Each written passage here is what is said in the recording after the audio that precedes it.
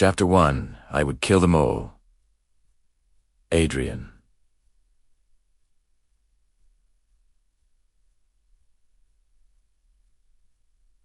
The guards, the Academy Council members. All of them. I would rip out their throats and tear them limb from limb. And when I was done, I would bury all their little pieces in my backyard and stand over their graves with a smile on my face. They would know that I was the one who'd won in the end. That I was the one who'd brought them all down. I couldn't wait for the moment when they realized they'd underestimated me, that they'd fucked with the wrong werewolf. This fantasy of mine, as dark as it was the only thing keeping me sane right now. The only lifeline I had left. It kept the fire burning inside, along with the hope that we would escape this. Because we would. We had to. He had to. My mate. I stared across the dim room to where Gabriel's caged, just like me, lay not 10 feet away. Such a small distance, and yet he was completely unreachable, thanks to the reinforced metal bars separating us. It had been 3 days since Adrian Roach, or the King of Pricks, as I'd so fondly dubbed him, had locked us up in here. 3 days of watching that bastard's people inject Gabriel with holy water over and over again. Fierced. He'd writhed in agony after every injection, and I'd stood by helplessly and watched as his skin grew paler and his veins darker. On the 2nd day, he'd gone completely catatonic. Since then, he hadn't so twitched, no matter how hard I begged him to come back to me. Adrian didn't just want to kill Aziz, wanted us to suffer first. The bastard had a lot to answer for. First, he put a hit on his son's head, and when that failed, he hired witches to summon a demon to kill us. And when that failed, well, here we were. I was sick of Adrian's twisted little games. He owed me, and I had no trouble taking his life as payment. But first, I needed to figure out how to escape, a feat that was proving far more challenging than I'd anticipated. This cage was damn near unbreakable. No matter how hard I hit the bars, and I hit them hard, they held. I'd even tried while in wolf form, thinking I'd only needed a little more weight. Alas, Adrian had prepared for that exact scenario. Clearly, he'd built the cages to withstand both werewolf and vampire strength. Just another reason for me to hate him. Not that I needed more reasons. Of course, escaping my cage wasn't the only problem. I also had to figure out where we were and find Chris. I hadn't seen him since waking up here. None of these tasks would be easy. The room they were keeping us in had some serious horror movie vibes. Concrete floors and walls, 0 windows, and a single door in and out, which Adrian kept guarded at all times. As far as I could tell, there were 8 guards total, split evenly between humans and vampires. All this preparation made me think Adrian had been planning our capture for a while. During the day, the human guards kept as much distance from us as possible. They only entered the room right before sunset, when it was time to administer Gabriel's next dose of holy water. Our first night here, I'd overheard them discussing Adrian's orders. According to that asshole, the guards had to time it just right. They had to inject Gabriel minutes before sunset. If they waited too long, they risked Gabriel waking fully healed, thanks to every vampire's inherent magic. But they couldn't dose him too early either, for fear of giving his body too much time to heal during the day. Either way, they must have nailed the timing, considering his current condition. Why they hadn't yet killed us, primera de no idea. The bits and pieces I'd overheard always focused on Adrian's orders to keep Gabriel weak and unconscious until some other asshole arrived. The guards had mentioned this mystery man a few times, but never dropped his name. They simply called him, and always in a tone that suggested he was someone important, which piqued my interest and suspicion. Luckily, I didn't need to know his name to kill him. With an angry scoff, I paced the length of my cage, my gaze locked on Gabriel's still form. A single light bulb hung from the ceiling, but they guards always kept it off. Not that it mattered. I could see perfectly fine in the dark. Just like I could hear the human guards outside the room arguing about who would give the vamp the shot this time. The joy of supernatural senses. If the guards were fighting over who would give Gabriel his next dose, then that meant we were only moments from sunset. Despair sank its claws into me, and with a resigned sigh, I stopped pacing. I'd made it a habit to shift every time a guard entered the room for my own protection. It seemed my hulking form, monstrous fangs, and lethal claws dissuaded them from entering my cage, which kept them from injecting me with more liquid silver. It was a small victory, but a victory nonetheless. I crouched in the middle of my cage and let my wolf take over. Once upon a time, shifting had been painful, but with time and practice, the pain faded, and instead, it now felt like a wonderful stretch. For a moment, I reveled in that blissful feeling, but it didn't last. Not when the reality of our situation once again reared its ugly head. The argument between the two human guards paused, and the door cracked open, light flooding the concrete floor. I stood on 4 legs and resumed pacing, my tail twitching in agitation. I wasn't sure how much more of this Gabriel I could take. I'd never heard of a vampire dying from holy water poisoning, but neither had I heard of one enduring so many injections in such a short time span. Who knew the long-lasting effects this would have on him? I couldn't help the snarl that came to my lips. To see my mate like this fueled a deep, seething anger within me. It was one thing to face your enemies head-on, but this helplessness was a whole new kind of torment, one I intended to pay back onto Adrian with interest. I took a deep breath and closed my eyes, but the second I closed them, memories of Gabriel's and my last moments alone together resurfaced, cruelly taunting me. We'd just destroyed the hallowed moon coven and returned home. Gabriel had led me into our bedroom and taken me into his arms. Then he'd told me I was the only thing he wanted, and that he had every intention of giving up his crown to be with me, because he loved me. Me. No one had ever said those words to me before, not like that. Before I'd joined the Vampire Academy, before I'd met Lucy, Chris, and Josh, I'd been an orphan who'd never been anything but a burden on others. I'd lived in so many different foster homes, I couldn't remember half of them, and the ones I did remember, it wasn't because they inspired happy memories. Then a few years ago, everything changed. I found family and friends. I found a place in this world. For the first time, I was happy. But none of that compared to Gabriel, my mate. He made me feel whole, complete, needed. When I looked at him now, he felt broken. The stark reality of our situation caged, weakened, and left to the mercy of our enemies back all those old shadows of doubt and loneliness. I felt like that little girl again, the one who was never quite enough, and always stuck on the outside looking in. No, I couldn't think like that. I wasn't that same girl anymore. That helpless child had grown into something far stronger. She was fierce, powerful, and capable. I was no longer alone. I had to remember that. I had friends and a family, all of whom were likely searching for us. And I had Gabriel, who needed me now more than ever. I could do this. I could save us. I had to. The dreaded sound of approaching footsteps cut through my thoughts. It didn't take long, a mere instant, before the stench of fear filled the room. I terrified the human guards, but sadly, that didn't stop them from doing their job. I ground my teeth and faced Gabriel's cage, silently begging him to wake up, as I had every night since this all began. But he hadn't so much as twitched since he'd gone completely catatonic. I was trying not to focus on that.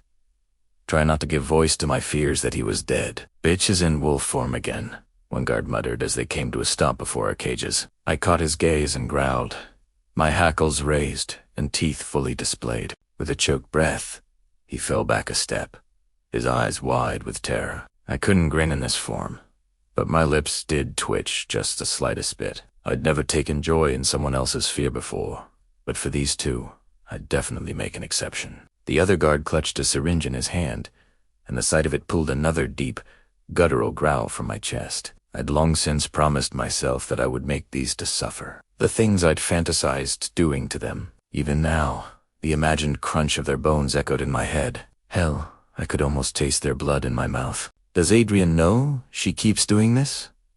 a guard asked. "He knows," the other replied. "He doesn't seem too concerned. She's contained, and she ain't getting out of that cage anytime soon.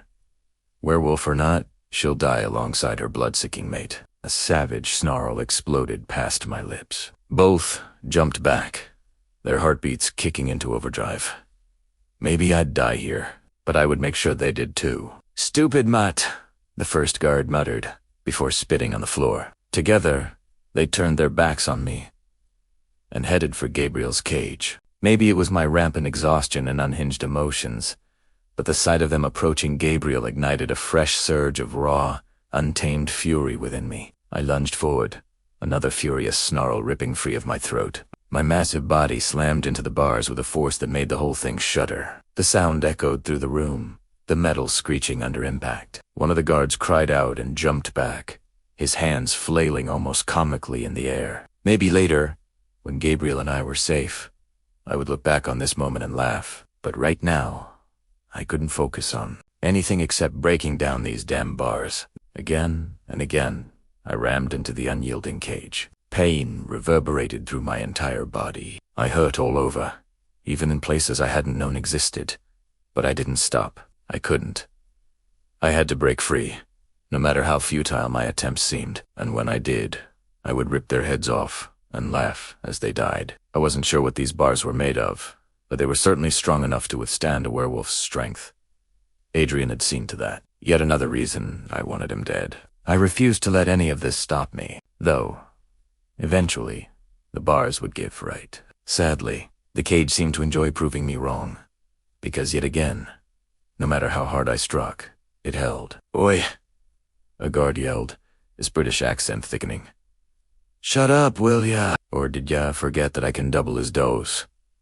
You want that?" I immediately staggered to a stop, my body atching. Pain blossomed through my shoulder and down my side. I'd broken something. Great at heal, but not as quickly, thanks to my depleted energy. Heaving for breath, I locked eyes with the guard, memorizing every little detail about him. He pulled a second, capped syringe out of one of his pockets, and shook it at me. I snarled, unable to restrain myself. "Be a good little wolf, and I won't have to do it," he taunted. My growl quieted, but I stared him down as he entered Gabriel's cage. It took every ounce of strength I possessed not to attack the bars again, but I couldn't risk them doubling his dose. One was bad enough. One guard crouched next to Gabriel's still form while the others stood nearby. My fur stood on end as I watched them stick that needle into Gabriel's neck and administer the holy water. I subconsciously stole a step, closer, hoping even for the slightest reaction to tell me he was still fighting. Nothing, and my heart sank. The guard rose from Gabriel's side and backed out of the cage. I tracked their every step, my gaze burning a hole through them. I couldn't speak in this form, but I didn't need to. They knew they were already dead. I just needed the opportunity, and that moment would come, as would Adrian's. I might even return the favor and pump him full of holy water first. It gave me a perverse satisfaction to imagine that. The two guards retreated from the room, one walking backward to keep his focus on me. Guess they were worried I'd escape, and they should be. When I got out of here, I'd rain hell down on this place. Only when they closed the door and the echo of their footsteps faded away did I glance at Gabriel. I knew from my time spent here that the vampires would pay us a visit in a few hours to give him his next dose, as they would 3 more times before sunrise hit. Understandably, I didn't rest much at night, and the constant shifting back and forth was wearing on me, especially without the proper sustenance to replenish my energy. Wasn't sure how much longer I could do this. I needed to get us out now. I just didn't know how. Desperate to check on Gabriel, I pushed my wolf back into the darkest recesses of my mind and shifted back into human form. It took longer than normal, and my broken ribs screamed in protest, but I didn't so much as whimper. I wouldn't give them the satisfaction. I quickly threw my filthy clothes back on, then hurried toward the side of my cage butted up against Gabriel's. I lay down and reached through the bars, hoping to touch him, stretching as far as I could. My fingertips barely grazed his hand. His skin was so cold, too cold, even for a vampire. "Gabriel," I whispered, my voice barely more than a breath. I didn't want the guards overhearing anything I had to say. These words were for my mate's ears only. "I'm here. I'm right here beside you." He didn't move, but I had to believe he could hear me. I brushed the top of his hand once more and imagined pouring all my love and strength into him. "Anything to help him beat this. I'm going to get us out of here," I continued. "I don't know how yet, but I promise I will. I won't let Adrian hurt you anymore." I paused, swallowing the lump building in my throat. "Remember our last night together? Before all this, you told me you loved me. that you'd give up everything to be with me. Hold on to that, Gabriel. Hold on to us. Don't let them destroy what we have. I stayed there, touching his hand, talking to him, whispering encouragements, until my body couldn't take it anymore. I wanted to be a light for him, to guide him out of whatever darkness held him trapped. His complete lack of response hurt, even though I tried not to let it get to me. More than anything, I needed him too. I needed to hear his voice, feel his touch. Sniffling, I pulled my arm back into my cage. Then I gave myself back to my wolf. I couldn't be in human form when the vampires arrived. Afterward, I curled up next to the bars closest to Gabriel. Eyes closed, but mind alert. I needed to stay focused and ready for the moment. Adrian's guards returned. Chapter 2.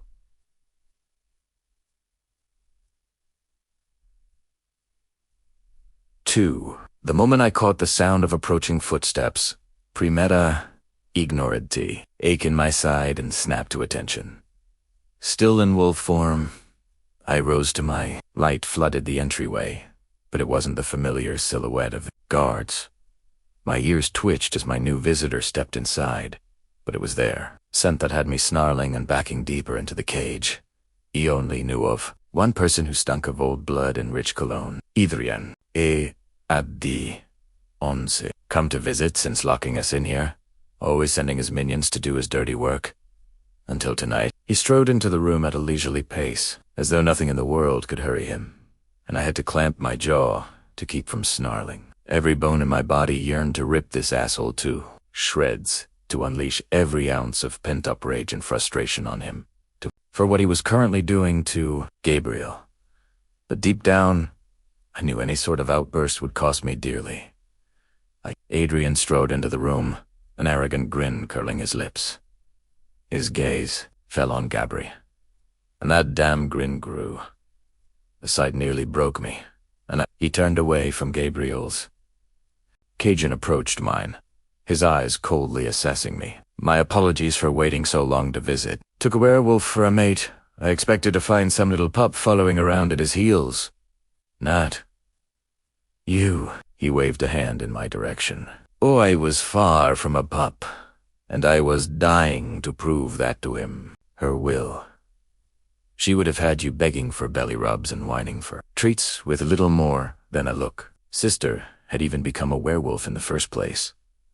Thanks to our fathers, genes, Lucy had survived the attack and become the alpha of the Mississippi pack.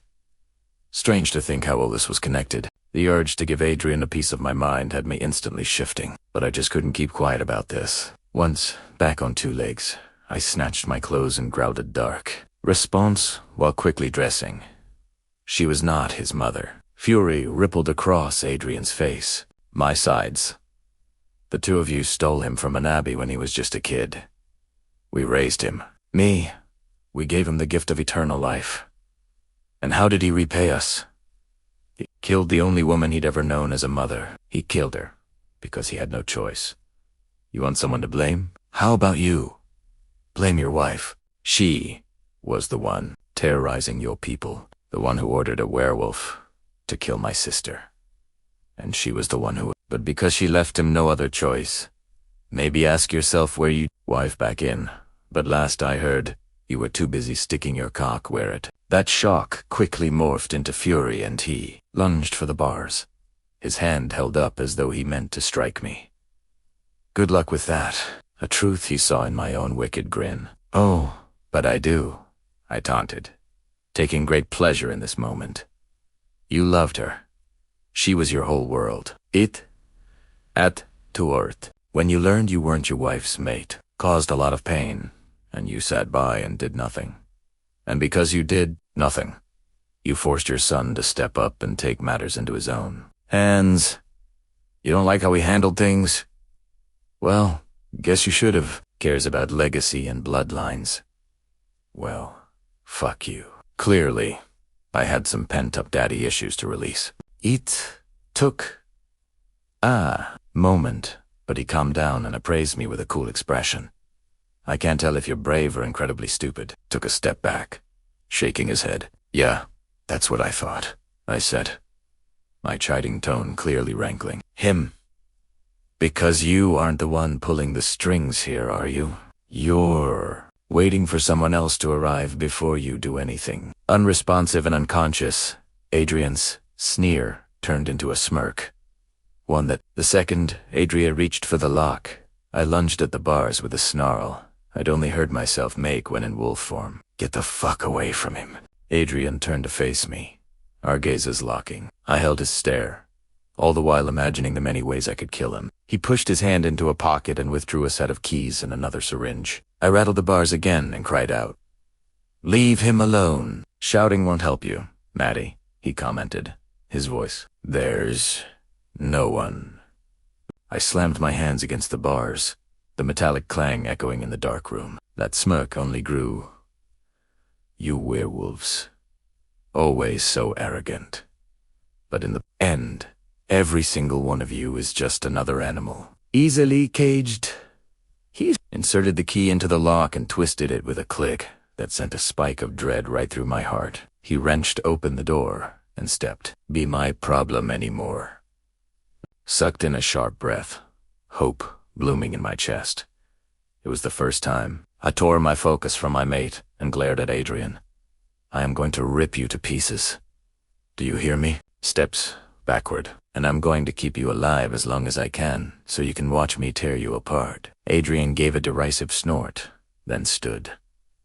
"Good luck with that, love." I jerked at the sound of Gabriel's pet name for me. Adrian's mocking use of it twisted the knife deeper, fueling a rage within me that burned hotter than any fire. My heart pounded against my ribs, a wild drumbeat, urging me to take action, to deliver on my promises.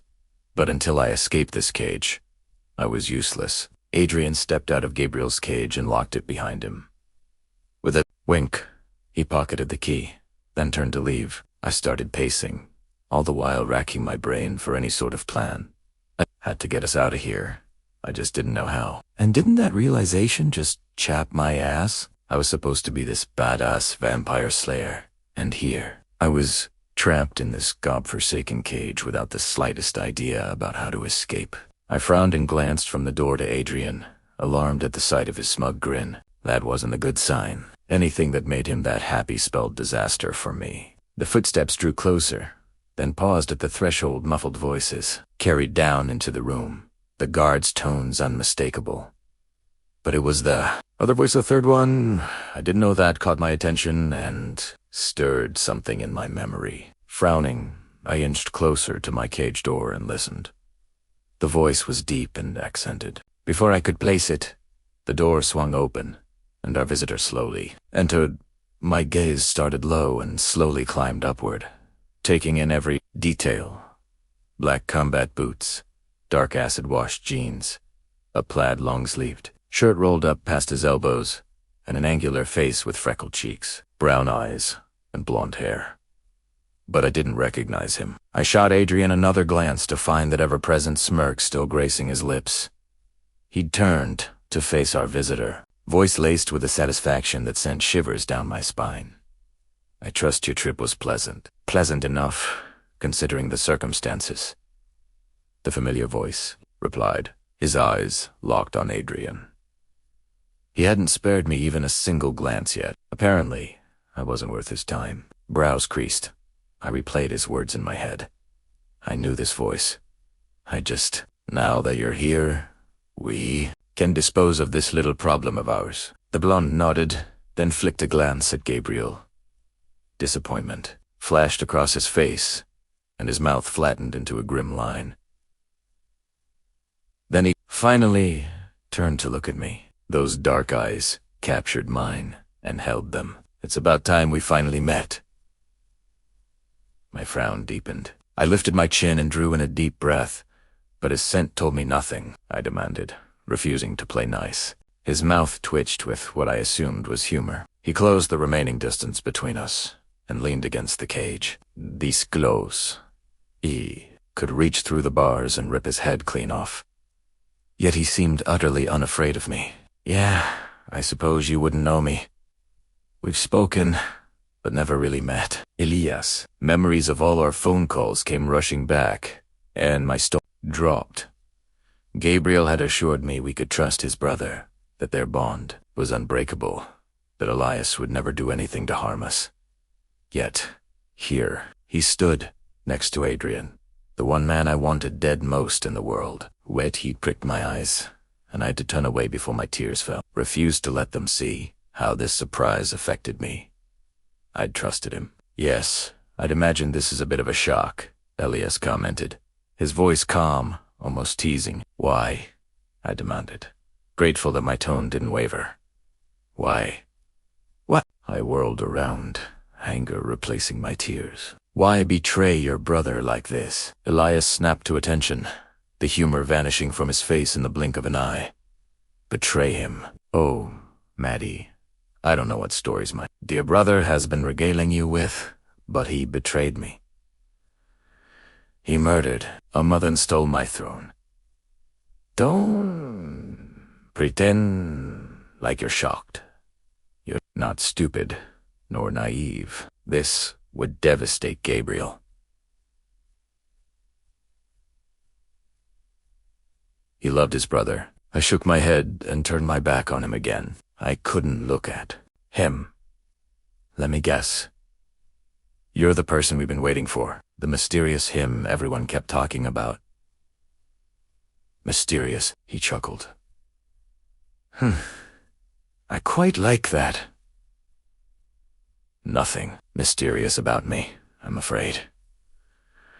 It just took me a little longer to get here than anticipated. Movement had me turning to find Elias strolling toward Gabriel's cage. Done. He's still my brother. He lifted his head and caught my gaze. I wanted to be here to watch him die. Elias's words cut through me. It felt like someone had driven a blade deep into my heart and given it a little twist, just because way heat spoken those words, so cold, so detached.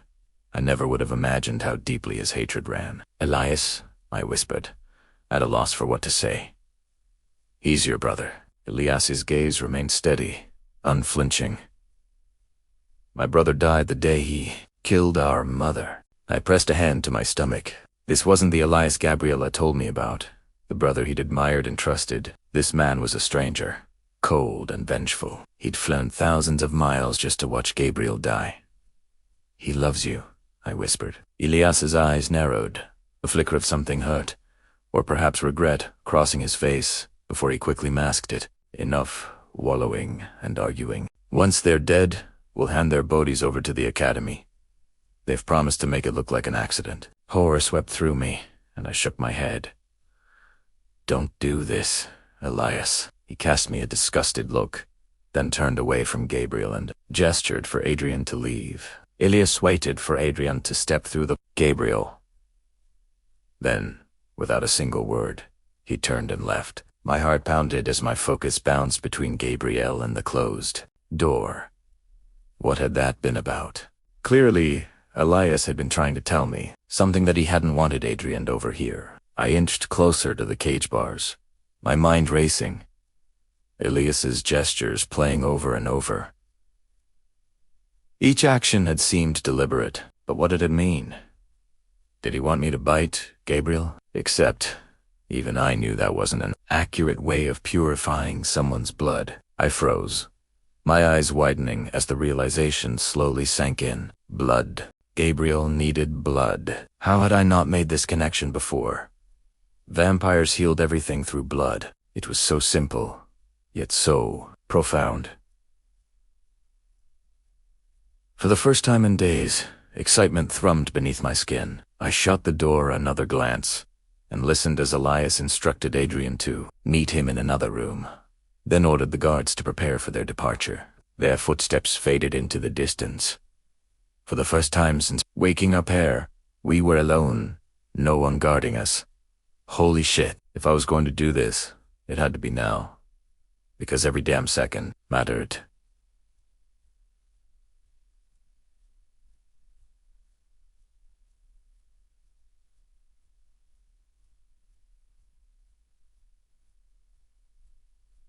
Chapter 3. Free. I would do anything for Gabriel, but the one thing we hadn't yet done was share blood. I knew that was a big thing for vampires. But I wasn't a vampire, and so I'd drawn a clear line in the sand in regards to that. No biting. And he'd respected my decision. He wanted me, not my blood. I would be lying if I said I hadn't thought about it, especially during stimmier moments, but then Adrian happened, and I hadn't given it a single thought since then. Until now. It seemed I no longer had a choice. To save us, Gabriel needed to heal. And that he needed my blood. There was one slight problem, though. I couldn't reach him, not to feed him. Anyway, I stretched my arm through the bars until I felt the cold metal up against my shoulder, but I barely grazed the tips of his fingers. Fuck, I cursed. I wriggled and repositioned my body, squeezing as much of myself through the bars as possible. I might have gained another millimeter, but that was Italiano. If I could grab his hand, maybe I could drag him closer, but he was just out of reach. With another curse, I pulled my arm back and stood Primera. Shoved away from the bars and started pacing. How the hell was I going to heal him then? Clearly, Elias thought this was possible. Unless I misinterpreted him. The man had betrayed us, after all. Who knew the thoughts going through his head? Maybe I was completely off base, but I couldn't imagine his gestures meant anything else. Why else would he point at his fangs, and then at Gabriel? But why? And what did that mean? Why would he help me after everything he'd said? I paused and stared at the door, as though I could see right through it, and into Elias's brain. What if everything he'd said had just been a show for Adrian? What if he hadn't meant any of it? I replayed the entire conversation and recalled the moments he'd shown hurt and anger. He said he'd come to watch his brother die. Was that true? Or had he just used that as an excuse to delay Adrian until he could get here and help us? I shook my head. I couldn't place my hopes on Elias. Who knew what game he was playing? Because he was definitely playing one. And I didn't intend to wait around and find out. Regardless of Elias's message, I knew without a fraction of a doubt that blood would heal Gabriel. That was how vampires worked. Blood cured everything for them. And once Gabriel was cured, we'd figure a way out of this. I hurried back to the bars and dropped to my stomach, ignoring the cool press of the steel cage floor beneath me. Feeding Gabriel was the only solutionary. I just needed to figure out how to do it. If I couldn't reach him, then I had to make him come to me. But how? He was unconscious. Gabriel, I hissed, hoping for even the slightest flicker of life. Nothing. I shut the door one more glance, then barked out, Gabriel! I waited for the inevitable moment. The door opened, and the guards rushed in to check on us. But nothing happened. No one so much as twitched out there. I strained my ears, but heard nothing, not even the telltale sound of shuffling feet. My pulse kicked into overdrive, and hope bloomed in my chest. Elias had done that. He'd given me the space needed to help Gabriel. Maybe he was on our side. I shook my head. Doesn't matter if he is or isn't, I muttered to myself. I had to figure out this problem, and Ilias's allegiance didn't factor into that. Okay, think, I whispered. If I can't get to him, he has to come to me. But how? I reached through the bars again and tried once more to tug him closer. His finger slipped out of mine without so much as him budging an inch. Clearly, that won't work, I said. And clearly, you're losing your mind. Talking to yourself like this. I stared at my hands and considered my options. Ramming the bars had done nothing but break a rib or two. I couldn't claw my way free-eyed. Tried that day, one of imprisonment, and the bars were too narrow for me to slip through. Nor could I pick the damn lock.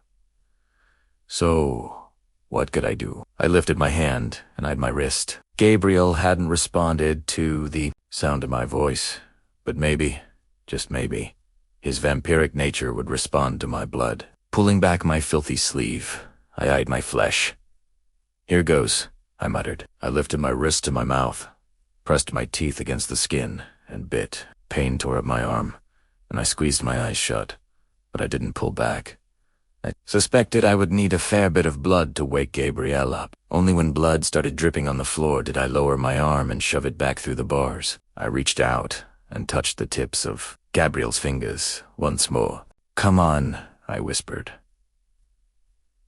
"Wakey. Wakey, wakey! There's fresh blood here, just waiting for you. Come on, Gabrielle." He didn't stir. I cursed and shoved myself further against the bars. This had to work. It had to.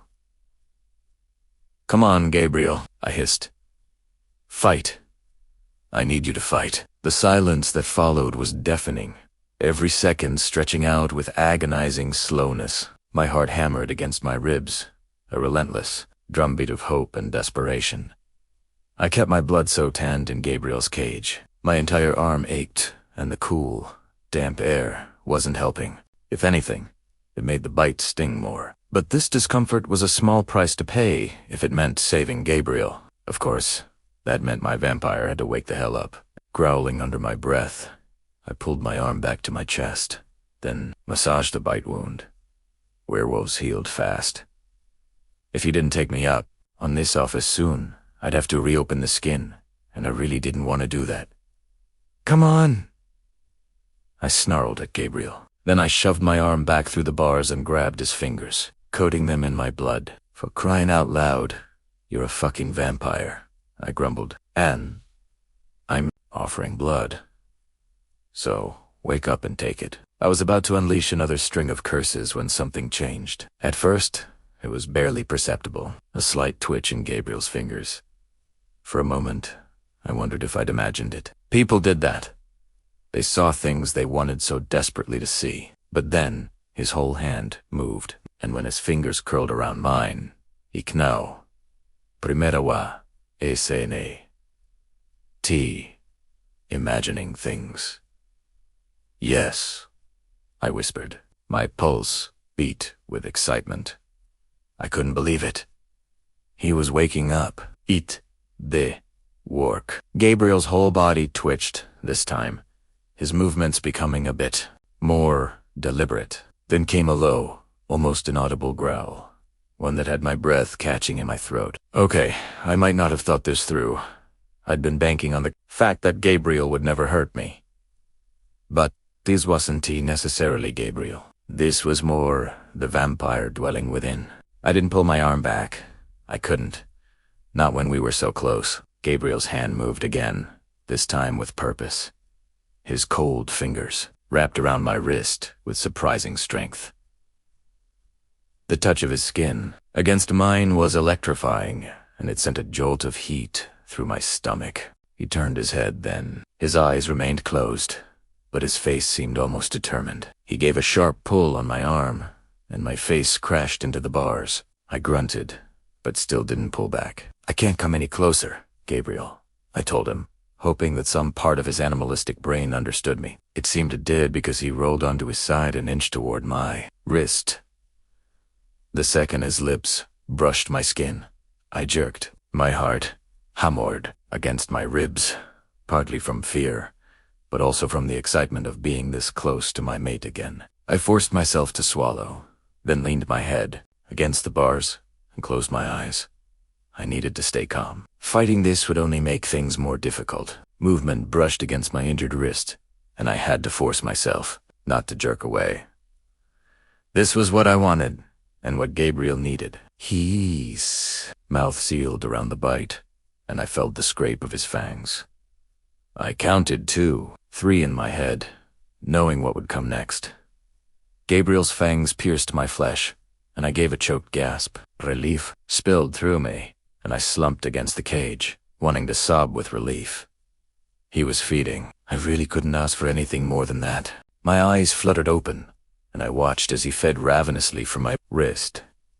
Despite the situation's gravity, I couldn't help but feel a deep connection to Gabriel right now. My blood was sustaining him. Heck, it was. More than sustaining him. It was bringing him back to life. Color returned to his skin, and the dark veins vanished. He almost looked like his old self again, except he still hadn't opened his eyes. "Gabriel!" I called. His grip tightened as if in response to me calling his name. Yet, there was no sign of awareness in his face, no glimmer of recognition in his actions. With every swallow, his hands and his grip grew stronger. He kept drinking, his fangs piercing deeper. A jolt of pain shot through me, and I nearly cried out. Only the fear of alerting everyone upstairs kept me quiet. Gabriel kept drinking, drawing on the essence of my life, pulling himself back from the brink of death.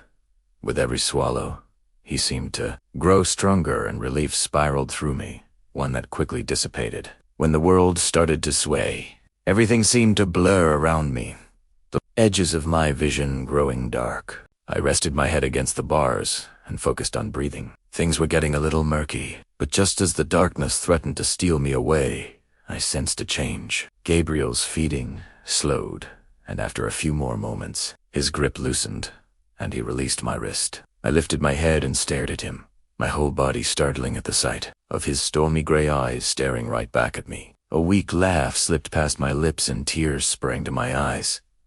I couldn't help it. I was just so happy to see him right now. "You're awake," I whispered, tears streaming down my cheeks. "You're really awake?" Maddie. Gabriel's eyes scanned the scene, the cages, our surroundings, my bleeding wrist before settling back on me. "What's going on? Where are we?" "What do you remember?" I asked.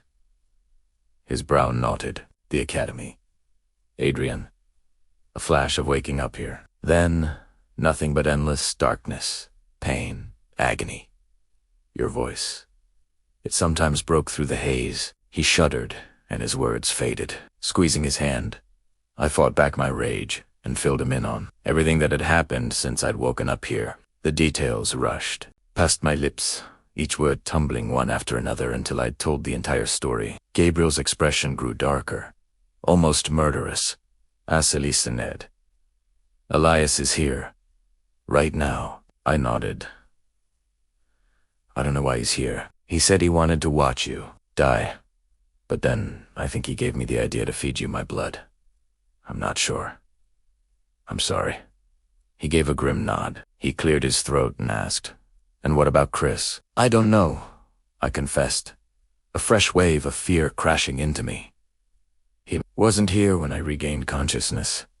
Maybe he's being held elsewhere." Gabriel's gray eyes met mine. Despite their contentious relationship, his worry mirrored my own. "We need to get out of here," I breathed. "I tried, but I failed. I'm so sorry." Fury rippled across his face. "You have nothing to apologize for, love." I almost broke hearing his words. God, I hadn't realized how badly I'd missed him. How lonely I'd been. As though sensing the storm of emotions crashing through me, Gabriel squeezed my hand. "It's okay. You aren't alone anymore." I leaned my head against the bars, then sighed when he did the same. "We have to get out of here," I told him, "before Adrian and Elias come back." Gabriel stared at the closed door. "Do you know where we are?" "No, I haven't seen anything beyond these cages since I woke up here." "All right," he murmured. "Now that I'm somewhat back to my former self, we can figure a way out of here." "Where are the guards?" "I have no idea," I admitted. Elias and Adrian left, and Tenelia ordered the guards to prepare for their departure. I shot Gabriel another pained look. "I think now that Elias is here, Adrian plans to kill us. Usually, the gods do 2 more rounds before sunrise too, inject you with more holy water." Gabriel's expression shuddered. "But I don't know if that's going to happen now, seeing as Elias is here. And I don't know what time it is, either, or how close to sunrise it is. I've lost track of time down here." Gabriel reached through the bars and cupped my cheeks. "You are amazing, and we're going to get out of this, I swear." He studied my face, then smiled, the tips of his fangs peeking out at me. "Walk me through their process." I did exactly that. Gabriel listened intently, nodding along when appropriate. Afterward, he rose to his feet and paced the length of the cage. "It sounds to me like the best course of action here is to pretend nothing has changed." He paused and stared at the cage floor. "You said the guards have to enter my cage to give me the injections. I silently nodded. Then that's our best shot.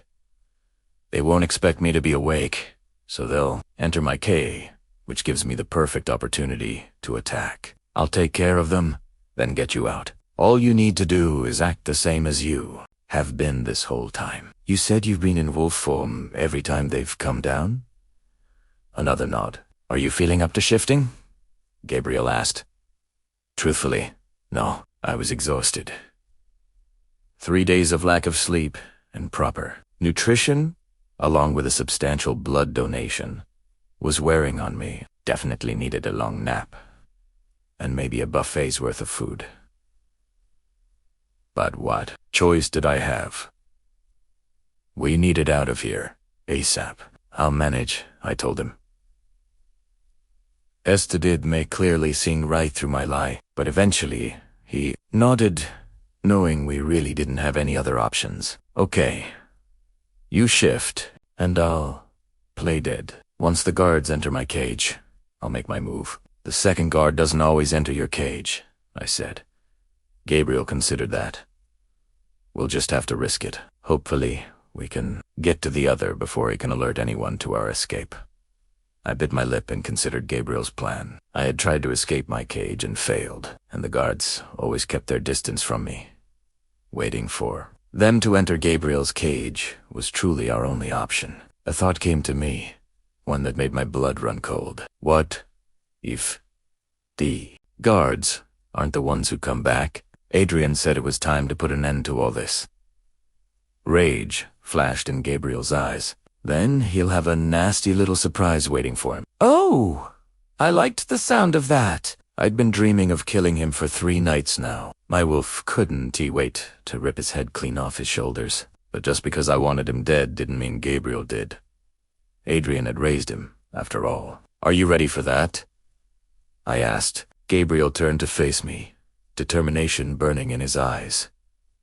I'm counting on it. Well, all right then. We've got this, love, Gabriel said. A slow smile curled my lips. Hell yes, we did. Chapter 4. Waiting for the guards or Adrian to make their next round was a new form of torture. So much so that I was silently urging them to open that damn door and get their asses in here. Quite the change for me. I wasn't sure how much time had passed. But finally, I caught the sound of footsteps. I snapped my head toward Gabriel, and he gave a single nod, silently acknowledging that he'd heard them too. We shared one last glance. Then I quickly shucked my clothes and shifted, while Gabriel lay down, inside his cage, and played dead. The footsteps paused in front of the door, and 2 voices carried into the room. But I was also smart enough to know we had better chances fighting the guards. I wasn't physically ready for the big showdown. Not yet. Much like every other night, I paced the cage. I needed to pretend nothing had changed, which meant I needed to be anxious and angry. Thankfully, those emotions weren't exactly difficult to call upon. I was as anxious as a wolf in a cage. And yes, I silently snickered at the simile. I had to be threatening and aggressive to keep their attention primarily on me. They had to think I was the threat here, not Gabriel. A fairly easy task, given everything. Wolf form again. Sweetheart. One of the vamp guards commented. He paused in front of my cage and chuckled. The taunt was designed to rile me up, and under different circumstances, it likely would have worked. But this time my focus was razor sharp, every fiber of my being strung tight with anticipation. I let out another growl, this one deeper and far more menacing. I locked eyes with him, silently promising him a world of pain. The vamp laughed, clearly unfazed by my threat. They believed they were safe out there. What with us locked up? He wasn't wrong. He just didn't. Don't worry, Hoon, the guard continued. It won't be much longer now. His other kid, and Tente. LB, right down to finish up with you two. Look at the upside. You won't have to spend any more time in that disgusting cage of yours. I lunged at the bars, and not just to put on a show. Oh, I don't think she liked that. The other guard chuckled. Come on, let's give our liege his last dose, then get out of here. I'll be glad never to. The vamp closest to Gabriel's cage fished in his pocket and withdrew the keys. The other guard, however, only ventured a couple of steps closer, and sadly, not close enough for me to reach. Shit. Gabriel could handle the one guard, but the second would make it up those stairs before we even stood a chance. I uttered a long snarl, one that drew the second guard's attention, but he paid me little more than a cursory glance. His focus was all for Gabriel.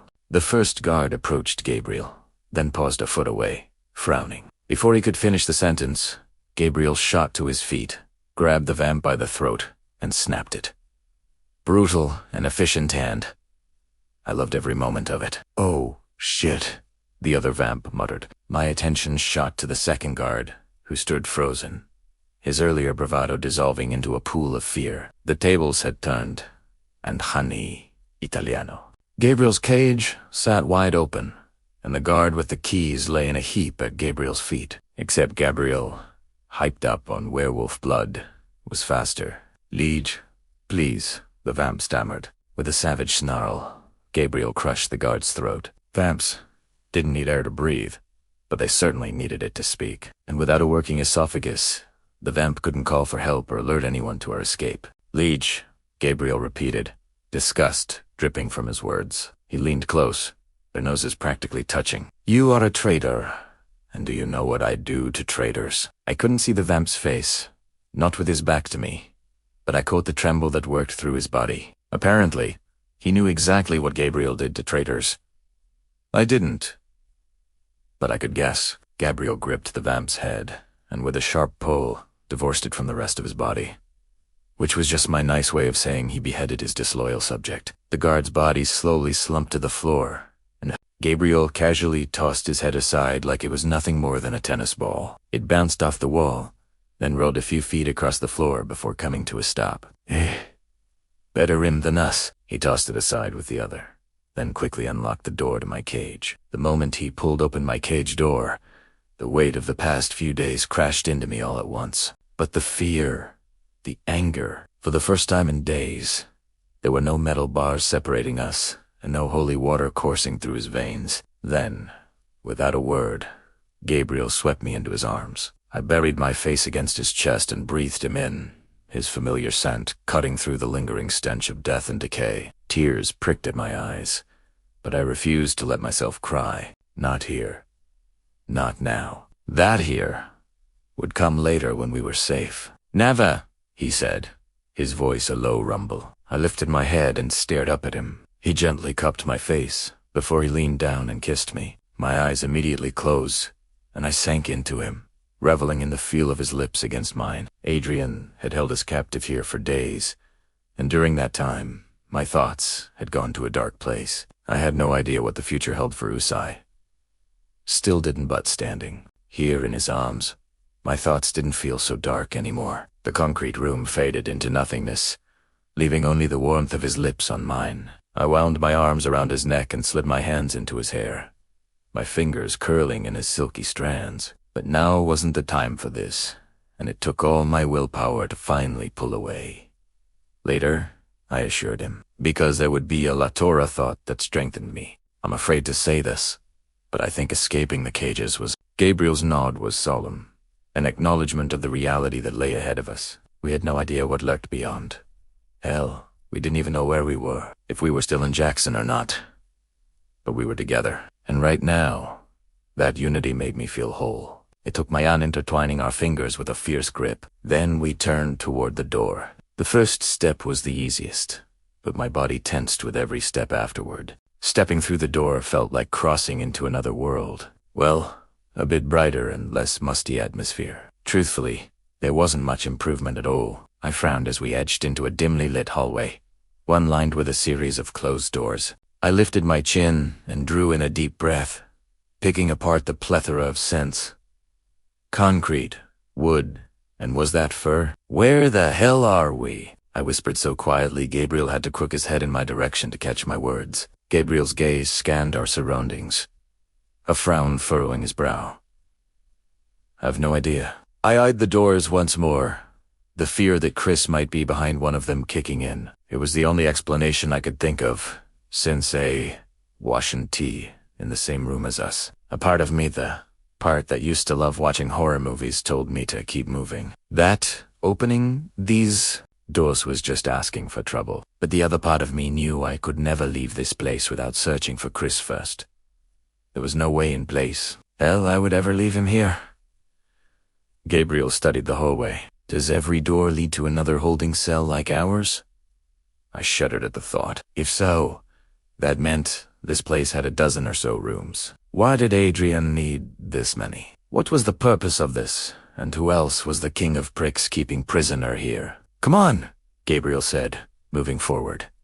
I snatched his wrist and pulled him to a stop. He turned with a raised brow, but I shook my head. I can't leave yet, I told him. Not until I've checked every last room. Chris could be here. Gabriel held my gaze for a moment, then nodded. Okay. I'll take the left side. You take the right. And let's be quick about this. Hope had me hurrying to the closest door and shoving it open, only to find nothing but an empty room with an empty cage that reeked of old blood. I took a step back into the hallway and stared at all the different doors. It was then that the realization hit me like a ton of bricks. This place was a fucking holding facility. Gabriel and I exchanged matching looks of horror, quietly cursing. I closed the door, then moved to the next door. One by one, I checked the rooms, my heart leaping every single time. Anything, I whispered, knowing Gabriel would hear me. No, was all he said. I tore through the rest of the hallway, quickly checking all the rooms, one after another. Thankfully, I didn't find any other prisoners, but the stench of pain and death grew stronger every time I ventured into one of the rooms. A lot of people had been kept here, and I had a feeling very few had made it out alive. I reached for the last door, then stopped dead in my tracks when I noticed a series of deep scratches etched into the wood. No, not scratches. Those were claw marks. Huh? Cocking my head, I reached out to touch them. They run deep, almost as though something had gripped the door and held on for dear life. Human nails couldn't gouge that deep. Gabriel, I quietly called out, my voice trembling. His soft footsteps carried him to my side, and he touched the marks. After a moment, he straightened and reached for the handle. The second his fingers closed around it, I heard a sound, one that sounded like a soft whine, the kind of noise that absolutely was not human. I tugged Gabriel away from the door, then lifted a finger to my lips. Another soft whine, one that was an unmistakable sound of distress. Someone's in there. This time, I reached for the doorknob. Maddie, Gabriel's hand came down on top of mine. It could be anyone. For all we know, it could be one of Adrian's people. A third, soft whine, one that sounded exactly like. It's a werewolf, I said, my ear perked toward the sound. But that didn't he mean Chris couldn't still be inside? Maybe he was being held in a room with a werewolf. Hope had me gripping the doorknob and turning it, bracing myself for what we might find. I opened the door to a yet another room, identical to the one we'd just escaped. Much like ours, a light bulb dangled from the ceiling, illuminating a single cage placed in the center of the room. And there, in the far corner of the cage, was the source of the whining of figure huddled against the wall. The werewolf gave another soft whine as it struggled to push to its feet. Matted fur covered their body and the scent of old blood filled my nose. Disappointment slammed into me with the force of a wrecking ball when I realized Chris wasn't here, nor was he in any of the other rooms. So where was he then? Was it possible that Adrian hadn't captured him? That he was perfectly fine, and out there, somewhere, searching for us? I focused on the werewolf, since they were the immediate problem. We need to get them out. We can't leave them here. See if our guard's keys open this cage too. Gabriel hurried to the cage. Thankfully, the keys worked, and he was able to unlock the door. But the moment he did, the werewolf lunged too, their feet with their hackles raised and lips pulled back. A second later, it crouched, clearly ready to attack. Hey, I said, diving in front of Gabriel. I'm a werewolf. Who's like you? I want to help you, I swear. But you can't kill him. I jerked my chin toward Gabriel, 'cause then I'll have to kill you, and that doesn't really help either of us, does it? The werewolf blinked, then lowered their lips and straightened. Clearly, they trusted me, but not the vampire behind me. Now we need to go, I said, right this second, before anyone realizes we're gone. You with me? Their dark eyes flicked over my shoulder, and their upper lip trembled. Gabriel won't hurt you, I assured the werewolf. He's a good guy. But the other vamps aren't. Believe me, I know. Footsteps echoed in the distance, and all three of us went on high alert. Come on, I hissed at the werewolf. We need to get the fuck out of here. Now, the approaching footsteps seemed to knock some sense into our new friend, because they nodded, then hurried out of the cage, their steps dragging and awkward. Not great.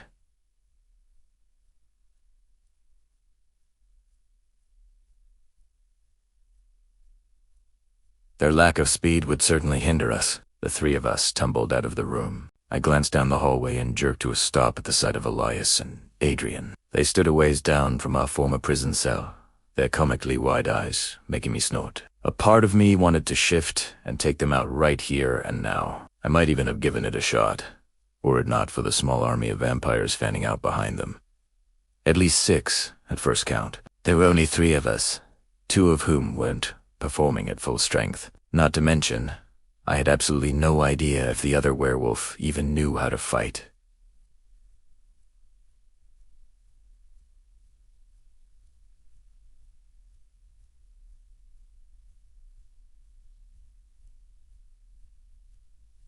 Not all werewolves did, which left us with Gabriel.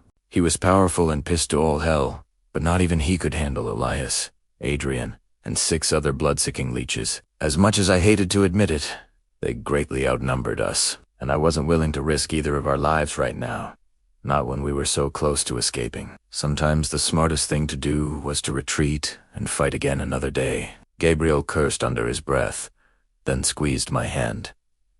I squeezed back. Go, he ordered. Run! It killed me to do it, but I ran.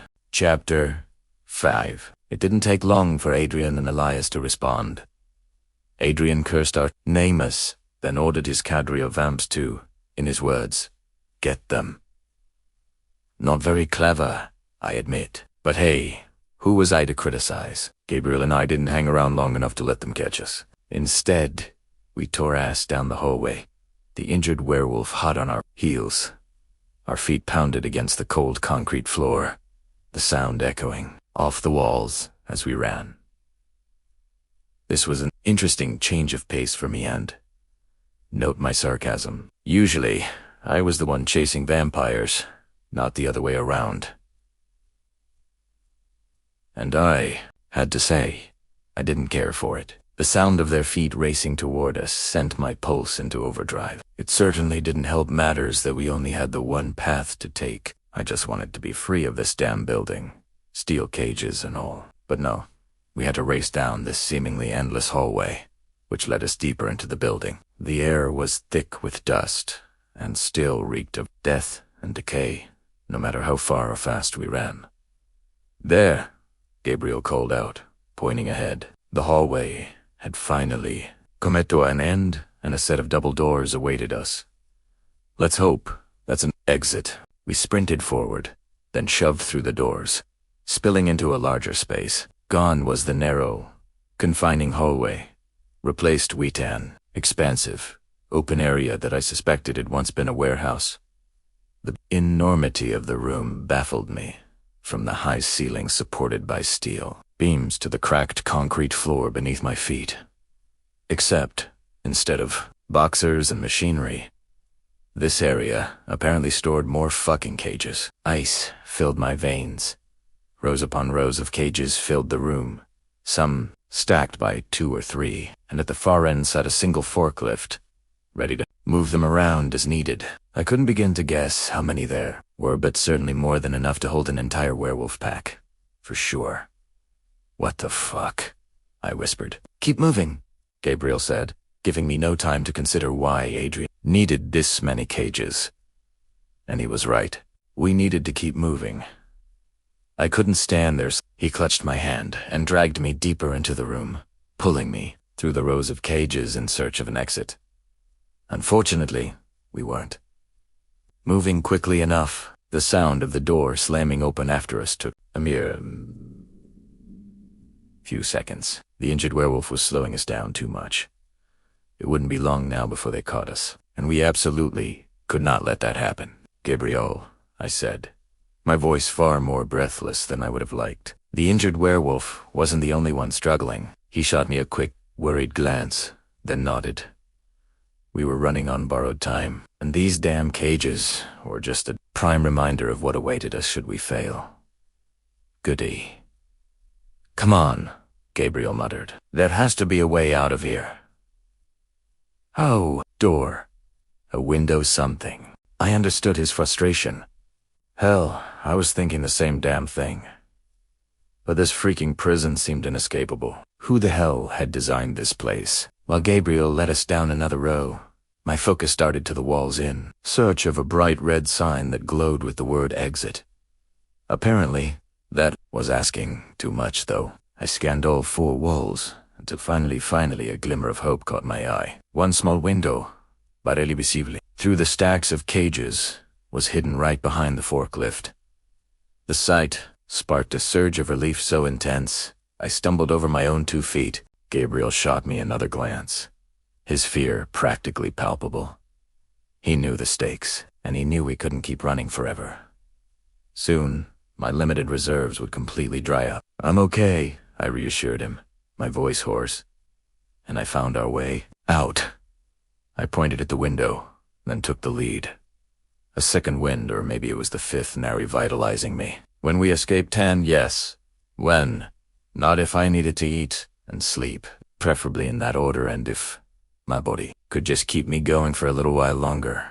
I promised it all the pizza and cheeseburgers I could stuff in my mouth. We adjusted our path and darted toward the forklift, which sat next to 2 cages stacked atop each other. Thankfully, the machine was at full mast. The 2 fork thingies raised just high enough that we could jump for the window. The second we were close enough, Gabriel gripped my waist and heaved me into the air. I scrambled up the cages, then spun around in. Time to watch him toss the other werewolf up beside me. Gabriel came next, climbing with perfect efficiency. It made me want to hit him, just a little bit. Of the 3 of us, he was the only one firing on all cylinders right now. The lucky bugger. Together, we turned toward the forklift. This would be tricky, but we were paranormal creatures. Surely, we could handle climbing a forklift and jumping to reach a window, right? I didn't have time to ponder that thought before Gabriel started assisting the werewolf up the forklift. Watching them claws, scrabbling for purchase, and massive bodies slipping and sliding, I was suddenly thankful I hadn't stayed in wolf form. Hands were definitely helpful right now. Unfortunately, Adrian's people didn't give us enough time to sort out problems. The werewolf had just reached the forks when one of the vamps scrambled up next to me. He'd barely caught his balance when I focused all my dwindling energy into a shove one that yeeted the damn vampire right off the cage. His eyes widened and his arms pinwheeled. Then he dropped to the ground, his head cracking off the concrete floor. Sadly, that wouldn't keep him down for long. Vampire resiliency and all that. "Maddie! Go." I shouted to Gabriel. "I'll be right behind you."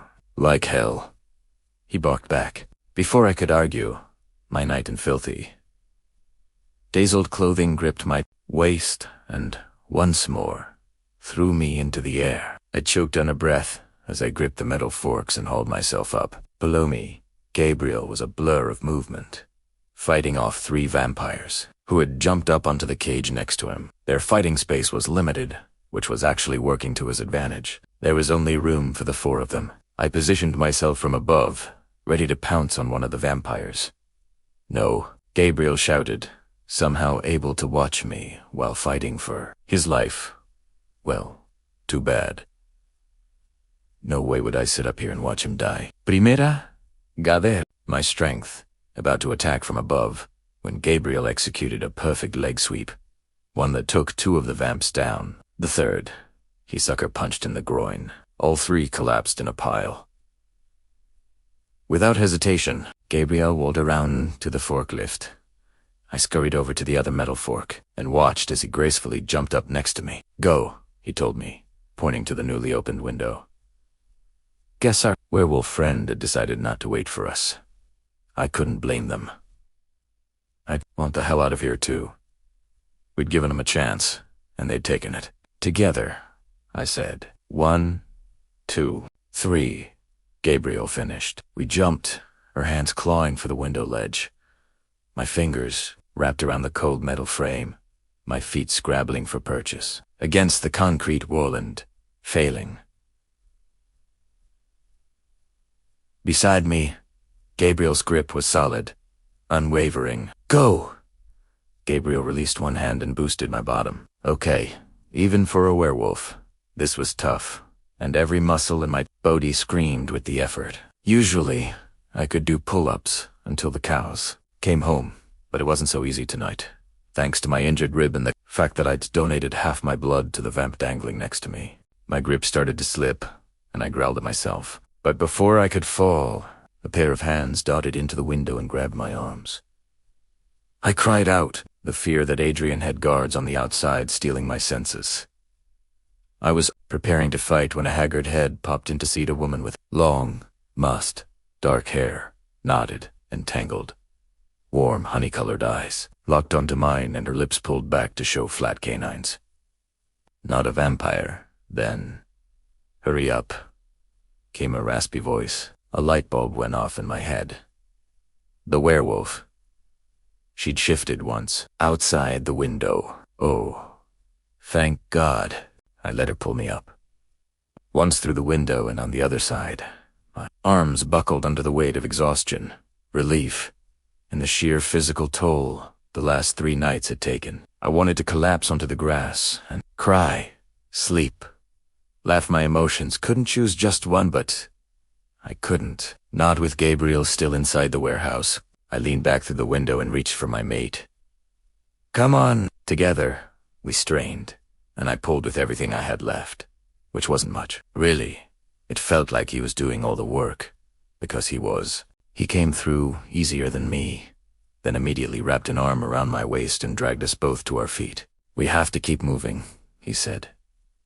He was right. Adrian's goons wouldn't be far behind, and we were hardly safe. The other werewolf limped ahead, then pointed at a thick expanse of trees behind the warehouse. We can lose them in there, was all she said before she limped onward.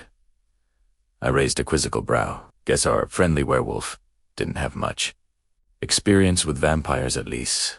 Not enough to know they could track. You asked. I spared one last glance at the window, then kicked it shut, knowing it wouldn't slow them down. It hadn't slowed us, after all. Then Gabriel and I hurried after the other werewolf, the bold cypress trees blurring by at a surprising speed. I had absolutely no idea where we were, but it definitely seemed somewhere swampy. We ducked under low-hanging branches and sidestepped thick vines that seemed to snatch at our ankles. The air was thick with humidity and stunk of wet foliage and brackish water. Draped in Spanish moss, the trees towered over us, the moonlight peeking through in an ethereal glow. But the worst was the ground and how it sucked at our feet, the mud almost as thick as wet cement. After a few steps, I lost one boot, soon followed by the other. Nothing like running barefoot through the freaking bayou. Just great. I struggled to keep moving, the difficult terrain doubling my exhaustion. Does anyone? No, I wrenched my foot out of the mud with a wet plop where we are. Just outside New Orleans, the other werewolf threw back over her shoulder. She gripped a hanging vine and swung over a rather large puddle of terrifyingly murky water. Once on the other side, she threw the vine back to me. I'd never swung through a forest like Tarzan before, but I was all for new experiences. I gripped the vine and stared at her from across the small pond. New Orleans, hope sparked within me. My sister's husband, Sam, he's from here. If we can find the local pack, they might help. Excitement warmed my chest. I'd fought with the pack once before to save Lucy's life. Surely they would remember me, and if not, I was Sam's sister-in-law. I had to believe they'd help family. The woman threw me a wide-eyed glance. Sam. Sam is your brother-in-law? That flicker of hope flared. You know him. Of course I know him. I'm part of the pack. I've known him my entire life. Relief washed over me, and I shot Gabrielle a weak grin. Things were certainly looking up. We had help provided we made it there before the sun rose, a fear I was trying very hard not to focus on. We had enough problems without adding the inevitable sunrise into the mix. I positioned myself, about to swing across, when I paused and asked, "Hey, what's your name?" "Avery. And you're Maddie." I frowned at her. She crooked a head toward Gabriel as she dodged around another tree. "I heard him call your name a few times." "Ah, okay, Avery." I took a deep breath and swung over the water. I quickly landed on the other side. Any other day, I might have marveled at all this. Swinging the vine to Gabriel, I turned back to Avery. "This is clearly your home turf. Can you get us out of here and back to the city all before sunrise?" I didn't love her conflicted expression. No guarantees. Yeah, that didn't work for me. There was no negotiating this part. We needed to be somewhere a hell of a lot safer than the bayou when the sun came on. My heart pounded in my ears, drowning out the distant calls of birds and the occasional splash of something far larger that I really didn't want to think about. Sure, I was a werewolf, but it was my number. One goal in life, to never ever come face to face with a modern-day dinosaur. A goal that I suspected might be hard to keep out here. The Marchés were their home, and we were intruding. "We can be out here come sunrise," I reminded her. Avery glanced at Gabriel, who had just landed beside me, then gave a firm nod.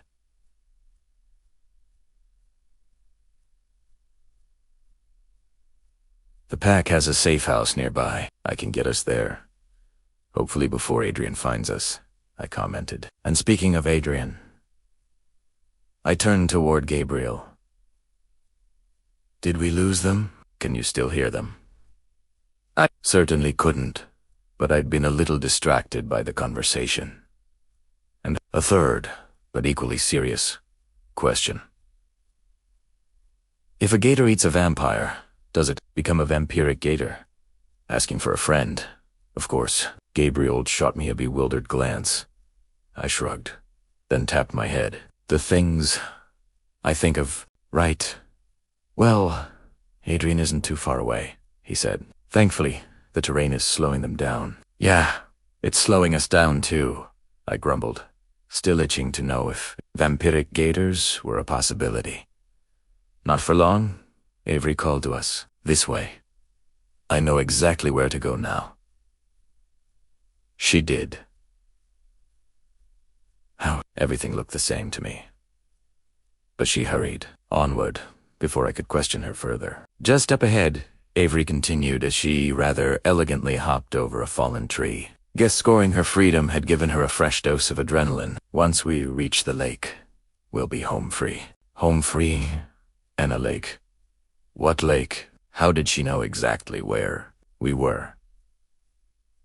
I certainly had questions, but I needed to focus my energy on tackling the terrain and not the endless and unanswered questions roaring through my head. We proceeded on, Gabriel and I following Avery, while the bayou threw its absolute best at a stick mud that weighed down our feet, dense underbrush that snagged our clothes, and the constant, eerie calls of wildlife that had me picturing unspeakable things. Vampiric, gator-like.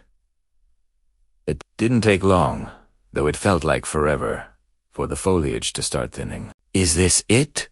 I asked. Breathless, Avery nodded before leading us through the last of the trees. We emerged into a clearing where the moon cast its silver light on the water's surface. The sight was surreal, a vast expanse of calm water, stretching out before us, framed by the Bayou SA, wild beauty. "Ah, there it is," Avery panted. I tore my gaze from the sight and shot her a glance, then followed her, gazed to where someone had tied an airboat to a dock at the water's edge. Avery didn't miss a beat, stumbling toward the boat with a purpose that reignited my flagging energy. "There," she said. "Our way out of here." How on earth? I glanced back. The way we came, utterly stunned that she'd found this place. It wasn't like there'd been signs to guide us. Gabriel took my hand and tugged me forward. "Come on, I have so many questions. I muttered. He quietly snickered as he helped me board the boat. As do I. Avery took her spot in the driver's seat, then ducked low and started rifling around. Soon, she popped up with a small tote bag in hand. She unzipped it and fished out what looked like a spotlight. "Maddie, take this." I did, as she said, turning the spotlight over in my hands. "Do you think light is a good idea? Won't it give away our position?" She chuckled. "Never been on an airboat, have ya?" I shook my head. "You'll see in a second why us using a light won't matter." She pointed at the bench in front of her seat. "Sitan Madi. I need you to use that light to keep an eye on the water. Trust me, we'll need it." "We will. What am I looking for?" I asked as I sat next to Gabriel on the bench. "Anything. Everything. Everything. Other boats, animals in the water, the shore." Before I could respond, she fired up the boat. The propellers started spinning, and I barely refrained from clapping my hands over my ears. No wonder she wasn't worried about the light. The noise alone would give our location away, and then we were off, the boat surging through the water with a speed that felt like we were flying. I swung around and pointed the spotlight back the way we'd come, but I saw nothing, no Adrian or anyone else. Nor were there any other boats for Adrian to commandeer. Relief had me turning back around. The spotlight hit the water in front of us, illuminating a decent percentage of the entire area.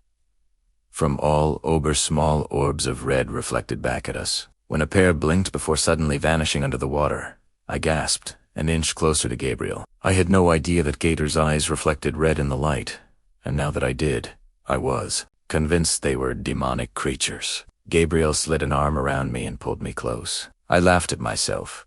Not that anyone could hear the sound over the propellers. The gators really weren't the most pressing thing I needed to worry about right now. "No, that prize went to Adrian." We may have escaped, but I had no doubt he would continue searching for us. He wanted us dead, a feeling that was very much mutual. Still, we'd escaped, and I was determined to take this moment to just breathe and calm my mind. While confined in that infernal cage, my thoughts had ventured to a dark place. There were moments where I'd truly believed we were done for, that we would never escape. But thanks to Avery, we'd accomplished the impossible. We'd escaped.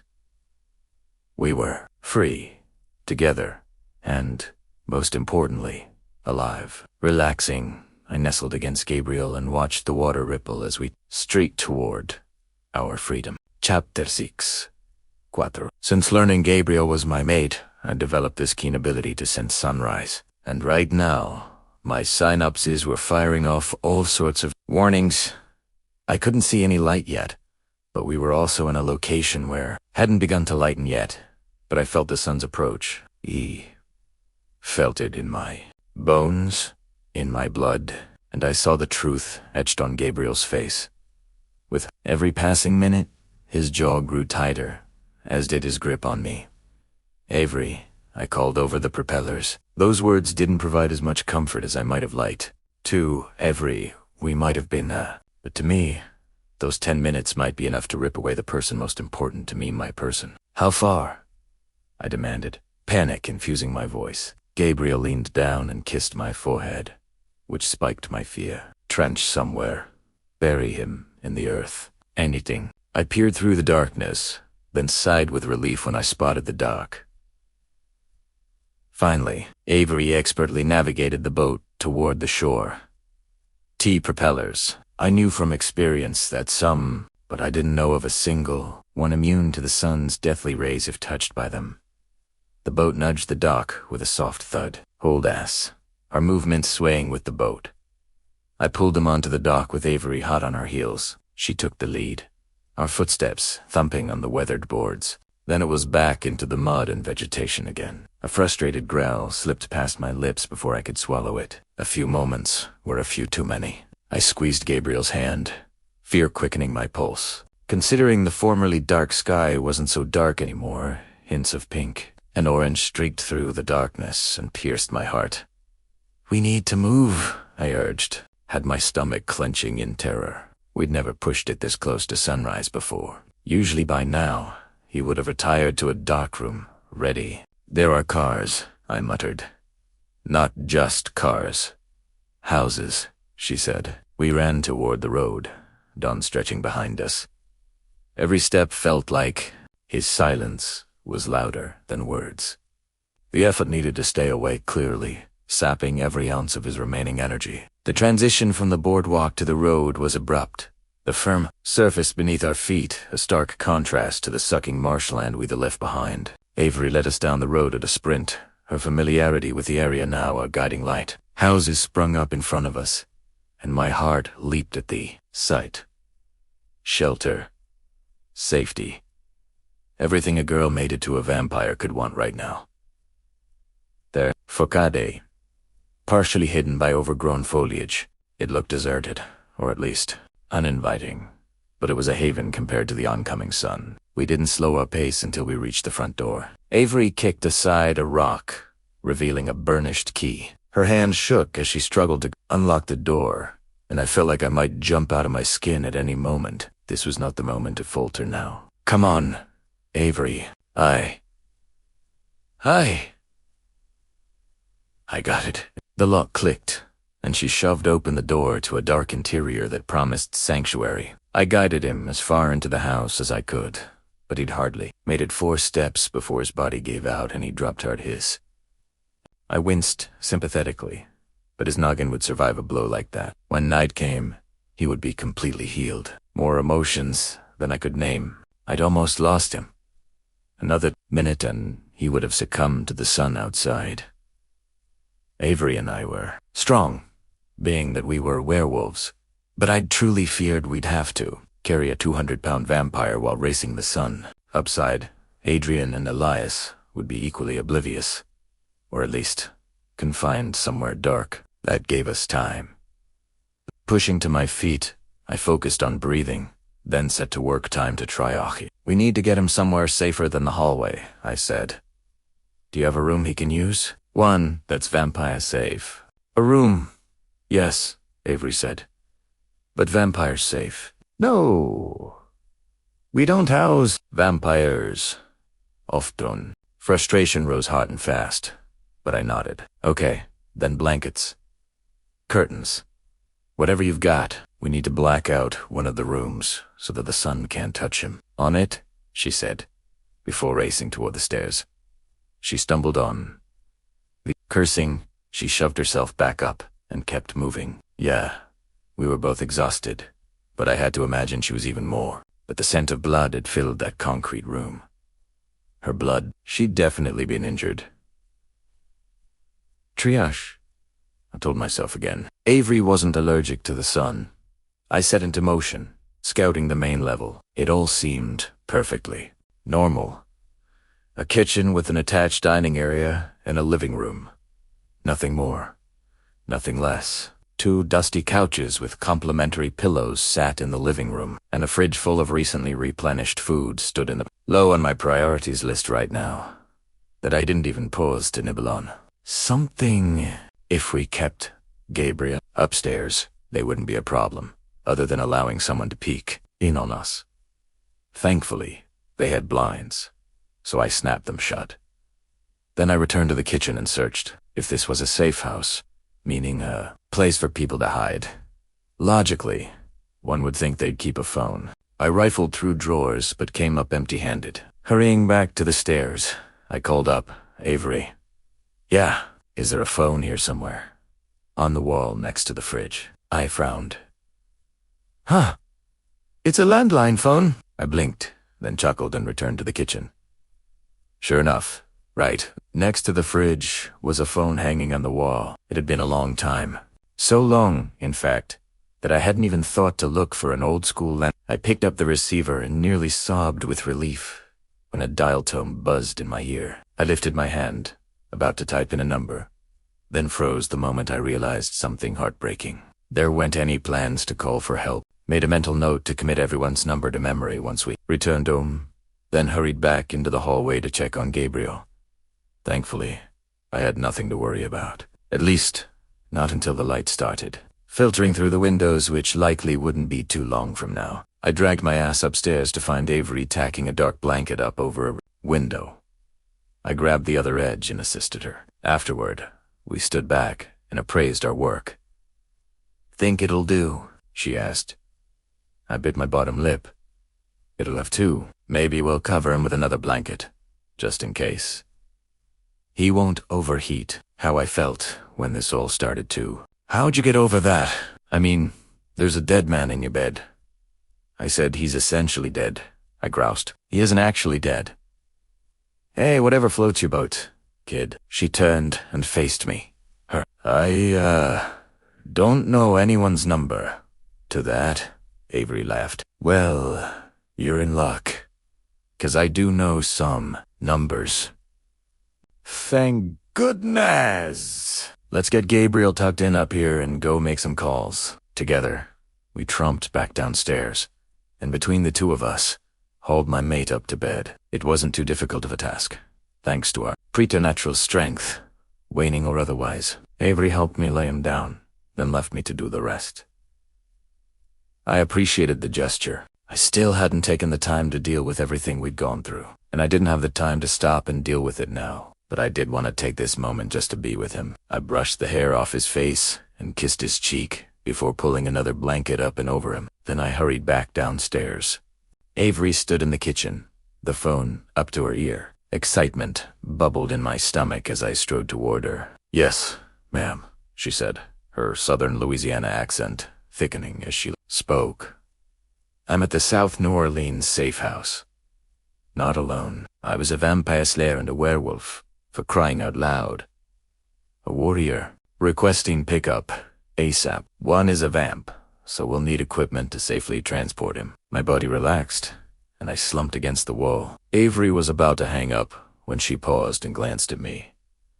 "And can you get in contact with Sam? Let him know I have his sister-in-law here with me. Speak to Lucy myself, but I would take this as a win. The instant the pack called Sam, he would tell Lucy, and with luck, she would tell everyone else. Soon they would know Gabriel and I were all right." "Yes, ma'am. I understand. We'll be ready for transport at 1400 hours." Avery said goodbye, then hung up the phone with a small smile. "Well, that's taken care of, and we'll be gone from here before." "Thank you," I said, "for asking them to contact Sam. It means the world to me." Avery nodded, then turned to the fridge. When she opened the door, our stomachs simultaneously growled. "How about we make some sandwiches, and then we take a few moments to acquaint ourselves? I have some questions, and I suspect you do too." Oh, I had so many. The bayou or racing the dreaded sun. I was itching to ask them all. "That sounds like a wonderful idea," I said. I leaned into the fridge, then burst out laughing when Avery and I both reached for what looked like shredded rotisserie chicken. Luckily, there's plenty for both of us. Now, let's get nomming. Chapter 7. It was incredible how much better I felt after a full meal. And by full meal, I meant at least half the rotisserie chicken was now resting happily in my belly, along with 6 slices of bread, lots of cheese, half a head of lettuce, mayo, and a full tomato. Sandwiches were the epitome of comfort food, and after 3 days of hardly eating, this had felt like a feast. The protein eased my jitteriness, but also made me hella tired. If it was Thanksgiving, and I was wearing jeans, I might have popped the button and let my happily distended belly do its thing, a notion Avery clearly shared with me as she groaned and leaned back on the couch. Yeah, I felt that down to my bones. We couldn't sleep, though, or rather, I couldn't sleep. I knew Adrian and his vamps were hiding from the sunlight, but I also knew, thanks to daily holy water regime, that he also employed humans have ordered to scour all the closest neighborhoods until they found us. Sitting still made me anxious. No way I'd be able to sleep through that. Not to mention, I still had dozens of questions to unload on Avery. And I had a feeling that once the retrieval team arrived, I'd lose my chance. We both turned to stare at each other, our eyelids drooping, but neither willing to rest. "So Chucklin," I gestured at her. "You go first." Truthfully, I wanted to go first, but it seemed the polite thing to do, since she was the one providing me with food and shelter. I might have been raised by the foster system, but I still had manners. Thanks. She reached her hand out to me. Avery Goldman, werewolf, ranked 5th in the New Orleans pack. My eyebrows lifted. 5th. Wow. That certainly wasn't anything to shake a fist at. I didn't know the New Orleans pack's exact size, but I did know they were quite large, perhaps even larger than the Mississippi pack. I took her hand and shook it. Madison Smith, werewolf. Vampire, slayer, not technically part of a pack. Avery frowned. What does not technically mean? I thought you said you were Sam's sister. I've always been a lone wolf, so to speak. And my sister understands that. I have friends and family, and they make up my pack. Avery's frown didn't ease. Clearly, she didn't understand my logic. To her, werewolves belonged in packs. Being a lone wolf wasn't something to strive for. But I'd been alone my whole life. I'd never wanted a pack. I'd wanted a family, and I had one. One I was desperate to return home to. And you said you're a vampire slayer? I am. Have been for going on 6 years. But her gaze drifted to the ceiling, likely picturing Gabriel upstairs. Yeah, I said, chuckling. My mate is a vampire. Trust me. It was a shock to me, too. I didn't mention that Gabriel was the vampire king. Okay, I'll try to wrap my head around that one. Now, the man that's chasing you. Gabriel said he was his father. I nodded. Adrian. He's got a bit of a grudge against his son. One he refuses to let go. Must be some grudge, she commented, her warm eyes peering into mine. I didn't really feel like getting into that particularly messed up story. What does Adrian want with you? Her eyes widened. Me. Nothing that I know of. Why? This time, I was the one frowning. I cocked my head and regarded her. He must have put you in that cage for a reason. Her face darkened like a thundercloud. Adrian had nothing to do with that. What do you mean? That warehouse does not belong to your Adrian, Avery growled. I don't know how your problems and mine intertwine, but that warehouse belongs to a vampire named Nash. I've been hunting him for a long time. Unfortunately, he found me first. Okay, hold up. I lifted a hand and pinched the bridge of my nose. So that warehouse doesn't belong to Adrian? And those cages are all Nash's design. Avery exhaled slowly, her gaze hardening and jaw tightening. Nash has been a blight on this area for about a year now, kidnapping werewolves, caging them, torturing them, killing them. It was my job to find the bastard and run a stake through his black and withered heart. But he found you first, I said, digesting this new piece of the puzzle. So, Adrian didn't own that warehouse, and he wasn't the one stocking it up with cages. This Nash was. Adrian and Nash must know each other then. Or Adrian's heard of him, heard enough to reach out to him in a moment of need. Avery's eyes suddenly widened, and she reached out and snatched my hand. I wasn't a fan of being touched by people I didn't know, but I refrained from pulling back. You're a vampire slayer, she said, a light sparking in her eyes. You can kill him. Nash, I mean, she announced, as though there wasn't a doubt in her mind. I can help you track him down. I've done it before. I can do it again. And then you can slay him. I'm a great tracker, but I'm not trained for fighting vamps. Oh boy, I should have seen this coming a mile away. And if she was such a great tracker, then how did he find her first? I didn't voice that question, though. Please, Maddie, Avery pushed. Likely when she caught sight of my frown. She scooted closer on the couch, her presence a bit overwhelming now that she wanted something from me. My pack is strong, but we've had some rough times. You're Sam's sister-in-law, meaning you're Lucy's sister. Yes. I nodded. Then you know about Corbin? Oh, yeah. I knew all about him. He was dead, thankfully. Corbin murdered one of Sam's sisters. I flinched. Lucy had mentioned that to me once, but we'd then never spoken of it again. After that, things changed. It was about a year after Izzy's death when Sam's dad decided to step down as Alpha. He never really recuperated.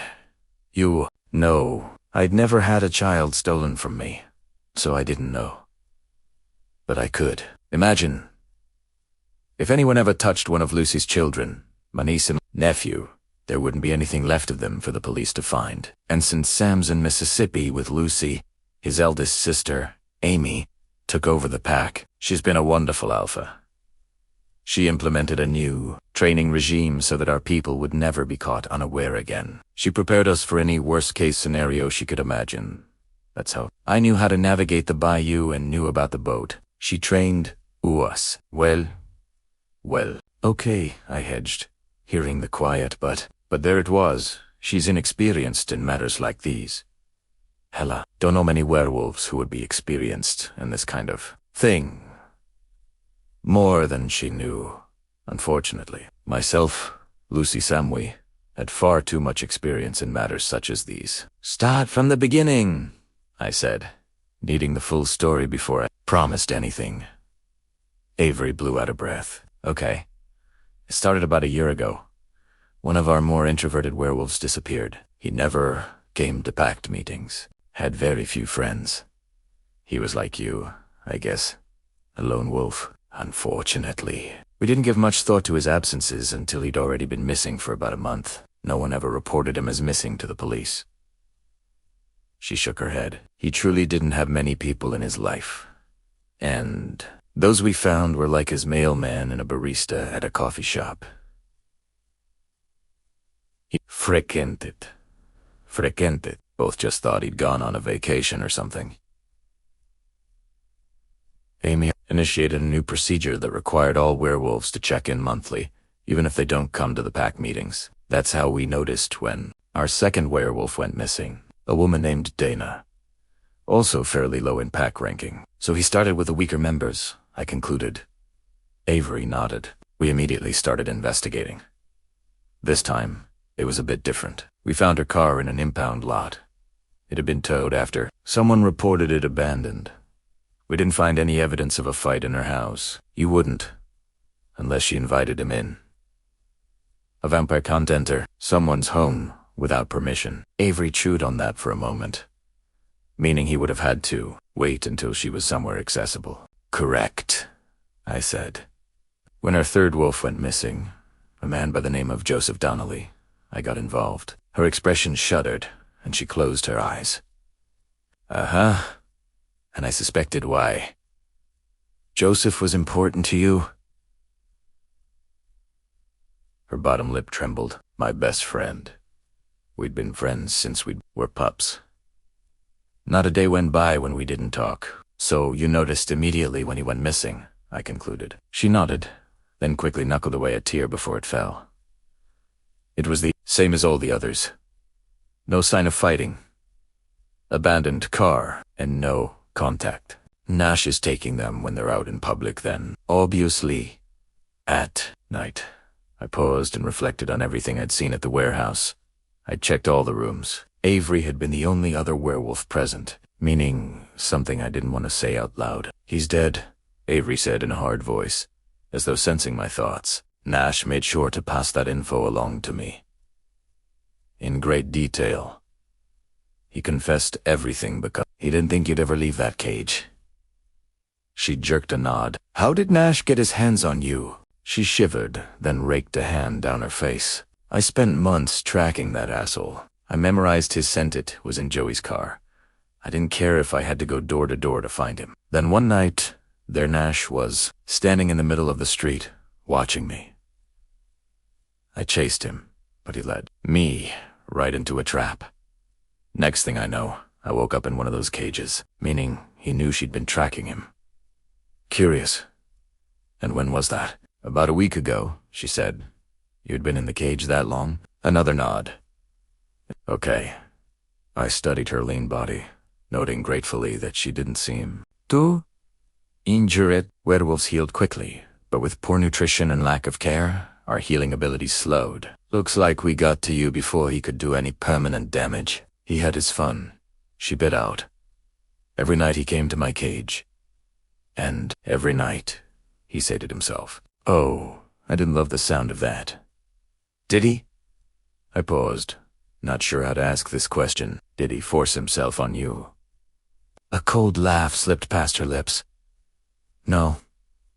I don't think he's into werewolves. Not in that way.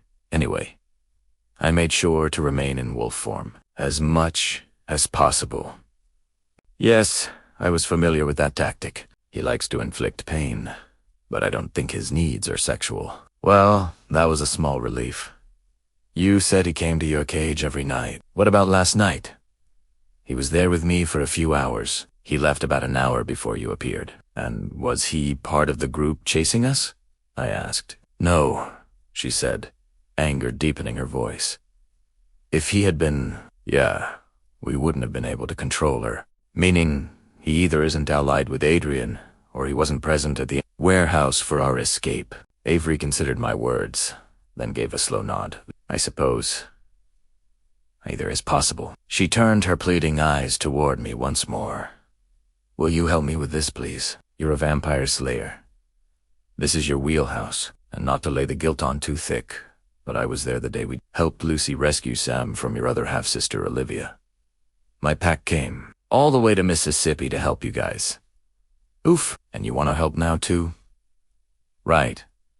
That's what you said earlier this morning when we were running through the bayou. You want us to provide you and Gabriel shelter. Oh, for crying out loud. Really, what answer could I give other than yes? I hated that I had no other choice, that this really screwed with my and Gabriel's plans regarding Adrian, but I couldn't abandon her, no twenties. Psycho was abducting, torturing, and killing other werewolves. I wasn't a part of the New Orleans pack, but that didn't mean I could turn my back on them. I let out a sigh and ran a hand through my tangled hair. Yeah, I'll help you, but I need to be straight with you. I have my own problems, as you've probably guessed. Adrian and Elias are at the top of that list. Not to mention the corrupt council waiting for us back in Jackson. I will help you as much as I can, but I need to prioritize. Tell me about your problems.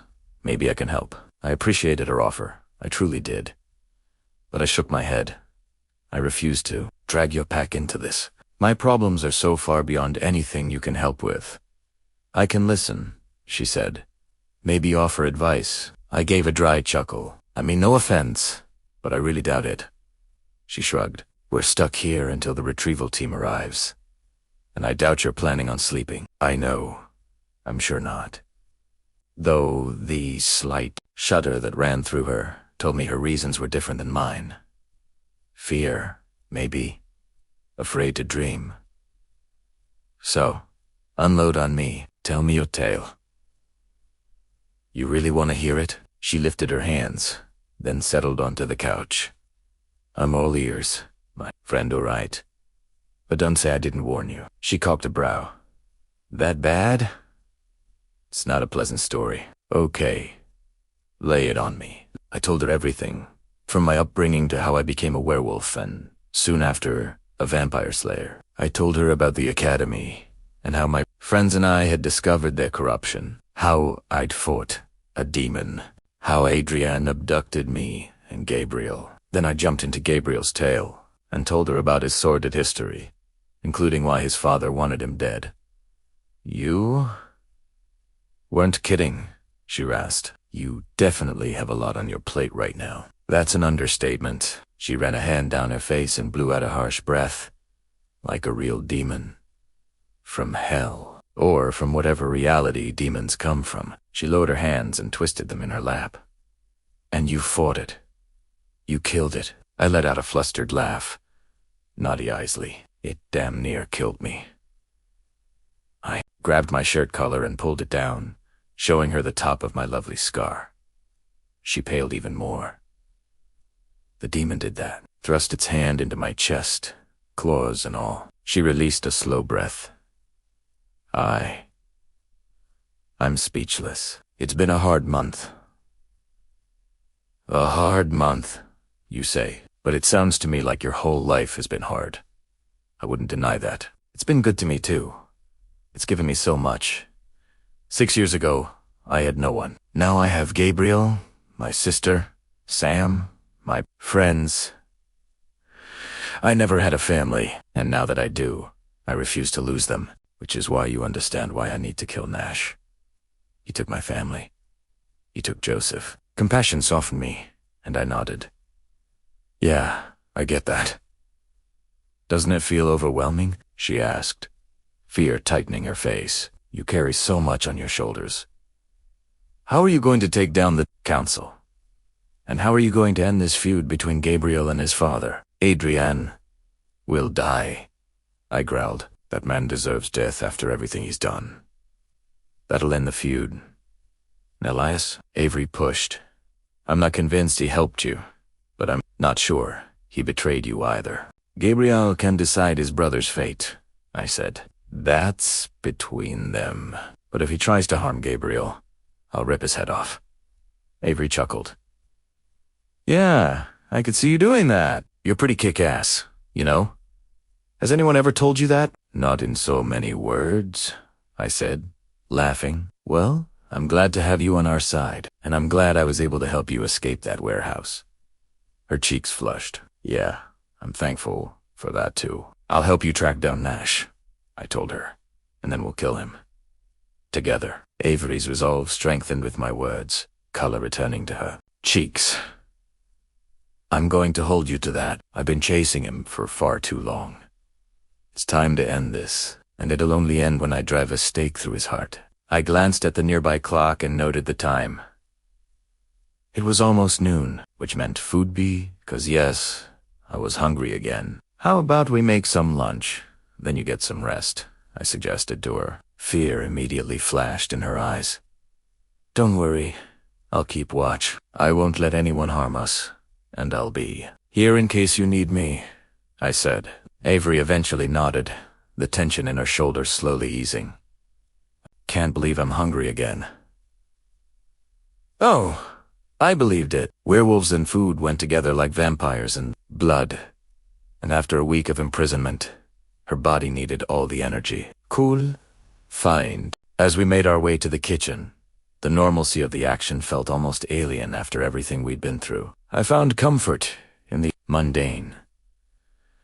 It was a brief respite from the chaos that had become our lives. While I busied myself fixing another sandwich, Avery sat at the kitchen table, watching me. Her gaze was distant, lost in thought. I started breaking the silence as I sliced up a whole new. Tamara, this is a messed up situation, but for me, it's oddly normal. Avery looked up, a wry smile touching her lips. I suppose I should find that comforting. Exactly, I said, before placing a generously sized sandwich in front of her, then returning to make one for myself. We ate in silence. Then I cleaned while Avery made herself comfortable on the couch. I watched her settle in, my senses alert and ready to pick up on anything abnormal. Outside, the world went on. But inside, I was preparing for battle. I had a new vampire to add to my kill list, but that didn't bother me. Live to slay evil vampires. Nash was just another in a long line. And at least this time, I knew he deserved what was coming to him. Chapter 8. At 1:55 in the afternoon, I caught the sound of an approaching vehicle. My pulse quickened, and I leaped to my feet, my hand instinctively moving to my side, where I usually kept a weapon. Of course, I had no weapons right now, thanks to Adrian. But it was called muscle memory for a reason. I hurried to the nearest window and peeked through a slit in the blinds. A white, nondescript van pulled up in front of the house, its windows completely blacked out. Before anyone stepped out, I returned to Avery and nudged her awake. She hadn't slept deeply. Tossing and turning so, came awake instantly, her eyes flashing open and darting to me. Someone's here, I said. I'm hoping it's your people. She scrambled off the couch and stole her own peep through the blinds. A moment later, she stepped back and rubbed her eyes with the heels of her palms. Yeah, that's them, the extraction team. You're sure?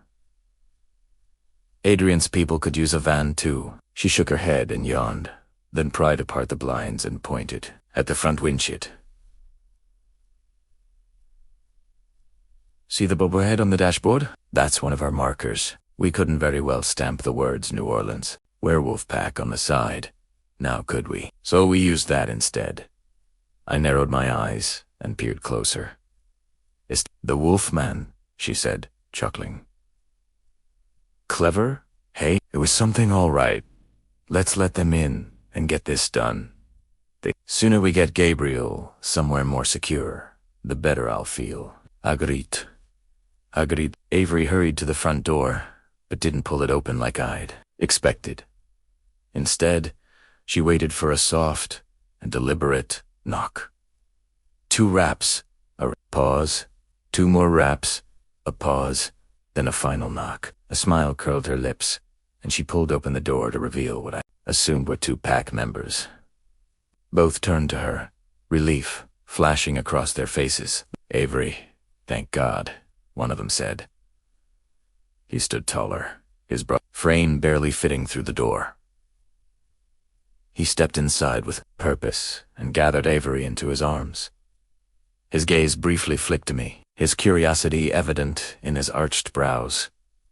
We've been searching everywhere since you disappeared. It's good to see you, Daniel, Avery said before reaching behind him too. Grabbed the hand of the second werewolf. Another male, narrower in build, but taller than Daniel. And you too, Matthew. Girl, we had no idea where you were, Matthew said before wrenching Avery out of Daniel's arms and pulling her close. What happened? Avery's face darkened. I'll fill you all in later. No point in me retelling the story more than once. Both nodded, then turned to face me. And you're Sam's sister-in-law? Daniel asked. Maddie, I said, offering my hand. I shook with them both, noting that neither squeezed too little or too hard. I actually appreciated that. Usually, werewolves love to test their strength against one another, but these 2 didn't seem interested in that. Custom. I understand you have a vampire here? Daniel asked. My mate, Gabriel, I replied. He's asleep upstairs. I don't know how familiar you are with vampires, but we can't let the sunlight touch him. Yeah, we know. New Orleans loves vampires. We do our best to keep informed about them. Matthew turned and jogged back to the transport van, pulling open the back doors. We have what we hope is the right equipment. You hope? I asked, stepping out onto the porch. The sun immediately stabbed my eyes, and I lifted a hand to shield against it. After 3 days of being kept in a dark, dank prison cell, the daylight hurt. Well, truthfully, we've never transported a vampire before. Never had a need to, Matthew said, but we spoke with Sam, and he assured us this would work. My hand flew to my stomach, and I pressed hard to ease the fluttering. Avery had asked someone to call them, but hearing that it had been done, that they'd spoken to them, quickened my pulse. You spoke to Sam? And Lucy? Just Sam, ma'am. But he wanted us to pass along his relief that you're... All right. He and Lucy should already be at our Alpha's house, waiting for... You? Do? Wait. What? What? My heart skipped a few beats, and I reached behind me, gripping Avery's arm for support. They're here, in New Orleans. Matthew frowned, as though shocked by my reaction. Yes, ma'am. When Sam heard you were here, he said they'd come immediately. Tears sprang to my eyes, and I had to blink them back. The thought that my sister might be here cracked open a gaping hole in my chest. They'd come. For me. Sensing my distress, Avery broke my hold on her arm and patted my shoulder. How about we get your man taken care of, and then we can take you to your sister? I jerked a nod. Yeah. That would be great. Matthew unloaded a large duffel bag and slung it over his shoulder before heading back inside. I trailed after them, my body trembling with nerves. Lucy Lebedme, I knew that, without a doubt, but she was an alpha of her own pack, and the rules were clear among werewolves. We didn't stray into each other's territory, at least, not without just cause. Obviously, her relationship with the New Orleans pack was quite different, considering she and Sam were mates, but coming here meant leaving her pack. She had a rather capable second, of course, but it still meant the world that they come for me. Once upstairs, Matthew and Daniel set to work. They unzipped the duffel bag and pulled out what appeared to be a massive blanket. UV blocking, Matthew told me as he shook it out and laid it on the floor. Together, Matthew and Daniel lifted Gabriel off the bed and onto the floor with a gentleness that belied their strength. Gabriel couldn't feel anything right now, but I still appreciated their care, considering everything he'd gone through the last 3 days. They wrapped him tight, ensuring the fabric protected every inch of him from potential sunlight. Then, with Matthew at Gabriel's feet and Daniel at his shoulders, they lifted him up. The neighbors might be watching, I said as they carried him down the stairs. Could be, but vampires are public knowledge, and it isn't illegal to transport one, Daniel retorted. Here's hoping they don't think we're moving a dead body, I muttered. Matthew chuckled as he took the last step. Aren't we, though? I rolled my eyes, not in the mood to correct them. We hit the front steps, then carried him down to the waiting van and slid him inside, the blacked-out windows providing extra protection. I climbed into the back next to Gabriel and placed a hand on his chest. Avery locked up the safe house, then hopped into the back with me and Gabriel, while Matthew and Daniel took the front. The second Daniel pulled away from the house. My muscles relaxed, and I slumped forward, my head hanging. We were on the move, and heading to a more secure place. One where Sam and Lucy would be waiting for me. We weren't out of the woods yet, but we were close enough that my body was starting to shut down. I needed sleep and more food, and time to recuperate. I hadn't been tortured like Gabriel or Avery, but I was still exhausted. The van pulled into the afternoon traffic with practiced ease. Well, kid, we did it. My head rose at the sound of Avery's voice. I caught her gaze and nodded. We'd escaped, somehow, but that didn't mean we were safe. Nash would track Avery down. She knew all his dirty little secrets. As for Adrian, well, he clearly had no intentions to forgive or forget, and neither did I. Ultimately, this was far from over. A little over 20 minutes later, we backed into what I assumed was their Alpha's driveway. Matthew killed the engine, then hopped out and came around the back, yanking open the doors. We're here. How about we get this vampire unloaded and get you two inside? Oh, yes, please, Avery said. I am dying for a shower. A shower sounded like the best thing in the world right now. Until this point, survival had been my only concern, leaving little room to worry about our appearances. But now that we were safe, I could see that we needed a little TLC. Dried mud coated us from head to toe, which merely hid the underlying grime from our time spent in the cages. Our clothes were shredded and filthy, hanging off us in tatters, while our hair was a tangled mess. And honestly, the smell. We were far from fresh.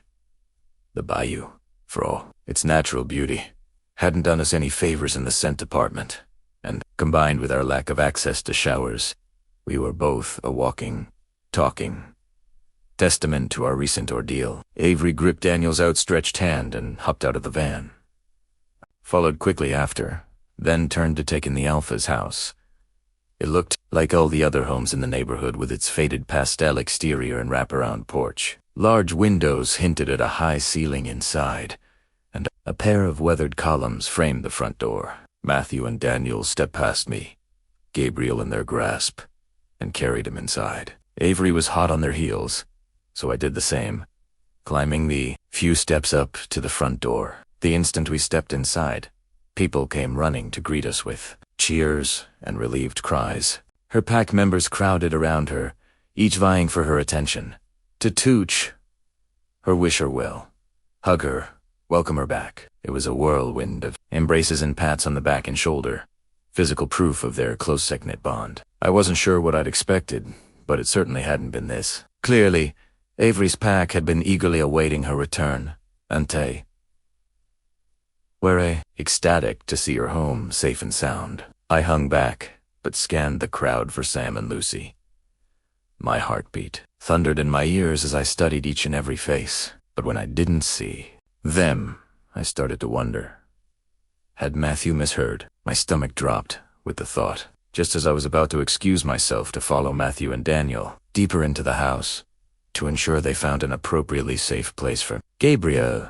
The crowd fell silent, and all eyes turned to me, some sparked with curiosity and some with a bit of suspicion. After all, these people didn't know me. But then, like a scene straight out of a movie, the crowd began to part, creating a new path, and at the end of this path stood Sam and Lucy. Hut! Tears sprang to my eyes, and time seemed to slow as my gaze locked with my sisters.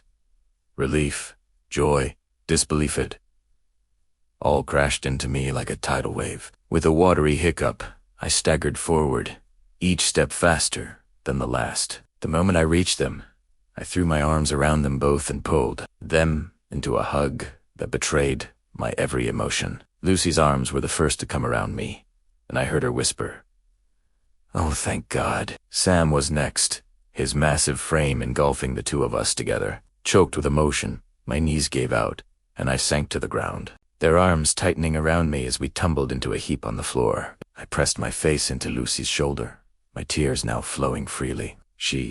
Lucy soothed, running her hands gently over my dirt-caked hair in an attempt to offer me some comfort. "You're safe." Now, before I could say anything else, a familiar voice called out from behind. "Sam, come on. It's my turn now." I froze in my sister's arms, a jolt of disbelief catching my breath. Lifting my head, I peered over Sam's shoulder, and there, leaning against what appeared to be the kitchen doorway, was Jaden. And right beside her, with a rueful grin that could light the darkest night, stood Josh. For a moment, I couldn't move, couldn't breathe. Then, as if pulled by some invisible force, I scrambled to my feet and launched myself at them, gripped Jaden hard before turning and doing the same with Josh. Their arms wrapped around me in a tight embrace, one I reveled in.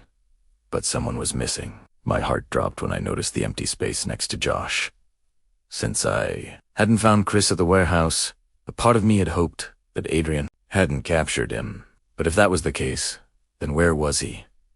Why wasn't he here? I pulled back and demanded, "Where's Chris?" Jaden's body stiffened, and the smile fell off her face. I turned to Josh, my chest seizing when I caught the heavy glance he shared with Jaden. "Where's Chris?" I repeated, my voice cracking. Josh's gaze swung back to me, his eyes now rimmed with red. I stepped back, my breath quickening as I stared at my friends. They hadn't said a word, but I saw the truth in their faces, the pain in their expressions, and the tears in their eyes. "No," I whimpered. Josh grabbed my hand and took a breath before he said, "Chris didn't make Italiano." Chapter 9. The next half hour felt like a whirlwind, the details jumbling in my head until nothing made sense anymore. Sam introduced me to his sister Anne, the new alpha of the New Orleans Pacemi. Her handshake was firm, but her words were a jumble in my head. I couldn't focus on anything anyone said, because my mind was elsewhere, tangled in a web of denial and despair over Chris. Josh's words echoed hollowly in my head, but he had to be wrong. Chris was more than just one of my best friends. He was one of the Academy's top slayers. He was strong adept and a master of combat.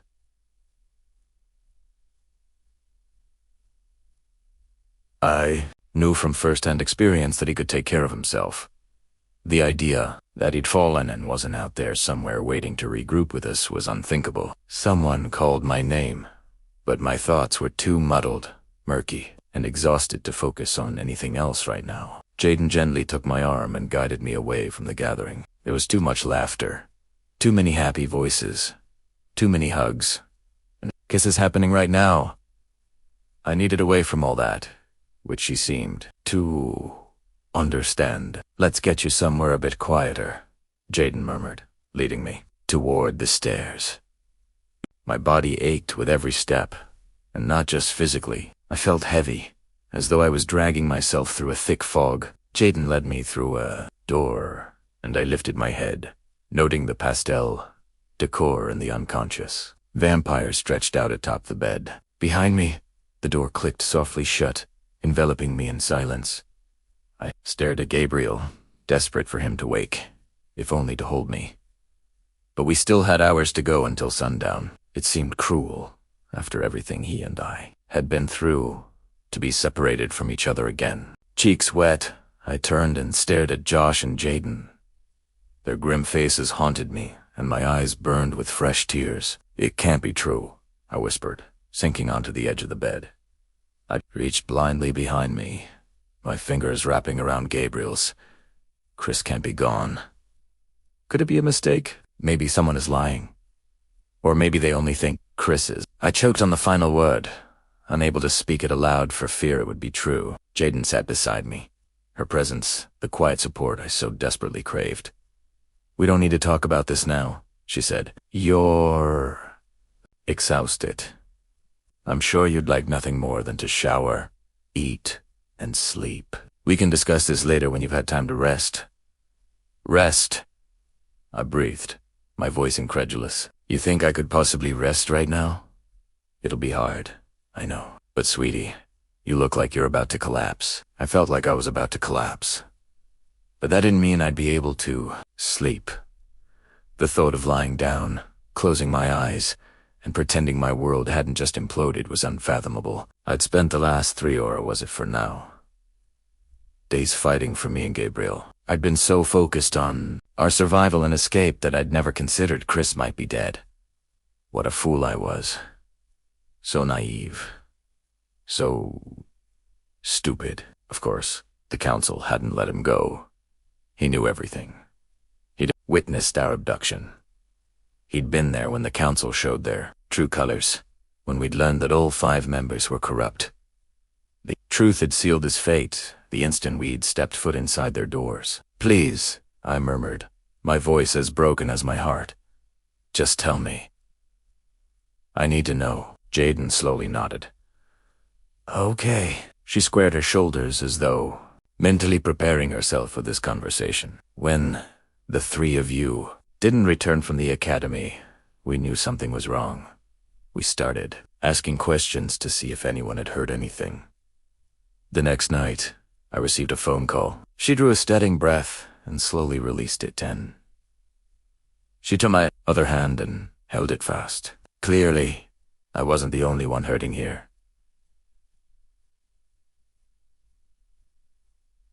Someone called and said they'd found Chris down by the river.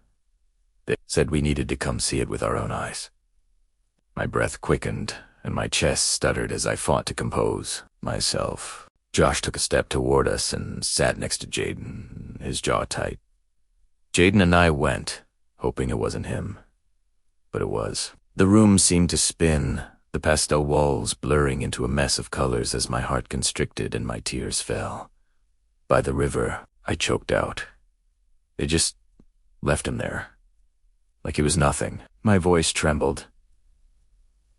The very idea that the council could treat Chris like that ignited a mix of fury and agony within me. He'd dedicated his life to them, and they'd thrown it away like it meant nothing. Jaden's own sob broke through my pain. I wrapped my arms around her and pulled her into a tight embrace. How? I mumbled into her shoulder. How could they do that to him? We still don't know all the details, Josh admitted.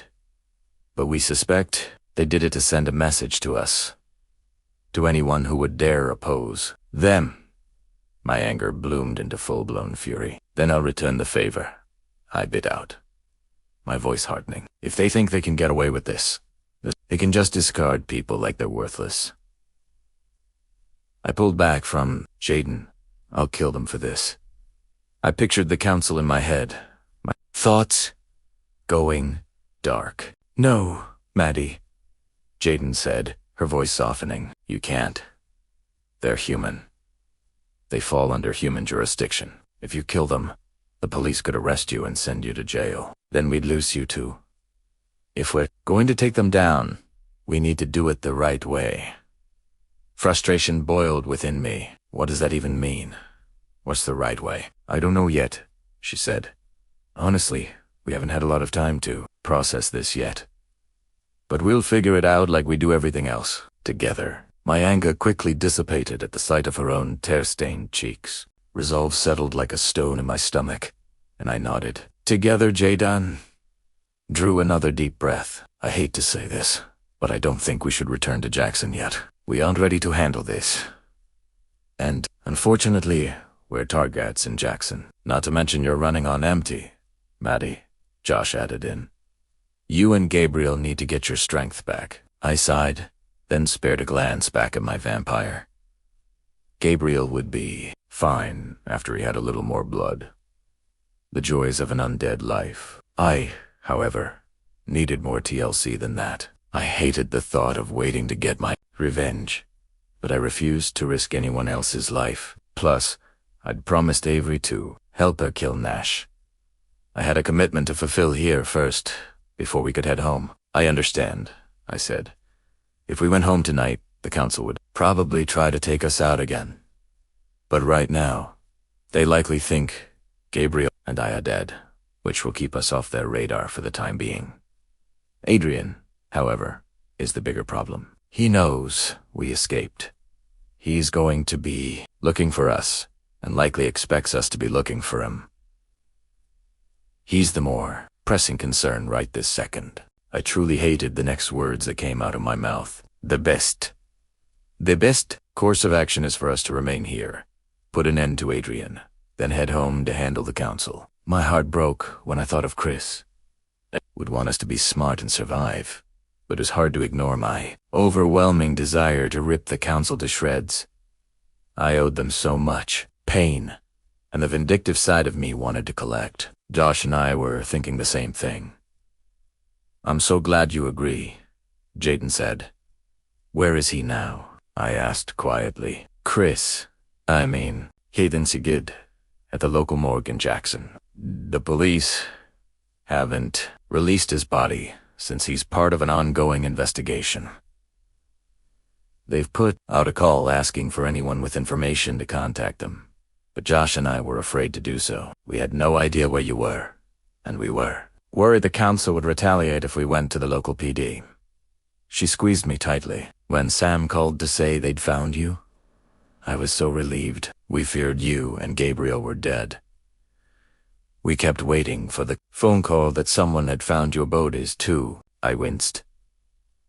The pain in her words shredding whatever remained of my fractured heart. Jaden rested her head in the crook of my shoulder, clearly not caring about my stench. True friendship at its best. But you're here now, she continued, and you're alive. Both of you. Let's keep it that way, okay? We'll deal with Adrian, then go home and deal with the council. No one else is dying. I wished I could believe her, but considering the events of the past few days, it was hard to see the light at the end of the tunnel. Adrian wouldn't quit until Gabriel and I were dead. And who knew where Elias stood on that matter? Then there was the council, and truly, they seemed even more formidable than Gabriel's father. The Academy had an army of slayers at their disposal. If they named us traitors and ordered the others to kill us, we were screwed. There was no way we could survive an attack like that. Do you think you can tell us what happened? Josh asked, his voice soft. At the Academy, I mean. And afterward, if you're able to... Exhaustion tugged at my eyelids. Sleep beckoned, and while I knew I would have to cave eventually, I wasn't ready. They deserved to know everything that had happened, especially if those were Chris's final moments alive. We spoke to the council and laid everything out. We told them about the corruption, about the people within their ranks who were taking bribes for contracts against vampires. We told them that we suspected one council member was involved. They wanted more proof than we had to give, or so they claimed. Then Harold, I growled his name, called in Adrian and a small force of vampires. I paused and raked a hand down my filthy face. They just strolled into our academy like they belonged there. Gabriel recognized his father immediately. Adrian and Gabriel spoke, and Adrian revealed that the only reason we weren't dead was because someone else wanted to see us first, who I later learned was Elias, Gabriel's brother. Then Adrian injected Gabriel with holy water, and me with liquid silver, which took us both out. The last thing I saw was Chris, surrounded by panic surged as the memory of Adrian's vampires surrounding Chris assaulted me. My breath quickened and I dropped my head into my hands. Vampires killed him, didn't they? I asked through my tears. That's how they did it. After a moment, Jaden murmured a quiet, yes. I started sobbing. Vampires had murdered Chris's entire family years ago. It was why he'd become a slayer, to avenge them and to protect other families, to ensure no one went through what he had. To know that he'd shared the same fate as his family broke me. Nothing scared Chris. You know that he would have fought to his very last breath. Chris was one of the bravest people we knew, Jaden added. It killed me that they spoke in the past tense. He wouldn't have given the bloodsuckers the satisfaction of seeing him, afraid she concluded. I sighed, finding a bitter comfort in their words. Somehow it helped me to believe that he'd faced his end with courage. But I couldn't erase the guilt that clung to me like a second skin, or the gnawing feeling that Night. None of this would have happened. Please don't blame yourself, Jaden said. I gave a weak laugh. That obvious. Her half-smile did little to lift my spirits. I know you, and I know how you operate. This is all my fault, though.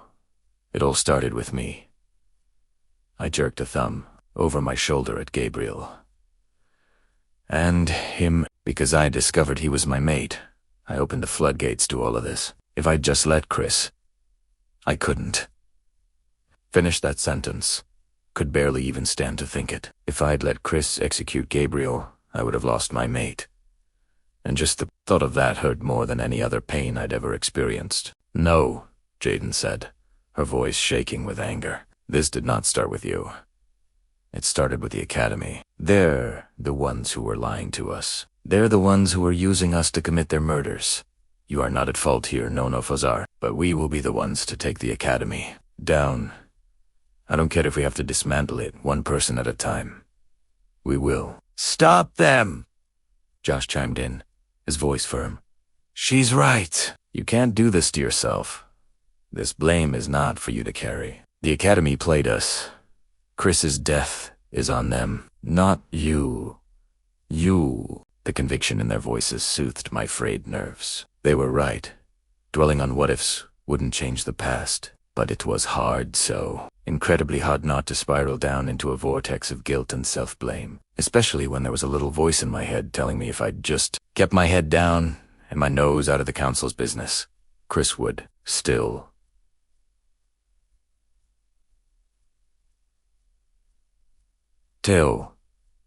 BLI, promise me you won't hold any of this against yourself, Jaden said, staring me in the eyes. I gave a slow nod. Good. And when you forget that promise, I'll be there to remind you, she said with a half-smile. I made a small noise, slightly amused that she knew me well enough to know I would eventually backslide into the guilt again. What happened after they took you? Jaden asked. I waved a hand. The usual. Torture, torment, and threats of death. They kept Gabriel on a constant regime of holy water injections to keep him down. I stayed in wolf form to avoid any more liquid silver injections. Eventually, Elias showed up, and he gave me the idea to feed Gabriel my blood. Once he was alert again, we escaped the cages and got the hell out of there. We found Avery along the way, and she's the reason we made it here. Without her help, we'd likely be in the belly of some alligator right about now. Remind me later to thank her for helping you, Jaden said. After a moment of silence, Josh pressed his hands against his thighs and stood. I think we've chatted enough for now. Why don't you go take a shower and then get some rest? I stared at my filthy hands. Yeah. Did Amy say how long we can stay here? I'm guessing you didn't hear her downstairs when she said we're welcome to stay as long as we need, Jaden replied. I shook my head. It had all been a buzzing of noise. Jaden took my hands and helped me up. She also said there's a bathroom down the hall from here. So let's go find it and get you all cleaned up. I can shower by myself, I told her. Jaden chuckled, though the sound was quiet compared to her normal laugh. Know that, but I need to fetch the bag of supplies I brought you, so best we go together. You brought me clothes, brought one for Gabriel, too. Emotion welled within my chest, and I tugged her into another hug. I had a feeling we'd all be hugging each other a lot for the next while. Thank you. Jaden squeezed me. Of course, that's what best friends are for. Chapter 10, after a long shower and a quick meal, I slept. Fear and adrenaline clung to me and pulled me down into a hard, dreamless, comforting presence slipped under the covers that I woke primera adenoidea. How long I slept, but moonlight streamed through the now uncovered window, highlighting a freshly showered Gabriel. Seeing him here with me, safe and well, unleashed a new flood of emotions. I reached for him without a word, needing to feel his presence, to prove to myself that he was here and that I hadn't stumbled into a dream. Gabriel wrapped his arms around me and pulled me close. He brushed a way that he likely knew words couldn't. Your friends told me everything, Gabriel said. He released a long breath. I needed to hold you after everything we've been through. I nodded and curled into his chest, grateful he'd woken me. He can't believe he's gone. Gabriel's hold tightened, and they siget. I know. I'm so sorry. I wish there was something I could do to make this easier for you. What could he say that would make me feel better? But his comfort meant everything to me, but he knew exactly what Chris had meant to me. This was a new feeling for me, and one I didn't really like. Growing up, I'd never had anyone I could call family. I'd been passed around from one. Never one. Death. But I had a family now, and I wasn't emotionally equipped to handle losing one of them. I'd cried so much today that my eyes were itchy and heavy. I didn't want to cry anymore, but it felt like I couldn't turn them off. I'd always heard it said that everyone mourned in their own way, and it looked like this was mine. That was the same night I'd met Gabriel. Before all that, we'd simply been a group of friends, enjoying a night on the town. With you and everything you do, you honor his memory. He may be gone, but he'll always be a part of you. His words, soft but earnest, touched something deep within me. Because he'd already lost one mate prior to meeting me, so he was all too familiar with the sharp sting of loss. I couldn't even imagine how I would handle something as devastating as that. If I'd lost you, possibility that I couldn't bear to even consider.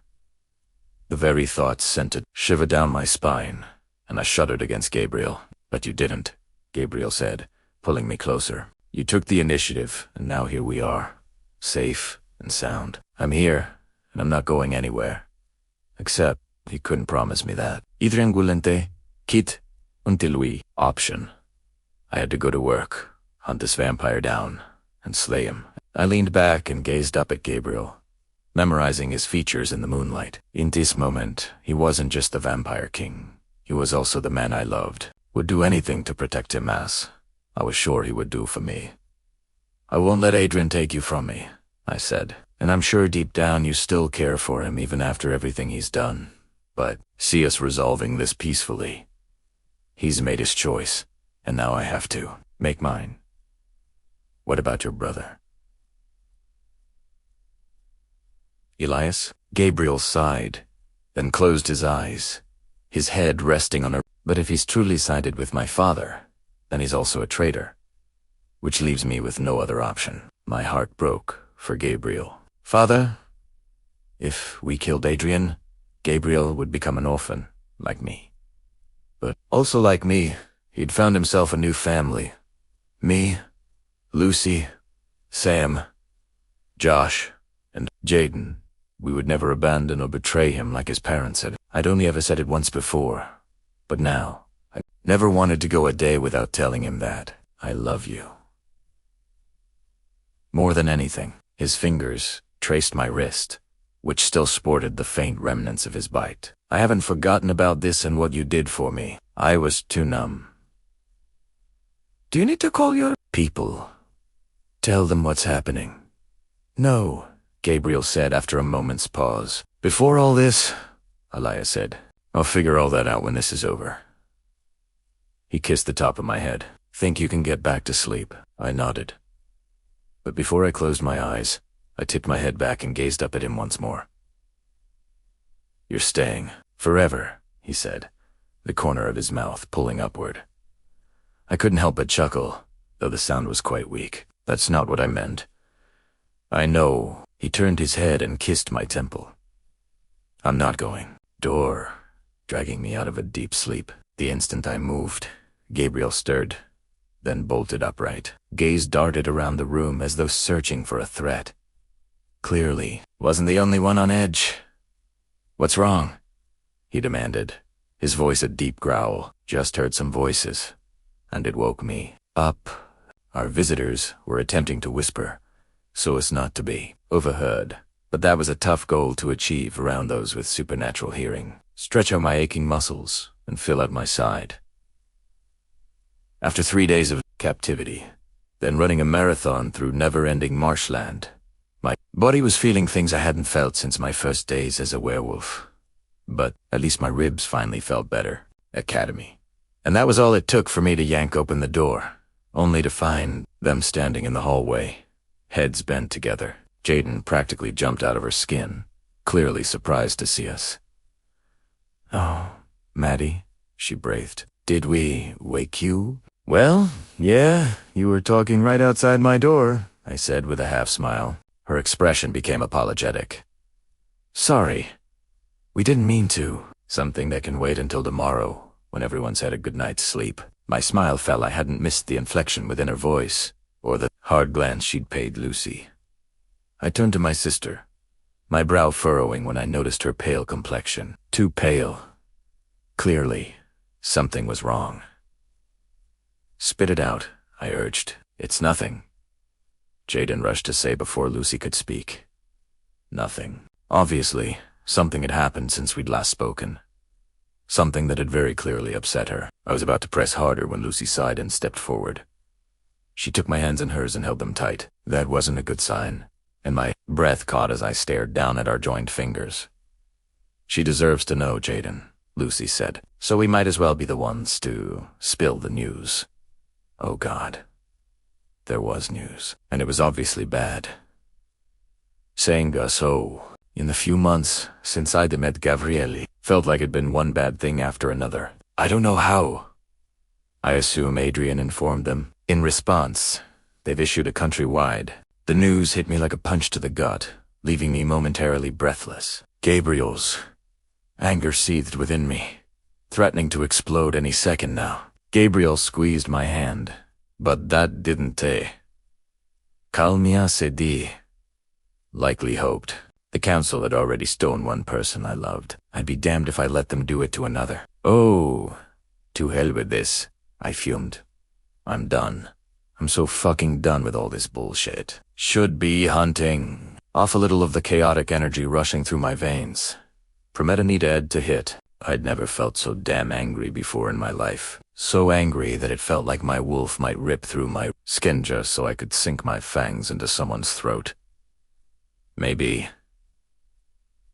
Jaden hedged. I whirled on my heel and glared at her. Maybe what? Her wide eyes bounced between me and Gabriel. Nothing. Never mind. She winced, then took a step back, as though trying to put some distance between us. I'd never seen my friend respond to me like that before. She swallowed, then glanced at Gabriel. Maybe it would be better if you went home. A brief, but heavy, silence blanketed the hallway. What? Jaden sighed, then leaned against the wall and tipped her head back. I don't mean forever, but maybe you should consider it. You're the vampire. I know it hurts to hear, but maybe you should go. I'm not going anywhere. It was the first time I'd ever heard him take such a tone with one of my friends. I know, but I felt like someone should suggest it. Then Jaden shot me a sad glance. I stumbled forward a step, the pain in my chest almost unbearable. You want me to leave? No. Never. But we don't always get what we want. This is big. But the Academy has unleashed all their slayers on you. You're going to have people hunting you from all over when they find you. Hand you over to the council. Jaden, I love you, Medi. Happened to you. I crossed the hallway and dragged her into my arms. Second we comenzó Hitched, her body began to tremble and she started crying. I couldn't blame her. Somewhere, far, far away from the Academy. England isn't so bad, she whispered. Protect both of you. You'd be safe. England isn't my home, I countered. I know, but you could make it your home. I'm not going anywhere. This is my home. You are my family. Yours. Guess my speech hadn't been all that inspiring. Most people dreamed of traveling abroad. I, however, did not. I wanted to. Employer had deemed me a traitor. Jackson was my home, and I wasn't going anywhere Academy be. Damned.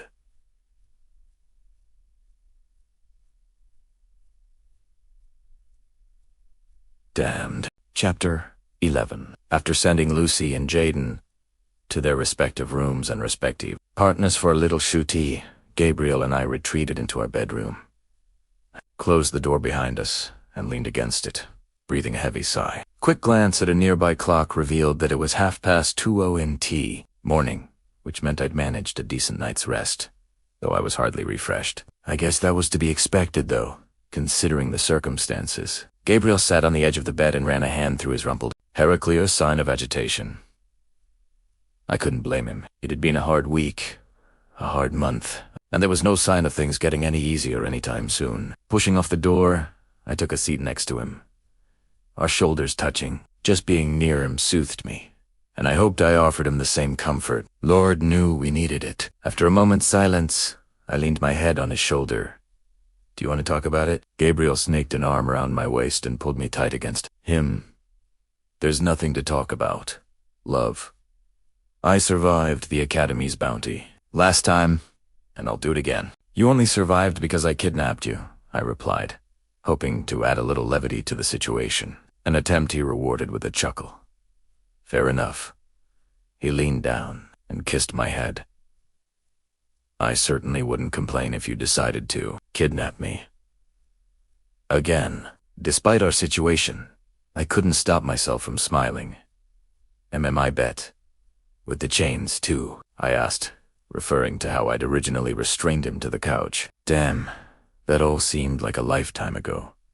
I couldn't believe everything that had happened between then and now. Witches, demons, the Academy, Adrian and Elias, Chris. Our lives had become so complicated. A roller coaster of emotions. For what it's worth, I really am sorry about all this. Gabriel tensed beside me. What on earth could you be apologizing for? Logically, I know this isn't my fault, but I feel responsible. I don't regret saving you from the original bounty. I could never regret that. I just wish it hadn't caused this avalanche of repercussions. We never would have learned about the Council's corruption if fate hadn't made us mates. Gabriel growled something unintelligible beneath his breath, then shoved to his feet and stood before me, heat flaring in his eyes. Don't you dare blame yourself, he said, his words biting. Absolutely none of this is your fault. Do you understand me? Didn't they mean the Academy is to blame for all of this, he chided. And me and Adrian. I am the one who chose to kill my mother to save Vlad and Anna. That had nothing to do with you. Yet you've been dragged into this mess. As for the Academy, let's play that little scenario out. Shall we say you hadn't involved yourself? Do you truly believe I would have let Chris take me out? I shook my head. The moment I learned the Academy had put a bounty on my head, I would have figured everything out, and we'd be right here, all over again. So don't apologize to me, and do not blame yourself. I couldn't help but notice that his speech was remarkably similar to Jaden's. It's hard not to, I admitted. I can't promise I'll stop feeling guilty, but I'll try. Gabriel sighed and dropped to his knees before me. Your mourning, love. Your emotions are supercharged. Of course, you'll be regretful that all this happened. Who wouldn't be? But don't mistake that for guilt. Before I could say a word, he leaned in and kissed me our first kiss since we'd escaped the cages. The instant our lips met, my breath hitched and my heartbeat quickened. This wasn't just a kiss. It was a culmination of everything we were feeling, and an acknowledgement of everything we'd been through together. The hard press of his lips awoke something within me, but it was the tender stroke of his tongue that had me turning to jelly in his hands. He pulled back too quickly, but he lifted his hands and framed my face, holding me gently, as though I were something to be treasured. His touch ignited a spark within me, one that warmed the cold dread that seemed to permanently reside within me lately. You are not a reflection of the Academy. They may have trained you and molded you into the warrior you are today, but you aren't the same as them. You've proven that time and time again, nor are you responsible for their actions. I nodded. Gabriel offered me a small smile before he drew me into another kiss, deepening it with a tenderness that stole my breath. I reveled in the feel of his tongue stroking mine and craved more. If there was one thing death gave, it was an appreciation of life. And right now, I wanted to do exactly that.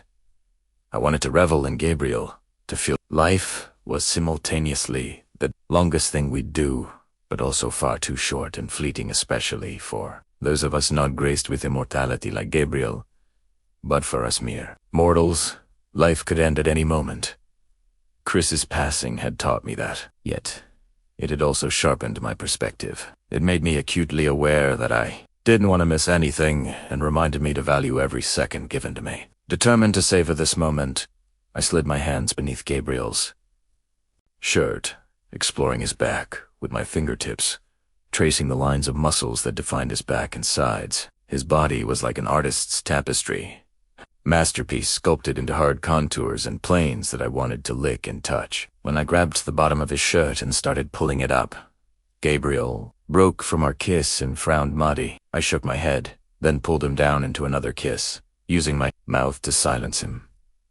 I held him closer until his body pressed me into the soft mattress beneath me. My fingers sought the hem of his shirt once more, seeking the comfort of his skin, but he caught my hands in his, holding them still. Wait, he whispered. Then he closed his eyes and forced out a breath. It's not that I don't want to. I do. I always do. But you just lost someone very near to you. I don't want to take advantage of you. Had I been standing, that kind of comment might have made me weak in the knees. Gazing into his eyes, I couldn't help but smile, my chest practically bursting with emotion. For years, the Academy had beaten it into my head that vampires were devoid of empathy and incapable of genuine emotion.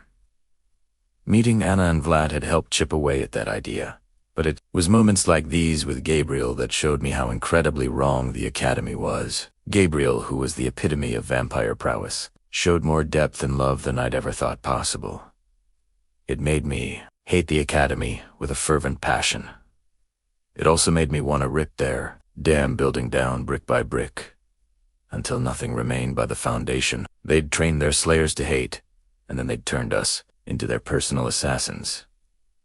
All for a quick buck. A gentle touch on my cheek snapped me out of my reverie. Primera refocuset on the man perched above me, and all those dark thoughts about the Academy took a backseat. They would face their reckoning, and I would be the one to bring them to their knees. But right now, Gabriel was all that mattered. The rest of the world, including the Academy's downfall, could wait. I lost you there, Gabriel murmured. You seemed miles away. Where'd you go? I chuckled, then slipped my arms around his neck and stole another kiss. This moment wasn't about settling scores, it was about us. He was the Only thing I wanted to think about right now. Breaking the kiss. I drew back and said, "Thank you." For what? Love. Just for being the amazing person you are. For loving me, I said, warmth spreading through me. A soft smile pulled at his lips. Now, get naked, I said. His expression comically shifted from genuine affection to surprise. What? You heard me, I said with a mischievous smirk. Get naked. Right now. He quietly laughed, his eyes shining with humor. Are you sure? Very, very sure. I tugged on the bottom of his shirt, then grinned when he finally let me pull it over his head. I wet my lips as I took in the sight of all that lovely pale and muscled flesh. The man was a work of art. One I knew I would never grow tired of looking at, appreciating, devouring. I ran my nails up his back, delighting in his shuddering response. Once I reached his shoulders, I ran my hands back down his back, but this time I slid them beneath the waist of his pants and stroked the curve of his ass. I moved to his front, popped open his fly, then delved inside, stroking his already hard length. With a groan, he lowered his head. His hair tickling my throat. Pretty sure I said to get naked, I said in a husky voice. Little busy right now, love, he retorted. Oh, well then. Perhaps I should stop. I loosened my grip and was about to withdraw when one of his hands clasped my wrist, stilling me. He lifted his head. His eyes narrowed playfully. Don't you dare, he growled. A wicked grin curled my lips. Then, get naked. Yes, ma'am. He released my hands, then quickly divested himself of the rest of his clothes.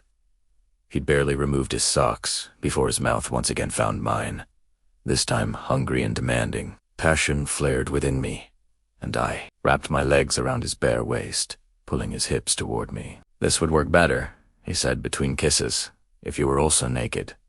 It would, wouldn't it? I teased, breathing heavily. Care to join me on the wild side, love?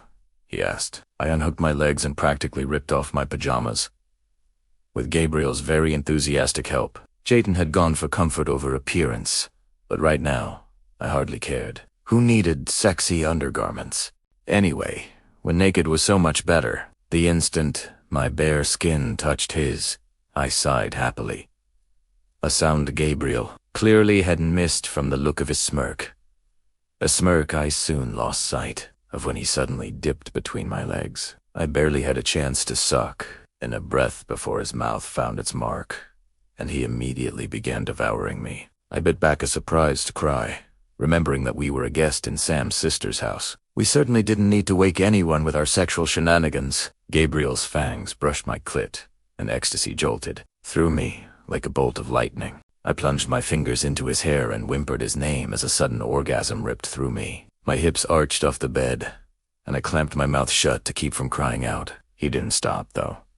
Instead, he slipped a finger inside me, then another, and continued pleasuring me with his mouth until I climaxed a second time. I was still panting for breath when Gabriel prowled up the length of my body. One quick thrust, and he slid inside me with perfect ease, seating himself fully. Usually, it took us longer to get to this point, but with everything that had happened recently, I felt this undeniable need to feel Gabriel inside me. A need he clearly shared. Once again, I locked my legs around his hips. Then I pressed my hands against the headboard and held on for dear life as he started moving. But there was something else I wanted this time. Something that until now, I'd feared. I didn't fear it anymore, though. Removing one hand from the headboard, I swept my hair to the side and bared my neck to him. Gabriel froze mid-thrust, his eyes widening, first in shock, then darkening with arousal. I could practically taste how badly he wanted this, but he'd never pushed me. I caught my breath, then met his gaze and nodded. I've been thinking about it a lot, I admitted. And I know I want this. I want to do this for you. You've bitten me once already, so what's one more time? That was different, he said, his voice raspy, his hands clenched in the blankets, telling me just how badly he wanted this, and I wanted to give it to him. "This is different," I agreed, "and that's why I want to do it. I want you to show me what it's like, what it means to be partnered with a vampire. Don't want to hold you back or make you feel like you've lost a part of yourself. I've never felt that way," he argued. "Good." I gave a dopey grin, the endorphins still flooding my body. "But that doesn't change anything. I want you to bite me, Gabriel." He studied my face, likely trying to ensure the massive flood of dopamine he'd just unleashed in my body hadn't dulled my brain. "It'll be different this time," he warned. "Far more potent. When you fed me your blood, I was out of my mind, my body riddled with holy water. I couldn't make it pleasurable for you. It won't be that way this time." My body instinctively shivered with anticipation, and my inner walls tightened around Gabriel's cock. His eyes shuttered, and he groaned. "Then what are you waiting for?" I whispered. Gabriel brushed his lips against my collarbone before slowly moving toward the junction in my neck. "Are you sure?" he asked, his breath fanning my flesh. "Yes." He started thrusting again, his fangs grazing my throat. "You are incredible. Bet you say that to all the girls," I teased. "Hardly tenepause. This might be overwhelming for you." I nodded, my pulse hammering in my ears. I bet he could see it, thumping away beneath my skin, teasing him.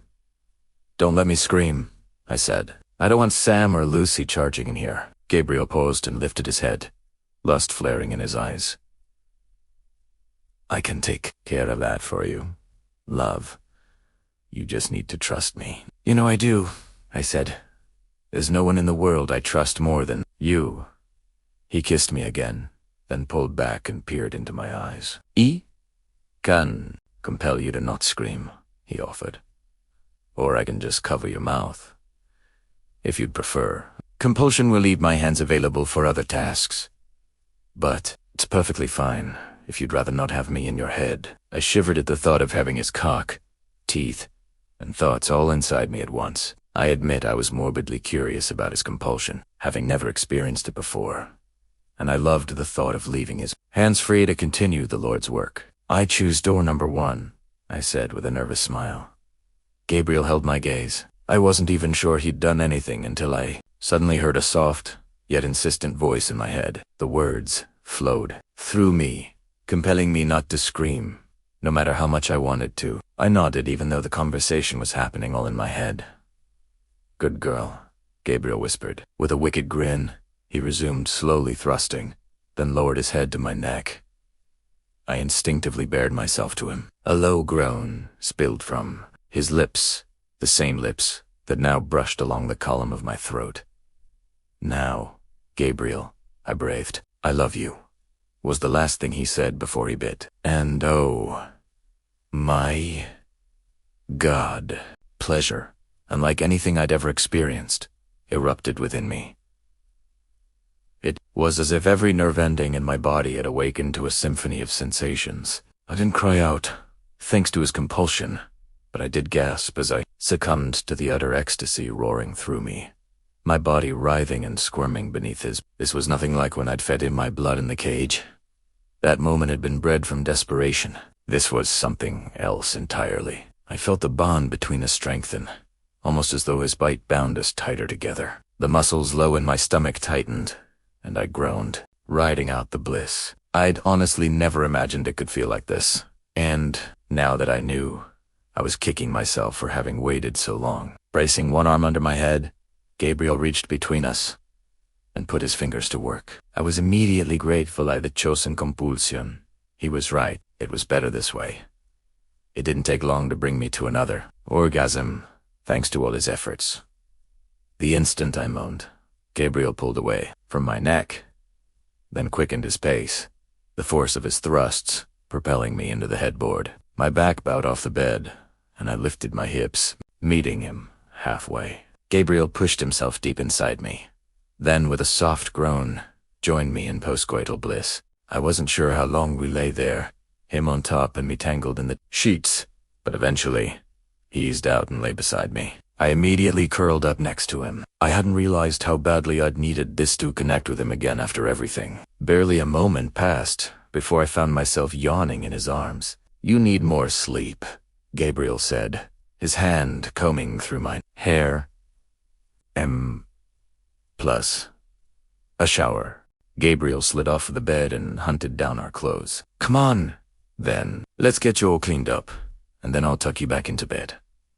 "What about you?" I asked. "Don't worry about me, love.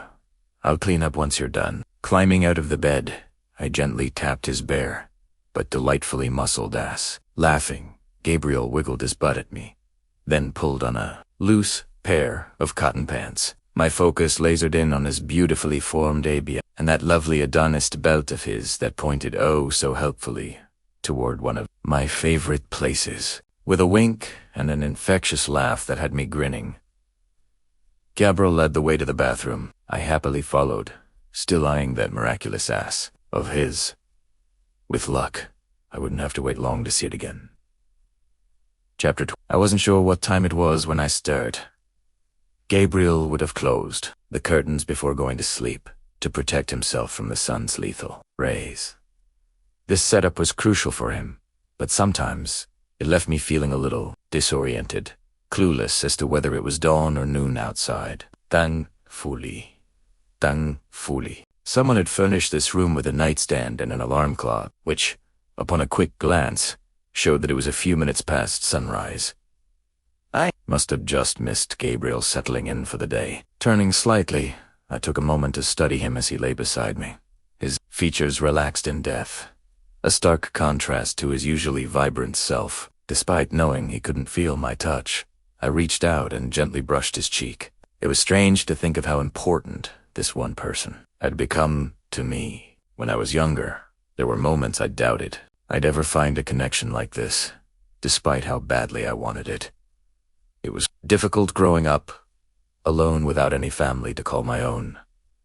It made me believe that maybe I'd never find anyone, and that maybe life had different plans for me. I remember trying to convince myself that it was okay if I never found someone else. So, imagine my surprise when Gabriel Avamper barged into my life and made me feel things I'd never believed possible. TCMO brought out the protective nature within me. He was, in every sense, my soulmate. He not only understood my flaws and strengths, but embraced and celebrated them. With him, I found a love that was powerful, and despite him being a vampire, he was the one who brought light into my life, a light I couldn't afford to lose. I refused to let Adrian or the Academy rip him away from me. I'd killed him first, and I wouldn't feel any remorse either. Not after all they'd done. A rumbling in my belly distracted me from any further thoughts. I hadn't eaten since yesterday afternoon, so it didn't surprise me that I was hungry. Sliding out of bed, I tiptoed to the door, which made me chuckle, since Gabriel couldn't hear me moving about, then stepped out into the hallway. A quick glance in both directions showed both Jaden and Lucy's doors still shut, and if I strained my senses, I could hear them all snoring away. I eased down the stairs, my nose leading me into the kitchen, where I caught sight of a coffee maker percolating away. Either the coffee maker had a timer or someone was awake. I leaned around the corner and found Amy, the alpha of the New Orleans pack, sitting at a small table basking. In the early morning sunlight, she clutched a coffee mug between her hands and stared out the window, clearly lost in her thoughts. Morning, I murmured. Oping. Primero wa SNAT, disturbing her. I didn't have a great history with Pekka. I'd never met my biological father. He died before I found any family, and then my half-sister. Olivia had tried to usurp Lucy from her position with the Mississippi Pact. Lucy was the only one I knew and trusted. Amy cocked her head toward me, then lifted the coffee mug to her. Now, she took a sip, then lowered it down onto the table. You're up. Early, I nodded. Downfall to going to bed midday, I suppose. I don't think I could sleep more even if I wanted to. She chuckled, then gestured to the seat next to her. Join me. Then, mind if I pour some coffee first? By all means, she said, smiling. I made plenty, and I can always make more if needed. I ducked my head, then hurried into the kitchen, eager for a sip of steaming deliciousness. Mugs are in the cupboard above the sink, she informed me before taking another sip. I thanked her, then pulled open the door and grabbed a mug that read, "If I made wolf puns, they would be hilarious." I snickered at the image, then filled the cup right to the brim. It took a bit of grace to carry it to the table without spilling, but I managed. Amy's eyes widened at the sight of my nearly overflowing cup and laughed. "That kind of morning, huh? That kind of month," I grumbled. "Yes, Sam gave me the highlights when he first arrived, and Avery debriefed me last night. I am so relieved she's all right, and grateful to you for saving her. But I'm also sorry to hear about your struggles. If Terry's anything I can do for you, please let me know." "I will, thank you. Right now, I think we just need a place to stay." Agreed to help Avery deal with Nash, which may be the lead we need to find Adrian. "That's the kind of math I like. You don't have to stay and deal with this," Amy said. While I would appreciate their help and would love nothing more than to have 3 bona fide vampire slayers on our team, along with my big brother, I would never hold it against you if you chose to leave. You have so much on your plate already. Thank you, I said before lifting my cup to my lips. The heavenly smell of coffee assaulted my nose, and I sighed contentedly. But I told Avery I would help, and besides which, we can't leave until we deal with Adrian. Very well, Amy said. She sipped from her own cup and resumed gazing out the window. Were the situation different, I might have wondered what an alpha werewolf thought about, but I had a feeling I knew exactly where Amy's thoughts had strayed. How many wolves have you lost? Primera. Ask it. Avery would have been number 4. I recalled Avery's story yesterday. She mentioned that this started about a year ago. Thereabouts, was all Amy said, and Sam didn't know about this. It seemed a logical conclusion since I hadn't heard about it. While Sam and I weren't buddy-buddy close, he would have told Lucy, and she would have mentioned it to me. This isn't Sam's pack anymore, Amy said, though her words sounded sad. He has his own people to worry about, and as the alpha, this is my problem to handle. Not his. I can't run to my big brother whenever there's trouble. If Primera did that, I wouldn't be worthy of holding the pack alpha title. I understood that. Werewolf politics at its finest. What about your father, who's the previous alpha, right? She nodded. Same rules apply to him. He knows about the missing werewolves, and he's advised me as best he can. But at the end of the day, you have to handle this yourself. Mishi hummed her agreement. This is my first test as alpha. I don't begrudge that. I just wish it wasn't at the expense of my people. Well, I hope we can help. Jaden, Josh, and I are experienced vampire hunters. So hopefully we can put this to bed quickly, before you lose any more werewolves. Agreed, Amy said. Then she turned and looked at me for the first time. How are you? Yesterday was hard, I said, finishing her sentence. Yesterday was hard, and emotional, and heartbreaking, and every other word you can think of. Amy repositioned herself, her gaze returning to the window. I know all too well how it feels to lose someone you love. I'm sure you know our history. Po? Como le sé? I recalled everything Avery, Sam, and Lucy had ever told me. The New Orleans pack had been through a lot recently, much like the Mississippi pack. Amy took another sip, her thoughts far away. I had a human-born sister named Isabel. We called her Izzy, but she's gone now. Dead. Thanks to Corbin and his people. You know of Corbin?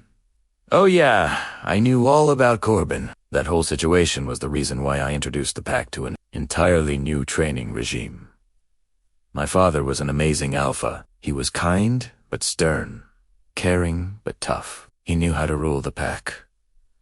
But I felt like we could do more. I didn't want our people to ever hurt again like that. So I created a system that I thought would keep us safe. I had them train in the bayou, created safe houses, new security systems, new rules and regulations to ensure everybody was always accounted for. But it made no difference. When we were finally tested, Alexander, Dana, Joseph, then Avery. And Avery, as I'm sure you might have guessed, is a strong werewolf, 5th highest in rank. She'd mentioned, if this vampire could steal one of my top 10, then I failed them. I reached out and placed a hand over Amy's, drawing her attention. Back to me. Back to me. You didn't fail them, I told her. Look at me and my friends. Look at what we're facing right now. My friend Chris was one of the top slayers in the academy, and he's gone. Unfortunately, it doesn't matter how we train and prepare. The fact is, casualties are inevitable. All we can do is learn from our mistakes and correct them. Easier said than done, I'm afraid, Amy said. Agreed. But there's really nothing more we can do. My friends and I will stay until we've taken care of Nash. Once he's gone, you'll be able to sleep a little easier. Perhaps we can help you with your problems, too. I doubt. Gabriel's father expected you to seek help from the local werewolf pack.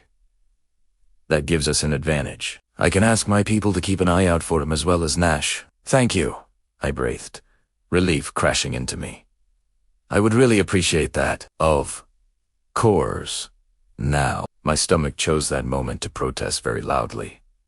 I winced and stared at my belly, offended. Chuckling, Amy rose from her seat.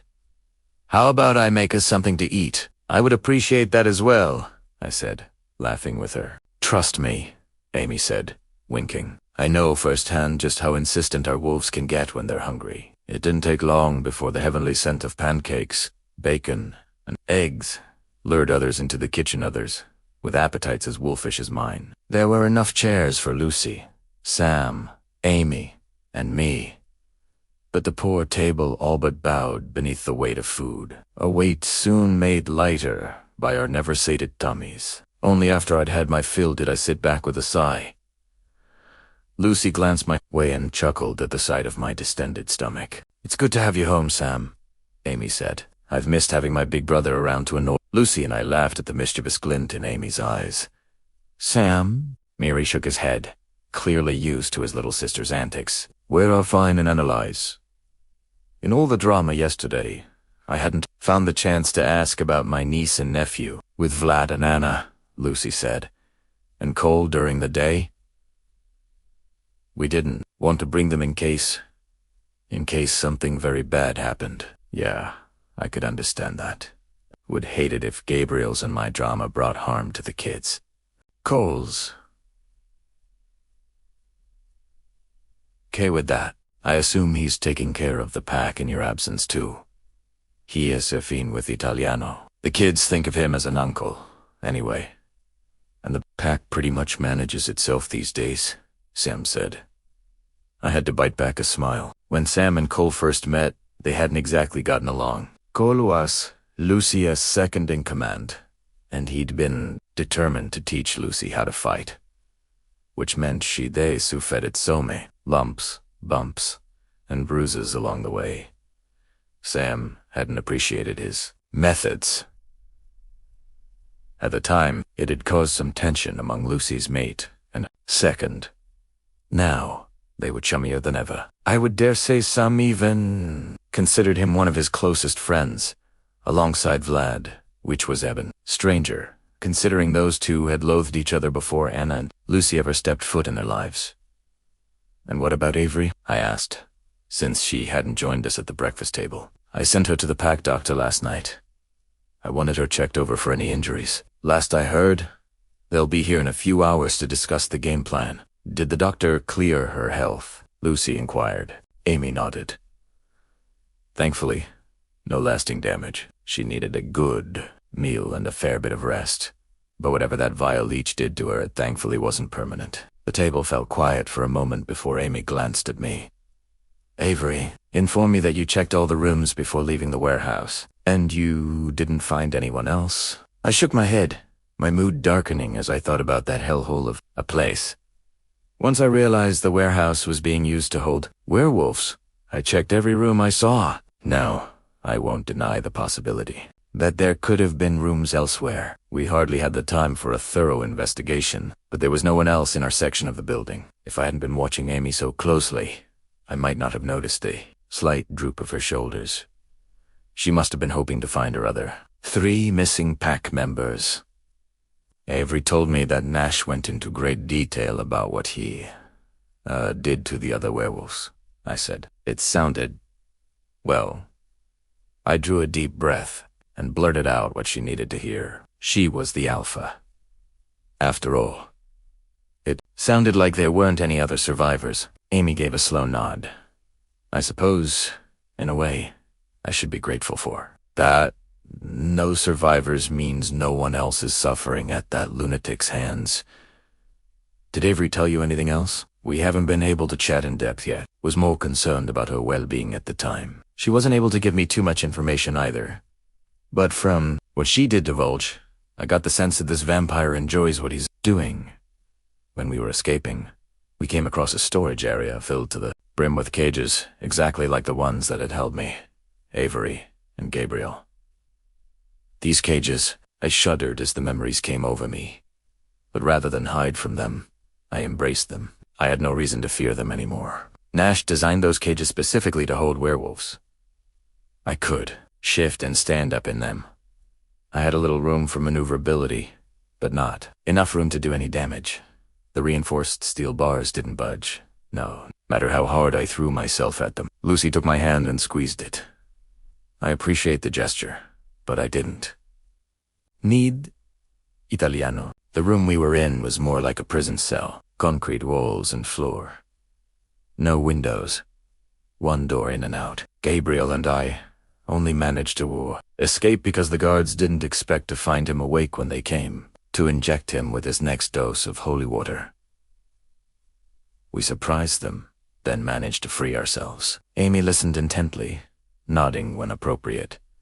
Her gaze was distant, but I had a feeling she was memorizing every word I said, perhaps even picturing it in her head. This vampire has so many of these cages, I continued. Too many to count. The only conclusion I could come to was, he's selling them, Amy murmured. If every other room already had a cage in it, like you. Sighed then. Why the stockpile? I nodded, silently agreeing with her. And if he's selling them, then who's he selling them to? Sam added. Other vampires? I suggested. Who else would want to hold a werewolf? Hunters? Lucy said. Poachers? I bet a werewolf pelt goes for quite a bit on the black market. Transportation, too, Sam said. If you're trafficking in a rare commodity like a werewolf, you need to have the means to move them, and the space to keep a few for yourself. Lucy finished. I stared at the two of them, hating every word they said, but knowing it was likely all true, which means there's a network out there, Amy provided. Must be a client list somewhere. That would make sense, I said. I wondered how Adrian was involved. Maybe he wasn't involved, per se, but maybe he knew of Nash, and Nash's unique product, calls Nash up and says, "Hey, I have a werewolf I need to hold for a few days." I nodded. It adds up. But it does beg one question, Amy said. Only when she had our full attention did she speak it aloud. How much does Gabriel know about these cages? Chapter 13. I immediately stiffened in my chair. It felt like she'd sucker punched me. Her words like a needle pricking my heart. That she could even ask such a question after everything Gabriel and I had been through downright pissed me off. Gabriel was my mate. I trusted him with my life. That Amy could insinuate that he was involved in something so vile meant she knew absolutely nothing about him. And in all fairness, she didn't. Gabriel may be many things, but he's not a monster, I bit out. He would never be involved in anything like this. How do you know? I may press. From what I hear, you two have only known each other for a few months. I gripped the table, about to lash out when Amy held up a hand. I can tell you're angry, she said. But these are questions I need to ask. A low growl ripped past my lips. My wolf's hackles were up, and she wanted nothing more than to shift and defend her mate. I didn't even care that Amy was an alpha, or that I'd just growled at her. Suggesting Gabriel could know about something like this and keep it a secret from me crossed a line. A big line. Think about it, Maddie, Amy urged. Gabriel is literally the Vampire King. It's his job to know about everything that's going on. If his father knew about Nash and that nightmarish warehouse, how can we not assume the same of Gabriel? Because Gabriel isn't like that, I shouted. He is a vampire, Maddie, Amy said, cutting me off. At the end of the day, he's a damned vampire. They live by their own rules and agenda, and they're renowned for being secretive. How judgmental of you, I ground out. People could say the same. Think about werewolves that were nothing more than animals. Not all vampires are like what you described. I shot Lucy a glance. Tell her, Anna is your best friend. She could never keep a secret like this. Nor would Vlad. She's right, Lucy said, laying her hand on top of mine. I understand where you're coming from, Amy, but Gabriel wouldn't keep a secret like this. It's more likely that Adrian learned about Nash's little operation and kept that intel to himself. Gabriel and Adrian haven't even spoken to each other for years. There's a lot one can learn in that length of time. And if they aren't speaking, why would Adrian share the info with his estranged son? The scowl on Amy's face told me she wasn't convinced. Well, tough. You're barking up the wrong tree, I said. Need I remind you that? Adrian kept Gabriel in one of those damn cages. So what? Amy argued. Just because his father kept him prisoner in one doesn't mean he didn't know about them. He's literally their sovereign, so either he knows about the cages and said nothing, or he's so incompetent, a king that he doesn't know anything. Which one is it? Another growl erupted from my throat. I was this close to unleashing my wolf on Amy, just to shut her up. Gabriel has less power over the vamps here than you'd expect. Once the vamps went public about their existence, our government took over. They have to obey our laws, and we have a system in place to police them. A corrupt system, but I didn't add that fact in. That may be, but that doesn't clear him of suspicion, Amy snapped. I shoved to my feet and started pacing the kitchen, looking for any way to burn off the incensed energy coursing through me. Look, you're new, to all this, which means you haven't been involved in anything that's happened in the last few months. Sure, you may have heard some things, but believe me, you don't know anything. And you sure as hell don't know Gabriel. If he knew anything about Nash or these cages, he would have mentioned it. Again, I'll point out that you don't know him as well as you think.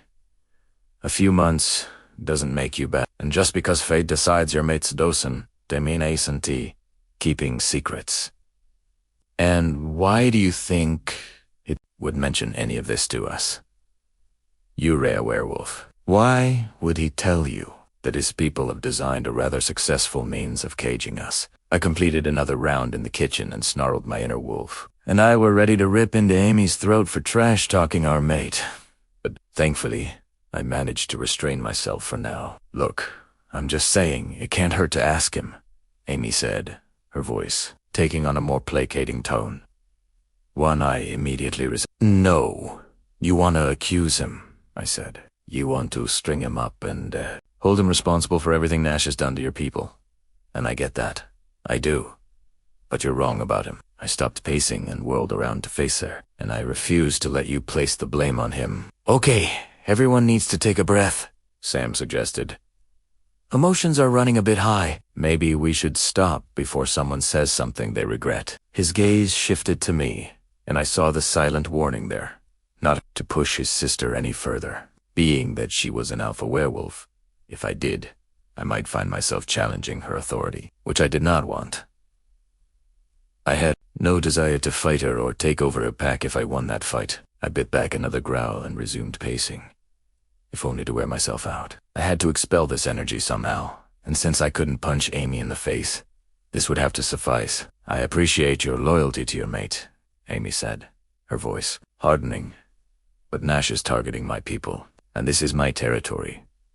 I will question him about his potential involvement, whether you approve of it or not. Fury rippled down my spine, and for a moment, I thought I might shift. Right here, in Amy's kitchen. That she could even suggest such a thing made it hard for me to breathe through the anger clogging my veins. I whirled on my heels, about to say something when Lucy leapt to her feet and slung an arm around my shoulder. Let's go for a walk, shall we? I snapped my head to the side and stared at my sister. What? A walk? Some fresh air of the Nanbayu variety. It'll be good for you. Before I could argue, she grabbed my arm, her fingers pinching my flesh, and practically dragged me out of the kitchen. Lucy guided me to the front door, then played sentinel while I slipped on a pair of shoes Jaden had brought me from Jackson. Once Lucy had her own shoes on, she practically booted me from the house, then followed in my wake. With a silent gesture, she pointed me down the street and told me, in no uncertain terms, to get walking. I could smell her anger. It was as pungent as mine, but her anger seemed directed at me, which I didn't understand. I wasn't the one accusing someone we loved of betraying us all. Can you believe her? I burst out, the words spilling from me like hot lava. Accusing Gabriel of... My voice cracked, and I fell silent, hoping to contain my ire before I did something stupid like cry or punch a stop sign. Lucy remained silent, but that did nothing to stem the storming fury within me. Okay, so maybe I was overreacting a little bit. I may only son. She wanted to question him, not torture him. But that she could even wonder such a thing pissed me off. The memories of the last 3 days, trapped, scared, and fighting for our lives, flashed through my head. I remembered bashing myself against the bars, desperate to get out. I remember how alone I felt, how terrified. I had no one in there, not even Gabriel, because he'd been unconscious the whole time. We were in those cages, Lucia said, my voice a fierce whisper. Gabriel suffered in that hellhole, just like Avery.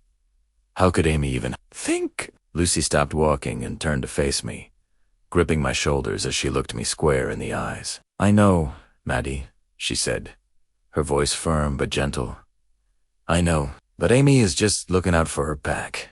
She's scared of losing more people, and when people get scared, they look for answers, often in the wrong places. I wanted to reject her words, to rail against the injustice of it all, but a part of me understood. Fear could cloud judgment, make enemies out of allies. Though that understanding did little to ease the ache in my heart. That doesn't mean you can challenge her, Lucy continued. If any of my wolves had spoken to me the way you spoke to her in there, I would have put them in their place. I'm not one of her wolves, I argued. I wasn't even really one of Lucy's. Either. Irrelevant, Lucy said. So, we're going to stay out here until you calm down. Once you have, we'll return to the house, where you can apologize for losing your cool. Apologize, I shouted, my anger firing up all over again. Lucy sighed. Clearly, we still have some calming down to do. Now, get walking. I did the walking thing, like Lucy ordered. I breathed in the supposed fresh air, which really didn't smell all too fresh to me, and I baked in the sunlight. Keyword, baked. It wasn't summer yet, but late spring, and the bayou was still fairly roasty toasty. I used that time, however, to ponder and come up with a plan, one that would have us out of this place as quickly as possible. After everything Amy had said, I refused to keep Gabriel here any longer than necessary. Thankfully, the walk did cool my temper, and after a few hours of aimless strolling, I was ready to return to the house. Lucy escorted me up the stairs, then paused at the front door and shot me a questioning glance, her eyebrows raised. I rolled my eyes, then nodded, and waited for her to open the door. Cool air immediately blasted us. I sighed with relief, then stepped inside and closed the door behind me, so as not to cool the outdoors, as people were so fond of saying. Lucy and I found Sam in the kitchen. He leaned against the counter and wore his own questioning glance. Clearly, they'd learned it from each other. Better? He asked. Sure, I replied, my tone dry. He handed me a glass of water, one eye downed in a few gulps. I would need another shower to wash the sweat off me, but I could do that later. Glad to hear it, Sam said, pushing off the counter. Istrodi, toward his wife, and planted a kiss on her lips. The kids are fine. I just spoke with Cole. Relief flashed across Lucy's face, and she nodded. Good, and Amy is in the living room. Should anyone wish to say anything to her?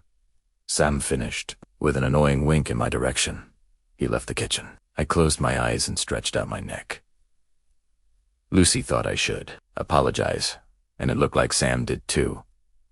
I didn't want to be, never wanted to apologize, but I knew they were right. I'd have to do the werewolf thing and accede to the pack alpha. She wasn't my alpha, but we were in her territory and staying in her house. Lucy nudged me, then jerked her chin toward the living room. I scowled at her and gestured wildly with my hands, to which she jabbed a finger against my chest, then pointed behind me, once again to the living room. I curled a lip and flashed my teeth. She responded by cuffing me upside the back of the head and pointing a little harder. Reminded me why I wanted siblings again, I grumbled, while rubbing my abused skull. Lucy merely rolled her eyes, then stomped out of the room. Sighing like a petulant child, I dragged my feet into the living room, where I found Amy sitting in a recliner next to a massive bay window. She held a book in her hand, one that she lowered into her lap the second I entered. From the look in her eyes, she, too, expected an apology. Ugh.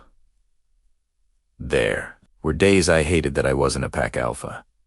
But alas, I'd chosen the lone wolf lifestyle, content with my friends and family over pack. Time to get this over and done with. Amy, I began, hoping my voice sounded at least a little contrite. I should apologize for earlier. I let my emotions get the best of me. I know. You're just looking out for your pack. And I respect that. It's just that Gabriel means the world to me. And the thought that he might be involved in this, however improbable that may be. I bit back my words before I started arguing with her again. This was meant to be an apology, not another fight, no matter how badly my wolf wanted to go around to fisticuffs with Amy. What I mean to say is I understand where you're coming from. Truly. We've all been through so much, your pack included, and it's easy to let fear and suspicion take hold. I reacted poorly, and for that, I apologize. Amy sat up in the chair and placed her book on the living room table.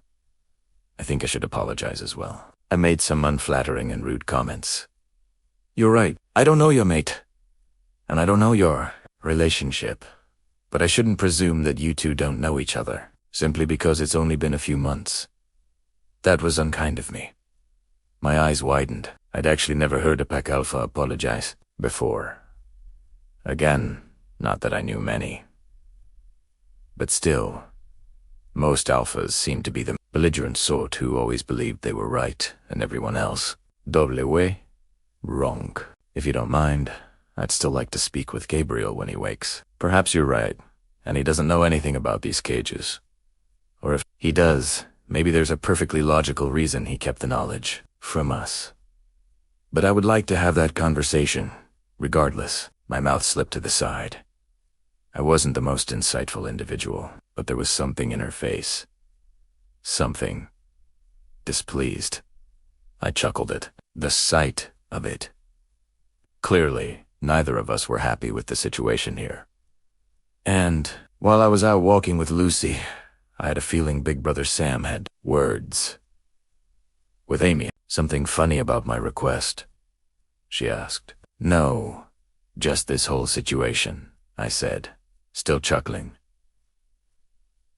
We're both feeling a little protective, aren't we? You of your pack, me of my mate.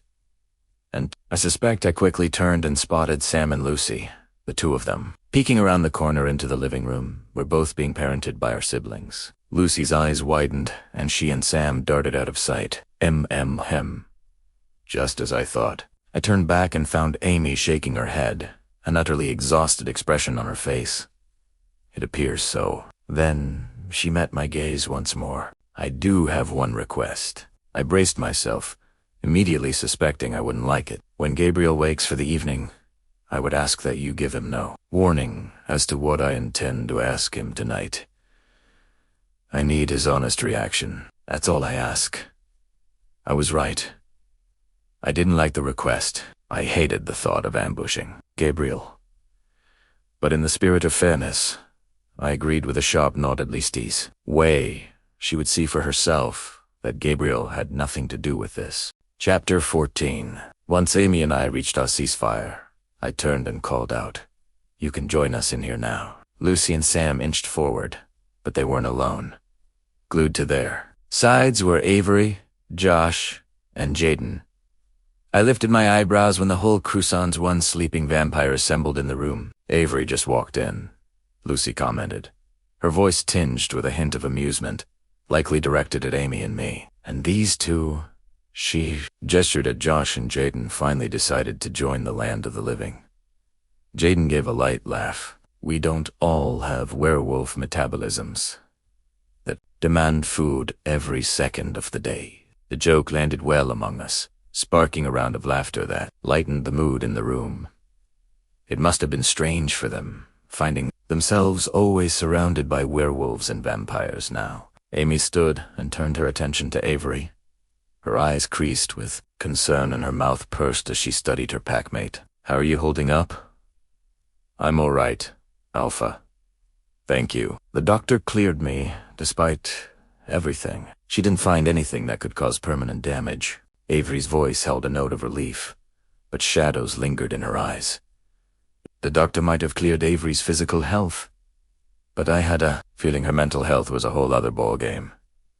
She'd been held in that cage longer than Gabriel and me, and she'd suffered more at Nash's hand than I had at Adrian's. At least Adrian had left me alone. It would take more than one night for her to overcome the memories, the fear, and the trauma she'd sustained. Amy, Eva Diafa, offered an understanding nod. "Very well. But if you need anything, remember, my door is always open." Avery's smile, though small, was genuine. Then she shifted her gaze to me and it bloomed into a full-blown grin. "You're still here." I couldn't help but return her smile as warmth spread through my chest. "Promised you I would stay, didn't I? We've got 2 vampires to hunt down. So, I'm all yours until I drive a stake through those bastards' chests," which was the perfect segue to steer the conversation toward the more pressing matter at hand. "Now, how about we all grab a seat? Believe it or not, I have a plan." Amy hummed while she assessed our numbers. "Looks like we might need to get creative with the seating." I chuckled. She wasn't wrong. This was a fairly large group, although it was lacking 2 pivotal people. One was asleep upstairs, but the other. My mood took a dark turn when I thought of Chris. The space next to Josh seemed so empty without him here. Heat pricked my eyes, but I blinked back my tears and gestured to the sofas. "Let's get this party started. It's time to strategize." As Amy reclaimed her spot in her recliner, Avery took a seat on the couch with Jaden and Josh. Lucy and Sam opted for the floor, his arm slung around her shoulders. I chose to stand so I could address the entire room without craning my neck about. "First things first, we have multiple targets on our list. All vampires. But let's start with Nash," I said, feeling the weight of leadership settle on my shoulders. For those who don't know how vampire slayers work, the first thing we do when given a contract is research the target. We learn everything we can about them, their personal and professional life, who they love, their history, their territory, you name it. When Chris received Gabriel's contract, we even found out how many guards he had and their schedules. Everything is important when you're tracking someone. "Wait, you guys once had a contract to slay Gabriel?" Avery's wide gaze bounced between Josh, Jaden, and me. "The same vamp you're mated to." When I nodded, a massive grin spread across her face. I definitely need to hear that story. Maybe another time, I said, redirecting our focus back to the conversation at hand. Right now, we need to do the same with Nash and learn everything about him, who he associates with, his haunts, his hobbies, other than abducting werewolves, I added darkly. Avery, were you able to learn anything about him during the year you were tracking him? Very little, unfortunately, she said with a resigned sigh. I'm not exactly trained for detective work. I'm more the Hulk smash type. And those more experienced in this sort of thing weren't able to recover any information. It's like this vamp is a ghost. No social media and no other. Vamps seem to know him. Or so they claimed, I said. Most vamps won't turn on each other. In fact, when you questioned them, they probably alerted him to your investigation, which is likely how he found you. Avery's mouth tightened. It's okay, I said. This is where our expertise comes in handy. I straightened and turned my attention to my best friends. Jaden, Josh, you, to work on background and profiling. Copy that, Josh said. Jaden sat straighter, determination burning in her eyes. She loved digging up dirt on our targets. It was one of her favorite pastimes. What about you? Josh asked. I drew in a deep, steadying breath. My friends and family were not going to like this part. I'm going to return to the warehouse. As expected, the room erupted into a cacophony of protests and concerns. I gave everyone a moment to express their extreme dislike of my plan, then lifted my hands and called for silence. One by one, they pulled themselves together and quieted down, though they continued to glare at me. A lot. I brushed off their murderous stares and said, It sounds insane. I know, but think about it. Nash is building a business there. We suspect AS selling those cages, and if we're right, that means I let my sentence hang and glanced at Josh and Jaden. Of everyone in the room, I knew they would know the answer. There's a paper trail, Jaden added. Records, sales, names, addresses, the whole works. He'll likely have some sort of means of tracking everything. A computer, maybe.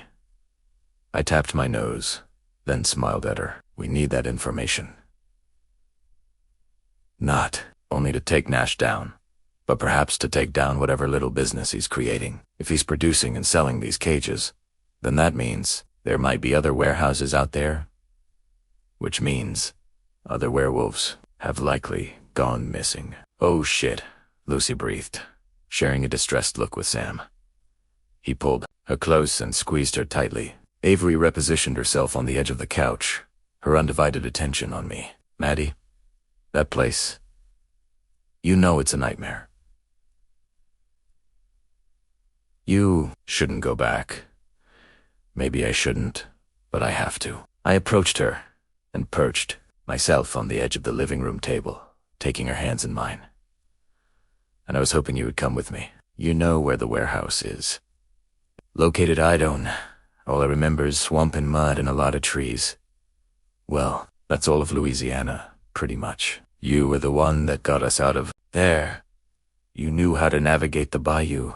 You knew about the boat, and you know the area. I don't. She paled, fear sparking in her eyes. I could tell Amy where it is. She could go with you. If that's what you want to do, I'll respect your choice. Because no way in hell would I force her to return there. I had no idea what Nash had done to her, but I remember the rank stench of old blood and pain. He certainly caused some pain, and I was loath to drag her through all that again. Avery's stricken expression broke my heart. She was clearly torn between her fears and the idea of sending her alpha there on her behalf. I don't know. I don't know if I can go back there. I'll go, Sam declared without hesitation. Ever the protector. Avery, if you can just show me where it is on a map, I'll handle the rest. I grew up. Yeah, I know the area just as well as you. Amy lifted a hand and drew everyone's focus to her. Why only send the two of you? Why not make a statement? Take a more aggressive approach, Nash. but not to be trifled with by tearing his operation apart. I could send in the entire pack to take him out, or we could burn the entire warehouse to the ground. I shook my head, understanding her instinct to cause a little pain herself. But the subtler approach was crucial right now. As satisfying as that sounds, it's not the right move. Not yet. Let's say we did burn his warehouse down, and let's say Nash isn't there when we do it. Do you know what'll happen then? Realization smoothed Amy's face. He'll run. Exactly, I said. If he runs, we'll have one hell of a time tracking him down again, especially if he leaves the city, not to mention if we destroy the evidence. We'll have no way of tracking down his clients and putting an end to his little business. What makes you think he hasn't already run? Amy asked. Avery escaped, so she knows his location. A smart vampire would leave town, wouldn't they? No one said he was smart, Avery said, though her words lacked humor. She lifted her haunted gaze and caught my eyes. Based on what I know of him, I don't think he'll run. All this was a game to him. He thinks he's invincible because he's taken 3 of our pack members already. He thinks we're weak. I think she heaved a long breath, her face pulling another shed. I think he'll stick around, if only to find me. I gave Avery's hands another squeeze. She'd likely just voiced our biggest fear aloud. We won't know any of that until Jaden profiles him. But I sighed and nodded. I would wager you're right. Someone like him doesn't scare easily. She pulled her hands from mine and wrapped her arms around herself, shuddering. Jaden, despite not knowing Avery, offered her a comforting touch. And what about Adrian and Elias? Josh asked. They're just as much of a threat, if not more. Adrian and Elias. I mulled over their names, feeling the weight of the challenge they presented. They wouldn't be easy prey. They're a different beast altogether. Adrian's motivations are far more personal. He's not playing a game. He just wants me and Gabriel dead. But Nash might be our key to fleshing them out. They're clearly connected somehow. Press on one, and we might find the other. There's a lot of uncertainty in this plan, Amy commented. I nodded, not shying away from the truth. There is, but this is part of the job when dealing with vampires. Just because we have methods doesn't mean they're perfect. There's always room for error. Which is why, from here on out, we stick together. No one goes anywhere on their own now. Gabriel's gonna lose it when he hears your plan, Lucy warned. He might, I conceded. But eventually, he'll see the logic. This plan, as we yet, with maybes as it is our best shot at getting ahead of Nashan, with any luck. Leading us to Adrian and Elias, I glanced at Avery. You asked for my help because this is what I do. This is what we do. I gestured to Jaden and Josh. Believe me when I tell you we're good at it. The only target we've ever missed is sleeping upstairs in my bed. Light laughter filled the room, easing some of the tension clouding us. After a moment, Avery cleared her throat and drew the focus back to her. If Sam wants to go in my place, I won't turn down his offer. She met my gaze, guilt darkening her eyes. I can't go back there, Maddie. Thought of even stepping foot in that place again. It's too much.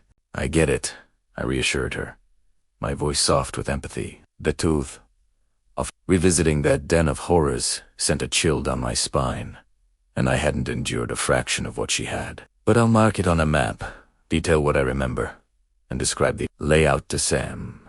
Her mouth twisted as she considered something else, before adding, Don't use the boat this time. It's too loud. It'll announce your presence to anyone with sensitive hearing a mile away. There was a road nearby. Perhaps that'd be the best way in. Her eyes lost focus as she considered our options. Thanks, Avery. I appreciate whatever help you can give, I said, gratitude swelling within me. My gaze then shifted to Lucy, whose own expression had clouded, and I was pretty sure I knew why.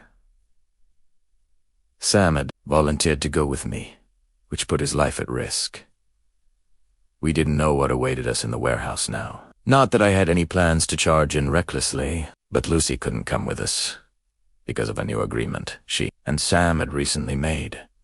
With all the danger we'd faced lately, they'd agreed it would be best if only one parent endangered their life at a time. For the kids' sake. We'll need a solid communication plan for while you're inside, Jaden said. I didn't think to bring any of our equipment, but I can make a stop at a local electronics store. That'd be perfect, I responded. I also think it would be best to go during daylight. Josh piped in, our resident schema hard at work. Your vampire will not love that idea at all. However, if he's asleep, then so are Nash, Adrian, and Elias. Josh nodded. It's just safer that way. And hey, maybe you'll get lucky and find their daytime hideout. 3 birds, 1 steak. Wouldn't that simplify everything?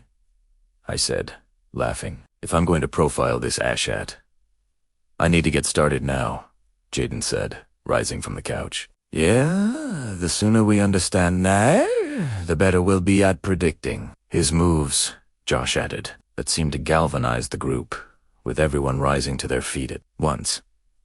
Sam and Avery headed toward the kitchen for a quiet strategy session, while Josh and Jaden discussed whose laptop they would use to start digging up dirt on Nash. Lucy came to stand beside me and rested her head on my shoulder. How can I help? Just because I can't join you doesn't mean I want to sit on the sidelines and do nothing. I slung an arm around her waist and tugged her close, bumping her hip. With mine? Actually, I do have a special assignment for you. One that might be a bit unconventional, but just as important as everything else. Oh, we need to stay undetected, right? If we're going to do this, we can't let Nash catch even a whiff of us. Whiff? You're thinking about your scent, aren't you, MM? As it stands, the second we step foot inside the warehouse, they'll know we've been there. Lucy paused. Are you thinking witches? Absolutely. This is New Orleans, after all, and they have more than their fair share of witches. I'll bet there's at least one who has a spell that can help us with that. Can I leave that in your hands? You bet, she said. What's your next step? I sighed, the weight of my tasks settling on me. First, steel myself for a trip down Nightmare Lane. Then, brace for the storm that'll be Gabriel when I tell him about my plan. Josh wasn't wrong when he said Gabriel won't like this. He's gonna be pissed. So, pissed, Lucy said, laughing, what I would give to be a fly on the wall for that conversation. Oh, I'm pretty sure you'll hear all of it, I said begrudgingly. Not to mention there's Amy's little interrogation to look forward to. Lucy burst into laughter. I failed to see the humor in this, I muttered. She gave me a knowing look. Come on, you'd be cracking up if our roles were reversed. Fair. Enoch. Chapter 15. As the sun began to dip below the horizon, signaling the end of a long and grueling day, everyone was exhausted. The day's non-stop research fest had taken a toll on all of us. Every time I entered a room or asked a question, I was met with bloodshot eyes and jaw-cracking yawns. I couldn't blame them. Even I was desperate to slide between the sheets and drift off into oblivion. Lucy, who'd been on the phone all day trying to wrangle a witch into helping us mask our scents, finally flopped on the couch next to me with a victorious grin. I did it, she announced. It took a bazillion phone calls, but primera fina lie. Tracked down a witch who's willing to meet with us. She's buddies with Bethany. When I frowned, Lucy chuckled. The witch from Jackson, remember? The one who came knocking at our door and told us about the demon summoning. Oh, right. Honestly, with everything that had been going on, I'd completely forgotten about her. It wasn't like we were bosom buddies or anything. Well, this witch is willing to meet with us tomorrow, and she'll bring the spell. For a fee, of course. I didn't even want to ask what this fee would cost us. Right now, I didn't care. That's a relief, I murmured. I tipped my head back against the couch and gave a weary sigh, one quickly followed by a yawn I couldn't suppress. Lucy stretched out on the couch and draped her legs over my lap, raised a brow, then shook my head. too tired even to nudge her legs off me. "How did everyone else fare?" she asked, rubbing her eyes with the heels of her palms. I glanced toward the kitchen. Where Avery, Sam, Josh, and Jade Nod gathered. The room looked more like an episode from a police drama than it did a kitchen. One of them had dragged in a massive corkboard from somewhere and tacked a map to it, which now had pins sticking out of it as they narrowed down Nash's haunts. Scattered around them were laptops and tablets, along with random bits of papers and sticky notes. Jade, methods were a bit chaotic, but they were effective. It sounds like they've had quite a bit of luck in their tasks. Jaden has a good grasp on Nash's background, and they're developing the profile right now. Lucy nudged me with a toe. "You guys are really good at this. I've never seen you in slaying mode before. It's been interesting to watch. Ava's been trying to track this vamp for a year and got nowhere. But you guys have a handle on him in under a day. That's the difference between amateurs and professionals," I said. "And I don't mean that unkindly. It is a Husta fact. Avery did the best with what she had, but we've been doing this for years. We've perfected the process.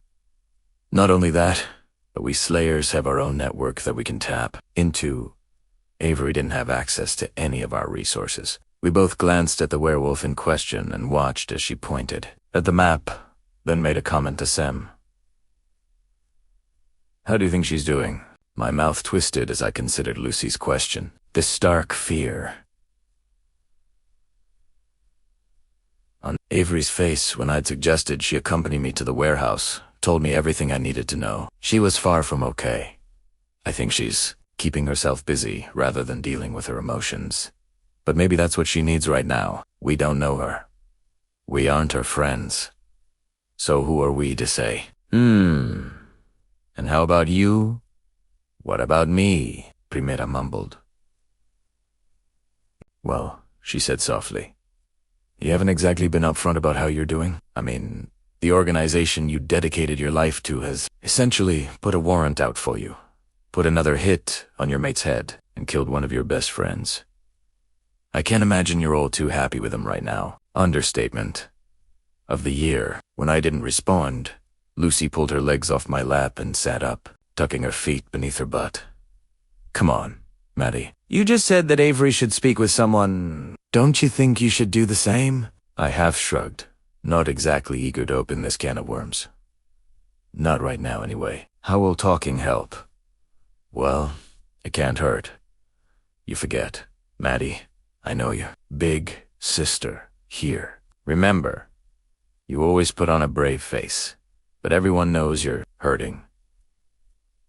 We can literally smell it." Of course, I was hurting. I'd just lost one of my best friends, but I absolutely refused to derail our plans or our mission. We had to stay focused. I would grieve after I killed Adrian and took down the council. Jaden and Josh are hurting too, you know, Lucy added. Oh, I knew that all too well, and not only because I could smell their pain. I knew just from looking at them that they were near their breaking points. The council had already stolen one important person from them, and if they got their way again, Jaden and Josh might lose another. They weren't just hurting, they were terrified. You know, for someone who spent all day on the phone, you're awfully chatty. I deflected. I needed to steer this conversation away before I started crying. Lucy scoffed. Nice try, but seriously, Maddie, you aren't alone in this. You have us. I'm well aware, I stated drolly. We're family. We take care of each other, and not just physically. We tell the truth, even when it hurts. Sighing, I rested my head on her shoulder and glanced out the window. Sunset was merely minutes away. I appreciate your concern, Lucy. I can't focus on me right now. We'll mourn Chris when this is finished, and we have more than a few seconds to spare. In the meantime, my attention needs to be on this job. It's the only thing that's keeping me from falling apart right now. Just promise me you won't sweep your emotions under the rug and forget to deal with them. Repression never helps anything. Sure, Luce. I promise, I replied, knowing full well that she would hold me tight Come hell or high water, whatever. That even meant we fell into a comfortable silence, one that almost lulled me to sleep. Lucy eventually nudged me and asked, "How long till he's awake?" I didn't need to ask to know who she was referring to. "Not much longer now," I said. "A few more minutes at most." Together, we watched as the last of the sun's warmth vanished beneath the horizon, casting the world in an eerie hue of dark blues and purples. "Do you know how you're going to handle this?" she questioned. Referring to Amy's upcoming interrogation, I blew out a heavy breath and considered Lucy's question. Since we met, not a single night had passed where I hadn't gone to him at sunset. To be there when he woke, it had become our routine. He would wake to find me, sitting by his side, greeting him with a smile and sometimes a little nudity. It felt odd not to go to him now, but Amy had asked me not to speak with him before she could, and I'd agreed. I didn't like it one bit, but I knew it had to play out this way. She'd never trust him otherwise. "I'll take that as a no," Lucy said when I didn't immediately respond. "Just remember, Amy is Sam's sister. She's important to him. Please, don't do anything that could drive a wedge between the two packs." "I'll do my best," was all I said, so long as Amy kept her questioning from turning into accusations. We had nothing to fear. A few moments later, I felt that familiar nudge deep in my gut, that silent whisper against my senses that told me my mate was awake. I wasn't sure when exactly I'd developed this particular sense, but it had quickly become one of my favorite quirks of our relationship. Almost like fate had given us a direct line to one another, a mystical bond that joined us. "He's awake. Lucy, ask it." I nodded, a small smile playing on my lips despite the weight of tonight's agenda. "Yep, and you're not going to run to him with your arms wide open and neck exposed?" she teased. "Don't think I didn't notice that little love bite this morning." Primera chuckled. It was healed now, but yeah, there'd been a small mark and a lingering bruise this morning when I'd ventured downstairs for breakfast. "No, I promised Amy I wouldn't speak to him before she had the chance, and as much as it grates on me, I think it'd be best if I let her question him, without any interference on my behalf.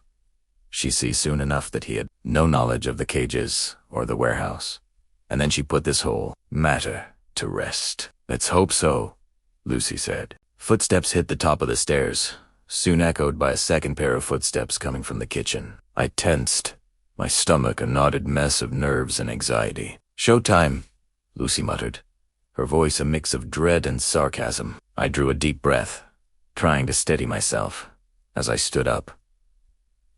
Lucy rose next to me and gripped my hand, more as a means of restraining me rather than comforting me, I suspected. Amy made her entrance, scanning the room briefly before fixing her gaze on the staircase. Gabriel appeared shortly after, pausing on the last step. Her eyes met, and he frowned, clearly confused by the tension, humming in the air like a charged current. Lucy's grip on me tightened, a silent reminder for me to behave. Could almost hear her voice in my head, telling me not to move. "Evening," Gabriel said, his attention briefly shifting to Amy, who positioned herself in front of him. "You must be Amy," she nodded. "We haven't been formally introduced yet. It's nice to finally meet you." "Indeed," he said, his hand outstretched toward her. After a brief handshake that could only be described as diplomatic, Amy gestured to the living room. "If you wouldn't mind taking a seat, I have some questions for you." Gabriel frowned. "What's all this about?" "Just a chat," Amy insisted with eerie calmness. A surge of protectiveness welled within me, an instinctual need to be by his side, but Lucy wrenched me back a move. Gabriel didn't miss his gaze dropped to Lucy's, and my joined hands, and his frown deepened. He searched my face for answers, and with ground teeth, I forced myself to nod. The sooner they did this, the sooner it would be over. After a prolonged moment of silence, he entered the living room and took a seat across from Amy. "Lucy, if you and Maddie would give us the room. Please, Amy." "Rickested," I jolted, my attention leaping to Amy. "Wait, what?" Amy had never said I could attend her questioning, but I'd presumed I would be there. Her intention to sideline me struck a nerve. After all, it was one thing to question Gabriel, but banishing me from the room was a whole other thing. My allegiance wasn't to her, and I didn't appreciate her attempt to assert dominance over me. She was not my alpha, nor was she my friend. If she taught— "Come on, Maddie," Lucy murmured, tugging me toward the kitchen. No, I never agreed to this. Gabriel was back on his feet in an instant, clearly sensing my discomfort. Honestly, I wasn't sure why her request upset me. It wasn't like she planned to stake him. And even if she did, he would hardly allow her to. After her questioning, everything would return to normal, which is what he wanted. So, why did I want to punch her in the face? Again? What's going on? Gabriel demanded. It's nothing, Lucy assured him. Amy just wants to talk to you about the cages and the warehouse. And she doesn't want Maddie here too. Influence your answers.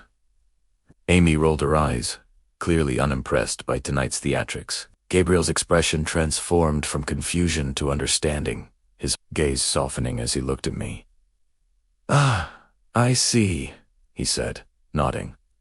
It's okay, love.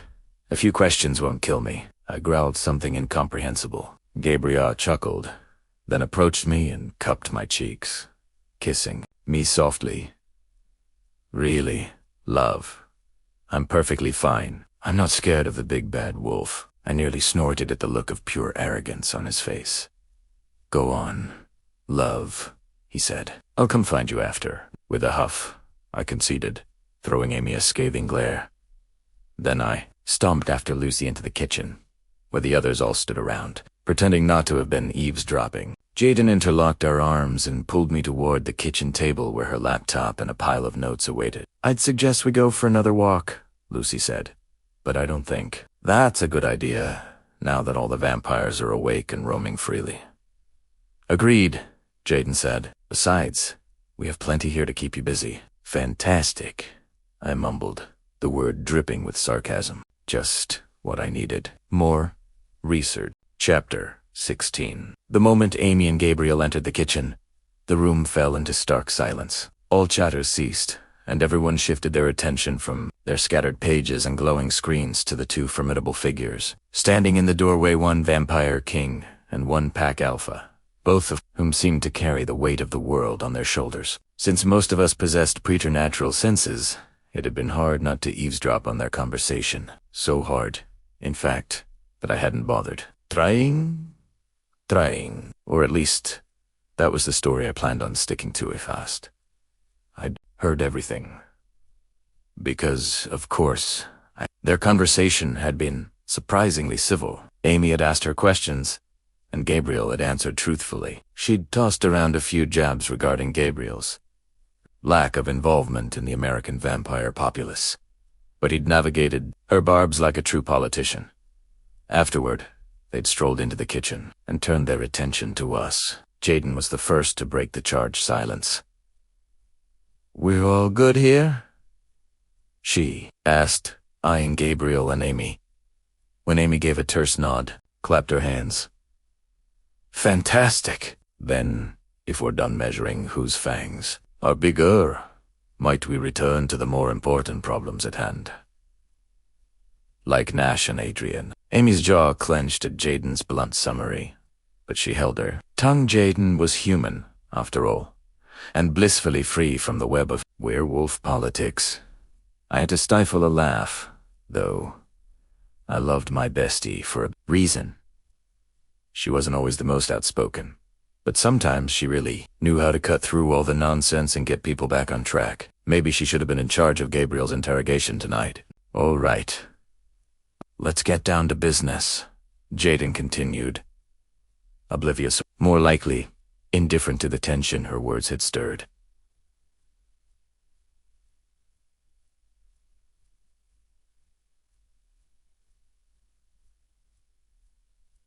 Some of us are running on fumes here and are in desperate need of an all-night nap. Me, I was desperate for bed. I didn't love seeing the sun both rise and fall in one day. Gabriel moved to stand behind me, his hands settling on my shoulders with a comforting weight. I leaned back slightly, letting his presence envelop me. "Josh and I have been digging," Jaden announced, turning a whiteboard around to reveal a spiderweb of information I hadn't yet seen. Turns out, our Mr. Nash is renowned amongst the local slayers. He's a regular on their hit list, yet somehow always slips the stake. Our poking around has stirred up quite the buzz, and I've had some slayers I've never even met reach out to me.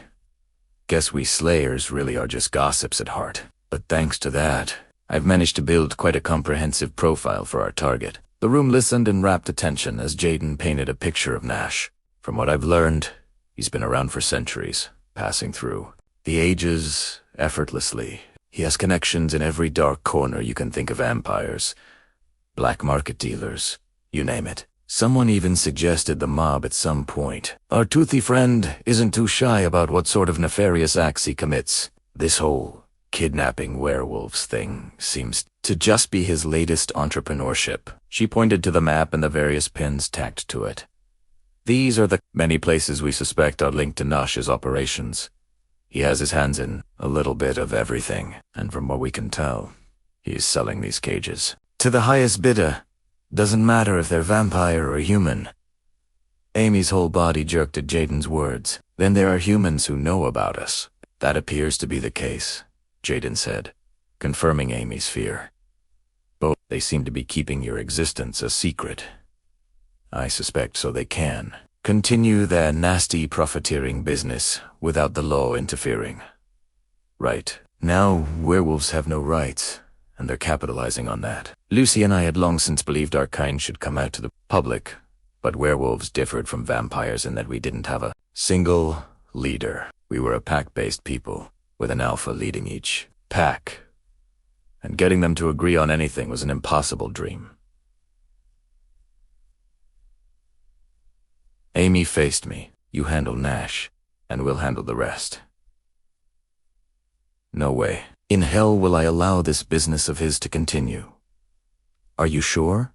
I asked. Tackling Nash's business was quite the task. "Absolutely," she snarled. "I will not sit back and let this happen. Take out the vampire, and I'll clean up the rest of his mess." I glanced at Lucy, who nodded. Amy was new to this whole alpha business, so I wasn't sure she could handle such an undertaking. But if she wanted to try, then primera wouldn't stand in her way. We had our own problems to focus on, after all. "Do we know yet who's buying the cages?" Gabriel inquired. Jaden shook her head. "Not yet. But hopefully, Sam and Maddie will learn something when they return to the warehouse tomorrow." Gabriel's fingers instinctively tightened around my shoulders. "What?" "Oh, shit." Thanks to Amy, I hadn't had a chance to discuss any of this with him yet, so he had no idea what I had planned for tomorrow. Jaden's wide eyes darted between me and the incredibly tense vampire standing behind me. I couldn't see his face, but based on what I saw in hers, I was in for quite a fight. Taking a deep breath, I reached up and grabbed one of Gabriel's hands, then stood to face him. The fury in his eyes told me exactly how this conversation was going to go. "I was going to talk to you about this first, but I guess the cat's out of the bag now." Anger spilled through the room in a wave of magic unlike anything I'd ever felt from Gabriel before. It sent a shiver down my spine. And, from the number of people taking a step back, I wasn't the only one who'd felt it. "You absolutely are not," Gabriel snarled. The others, sensing the brewing storm, beat a hasty retreat. Jaden mouthed an apology before grabbing Josh's hand and practically bolting from the room, the others hot on their heels. "You're not going back there." "Maddie," Gabriel growled, the dark edge in his voice lifting the hairs on the back of my neck. His eyes blazed with a protective fire, the memories of recent captivity likely fueling his rage. I held his gaze, understanding the depth of his fear. Where? Their roles reversed. I wouldn't want him returning either. That warehouse was a place of nightmares. A place we'd only barely escaped. He'd been unconscious for all of it. But who knew what the constant holy water injections had done to his mind? "Gabriel, Listen to me, I began, my voice steady. We have a plan in place. We aren't just charging recklessly back in. We're going to go during the day when Nash and Adrian are asleep. We've even found a witch who will mask our scents, so there's no way they'll know we've been there. His snarl cut me off, a feral sound I'd never heard from him before. You think daylight and magic are enough? What about the human guards, Maddie? Remember them? And do you honestly think there aren't security cameras about? Let's also not forget that some vampires can move around during the day, as long as they avoid direct sunlight. What if Nash is one of them? Did you consider that? We found one window in that whole damn warehouse, meaning if Nash is a daywalker, he'll have free reign of that entire place. His words sparked a fresh wave of fear within me. I knew all this, but what choice did we have? And what if Adrian's guards are still there? Gabriel continued, each word laced with barely contained rage and fear. He wants us dead, Maddie. And it'll be during the day, so I can to go with you. You know what he is capable of what they want? I can't. He stopped abruptly, his expression tormented. I can't lose you, love. Not to that place. Not to him. Nash likes to play with werewolves, torment them. You smelled the blood. You saw the cages. You know what he's capable of. The vulnerability in his voice almost broke me. I gripped his hands and pulled them to my chest. I know you're scared. I am too. But we have to do this. There could be valuable information at that warehouse. We could learn Nash's daytime resting place, or even Adrian's. We could learn who is buying the cages and for what purpose. We need that information if we're going to put a stop to all of this, once and for all. I'll be armed. So will Sam. I swear. We'll take every precaution we can. Gabriel freed his hands from mine. Then he wrapped his arms around me and pulled me flush against him. Maddie, please, he pleaded, the anger replaced by desperation. There has to be another way. I can't fathom the thought of waking up tomorrow and learning you didn't come back. That won't happen, I vowed. We'll be in communication with the others the entire time we're there, and if something does happen, the others will get me out. When you wake up tomorrow, I'll be sitting right by your side. You'd better be, he growled, his words deep and heavy.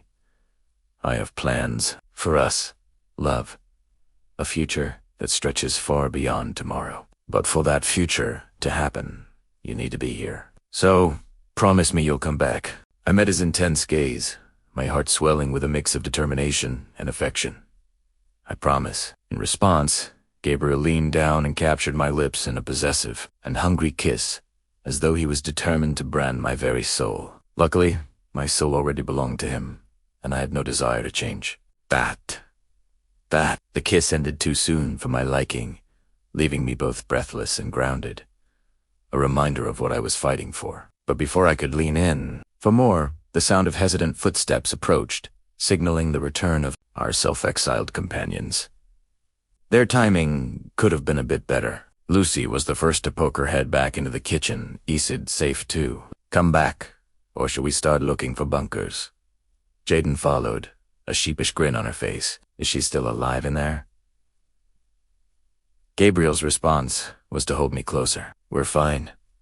You can come back in now. Sam entered next, walking into the kitchen without so much as a glance in my direction, being that he had his own mate to worry about, along with 2 young children. I had a feeling he understood Gabriel's fears and anxieties all too well. Together, Jaden and Josh strolled to the kitchen counter and fetched the coffee pot, filling up their mugs. All right, then let's get back to business, shall we? With everyone cautiously filtering back into the kitchen, the tension that had crackled in the air seemed to dissipate, replaced by a shared sense of purpose. Gabriel, though still visibly tense, loosened his grip around me, allowing me the space to turn and face our team. His presence, behind me, was a comforting reminder of the support we shared, not just between the 2 of us, but among everyone in the room. I glanced at the doorway and noticed we were missing 2 werewolves. Where are Avery and Amy? I asked. Lucy gestured over her shoulder. having a chat in another room. Amy just wants to make sure she's doing okay.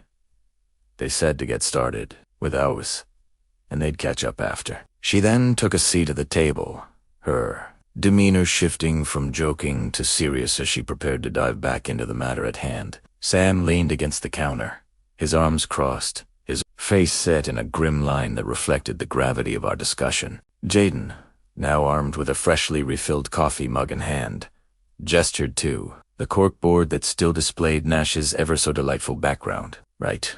So as we mentioned, we've got a witch on board to help mask Sam and Maddie's sense, she began, her tone businesslike. We also have Josh looking into the whole security system question, i.e., whether or not Nash has one. And Gabriel asked, I'm diving into public records for any of a security system installation, Josh said. It's a long shot, given Nash's underworld dealings. But I'm also scouring real estate archives for any mention of an already installed security system when he purchased the building. Lastly, I've put out word among the Slayer network to see if anyone has already solved this conundrum. Taking a seat behind his laptop, Josh started typing Ease. Gussie leaving his screen. Determining the presence of a security system in Nash's lair is tricky. Usually, I can hazard a good guess as to whether or not the building has one. A hotel that's housing the Vampire King, for instance, would absolutely have one in place, but a newly renovated warehouse, designed specifically for illegal activities. Hard to say. On the one hand, I doubt Nash would want to use anything that could then be used against him later. On the other hand, this man enjoys torturing and killing werewolves. Have a feeling he's the sort who likes to watch his victims. He finished typing something, then finally lifted his head and glanced at me. During your time there, did anything hint at surveillance? Any small, blinking lights or unexplained tech? I cast my mind back to the bleak confines of our captivity, straining for any detail I might have overlooked. No, nothing like that. I finally said, okay, that could indicate a lack of surveillance, Josh said. But we can't rule out that he may have hidden cameras. So, how do we proceed? Lucy asked. With a great deal of caution, Josh replied. I have a call into a supposed surveillance expert in town, and he may be able to provide me with a radio frequency detector. It could help Sam and Maddie determine if there are any cameras about. If they find some, they'll report it to me, and I'll take care of it remotely. Sounds like we all have our assignments. Then Jaden said, taking a sip of coffee. She grimaced and glanced into her mug. Well, that's burned. How long has this been in the pot? Since this afternoon, I said, chuckling. Yuck. She dumped it in the sink, then shrugged. Guess if the meeting is over, then I really don't need any more coffee. In fact, we should all be getting to bed. Tomorrow is a big day, and we'll all need the rest. With a nod, Josh closed his laptop and stood with a yawn that everyone soon echoed. We were all exhausted, thanks to today's hard work. I had to admit, we all made a pretty effective team. Bed, Lucy said, tugging on Sam's hand. See you all bright and early in the morning. Jaden and Josh wished everyone a good night and trailed after Lucy and Sam, heading upstairs. I stayed behind, eager for a few moments alone with Gabriel. I should go to sleep too, I said. It's been a long day, and I'm exhausted, but I don't want to sleep because you'll be alone all night. He chuckled and pulled me close. Don't worry about me, love. I can handle being alone. I'm sure I can find something to do to pass the time. No leaving the house, I told him firmly. Yes, ma'am, he said, laughing. Then he lifted a brow and glanced at the fridge. Think Amy keeps blood on hand. Oh shit. Probably not. I bit my bottom lip, my mind flashing back to last night and the euphoria he'd awakened within me with his bite. If you need blood, I could. Gabriel's eyes widened briefly before his expression softened, touched my cheek with a gentle smile, then shook his head. No, Maddie, you need all your strength for tomorrow. And I already took enough from you. Last night, I won't send you weakened into our enemy's territory. Not even a little. But you need to feed, I protested, hating the thought of him starving. All night, especially when I could offer a solution, he shook his head, that smile of his melting my insides. I'll be fine, love. I've gone a lot longer without feedings, and I can manage until after your mission. Your well-being is my only priority. I searched his face for any sign of hesitation, any indication that he was just being stubborn, but found none. Okay, I conceded reluctantly. But first thing, tomorrow night, you're feeding. Deal. Deal, he agreed, his smile broadening into a grin that chased away my concerns. Now, let's get you upstairs and tucked into bed. You need to rest, because I need you to come back to me, safe and sound. And hopefully with the good news that we'd slayed Nash during the day. We headed upstairs, our hands clasped together as I led the way. Once we were tucked inside our room, I quickly undressed and hopped into bed. Gabriel stretched out beside me, content to just hold me as I slept. Chapter 17. A strange and unfamiliar sound yanked me from sleep. A faint scratching against the window. Instantly, awareness flooded me and my instinctive senses flared to life. Parsing the sound, for a moment, I wondered if it could be a tree branch scraping against the glass or an animal scurrying along the gutters, but my wolf didn't seem to think so. The way she howled in my head, alerting me to danger, had me darting up in bed. The room was pitch black, as always, thanks to the heavy UV blocking curtains hanging from the wall. They blocked the sunlight, thereby protecting Gabriel. But right now, they also kept me from seeing what was happening out there. In the blackness, I spared a glance at Gabriel, only to find him motionless on the bed, tucked in for the day, and utterly oblivious. After sunrise, then, I cocked my head and listened to the house and its occupants. From the sound of it, everyone else still slept, undisturbed and snoring away. But someone was awake, and that someone was currently working my window, or rather, the window lock. Their movements were slow, cautious, and quiet.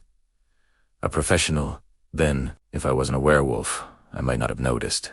Anything out of the ordinary. Adrenaline pumped through my veins. Someone was trying to break into my room, the very room I shared with Gabriel, who currently had a bounty on his head. It didn't take long for me to put two and two together. I knew exactly what was happening. It was past dawn, meaning the intruder wasn't Nash or Adrian, so it had to be one of my own. A slayer, and it was prime vampire slaying time. Cursing inwardly, I hurried to the bureau, where I'd stashed everything Jaden had brought me from Jackson. I wrenched open the cabinet door and snatched up a dagger. The second my fingers closed around the hilt, calmness spread through me, and I hurried back to the bed, positioning myself between Gabriel and the window. I was armed and ready to confront the intruder head-on. The latch gave way with a soft click, and the window slowly opened, letting in a faint breeze but no light. Thanks to the thick curtains, I caught the scent of the intruder human, male, and armed with a stake most definitely treated with monk's blood and holy water. The only advantage I had was that I was a werewolf, and they weren't. An advantage I had no problem using right now, regardless of our whole never reveal yourself to human stick. Unfortunately, shifting would restrict my mobility. The room wasn't small by any means, but the bureau and the queen-sized bed took up a great deal of space. Remaining in human form gave me agility and the ability to question the bastard, which, in my opinion, was the most important part right now. So, I stayed in human form, gripping my dagger tightly and waiting for the right moment. The guy was stealthy, I'd give him that. He slipped into the room, his heavy boots landing silently on the plush carpet. But when he reached for the curtains, presumably to let in a little of that lethal sunlight, I reacted. Lunging forward, I grabbed his wrist and yanked him fully into the room. The curtains fluttered, but remained shut. Not a single bit of light entering the room. Good for me. Bad for the human. Before the slayer could react, I twisted his arm behind his back, then shoved the side of his head against the wall, the picture frames rattling under the force. I held him in place with my other hand, then kicked his legs apart to keep him off balance. In a matter of seconds, I'd rendered the so-called slayer completely useless. Not a good look for the New Orleans branch. Yes, I was a werewolf, but I still expected a little better. He bucked against me, but he hardly presented a challenge, and when I didn't so much as budge an inch, his eyes widened and his mouth gaped like a fish out of water. Yes, I bet it was a tad surprising that he'd failed to dislodge a woman half a foot shorter than him. Perhaps a bit of a hit to his manly ego, too. "Who are you?" I demanded, pressing him harder against the wall. He didn't respond. Instead, he grunted and tried to throw me off again. I sighed and clucked my tongue at him. Then I fisted my hand in his hair and smashed it into the wall a second time. This time, his knees went weak, and he started to slip. Maybe I'd rattled his brain a little too hard. Strange how much I really didn't ticar it out. The man had broken into my bedroom, intent on murdering my mate. That tended to put me in a bit of a foul mood, and I wasn't a morning person at the best of times. "Nay?" I insisted again. Before he could answer, the bedroom door flew open, blasting us with the hallway light. Lucy and Sam stood in the doorway, their hair rumpled from sleep, but wide awake. Lucy's eyes leaped from me to the slayer I held against the wall, her mouth twitching with humor. "Problems, nothing I can't handle," I growled, allowing my wolf to slip out just a little bit. I shook the slayer once more, until his teeth practically rattled in his skull. After a moment, he coughed out a hoarse, "Gavin." "Gava?" I echoed, embedding his name into my memory. "Well, Gavin, I must say, you chose the wrong room to break into." He hacked out another cough, not really in a position to do much more than that. "Tell me everything I want to know, and you might live to see sunset," I told him. "You working alone, or is this a group party type scenario?" Gavin tried in vain to muster a small amount of defiance by sneering at me, considering I was a werewolf, and currently dating a vampire. His fangs left a lot to be desired. When I laughed, the fight drained out of him, and he sagged against the wall. "Just me," I considered his answer. If this was me, I'd lie through my teeth to protect my friends. Like hell I'd ever betray Jaden and Josh. "Do a perimeter check," I told Lucy and Sam. "I doubt he's telling us the truth." "Kill whoever you find."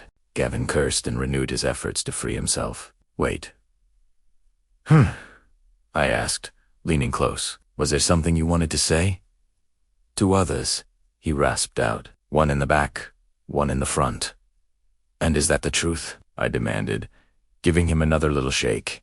"Or will we find more when Lucy and Sam go to collect your friends?" I leaned closer and whispered in his ear. "Think how easy it was for me to catch you. My friends are just as talented."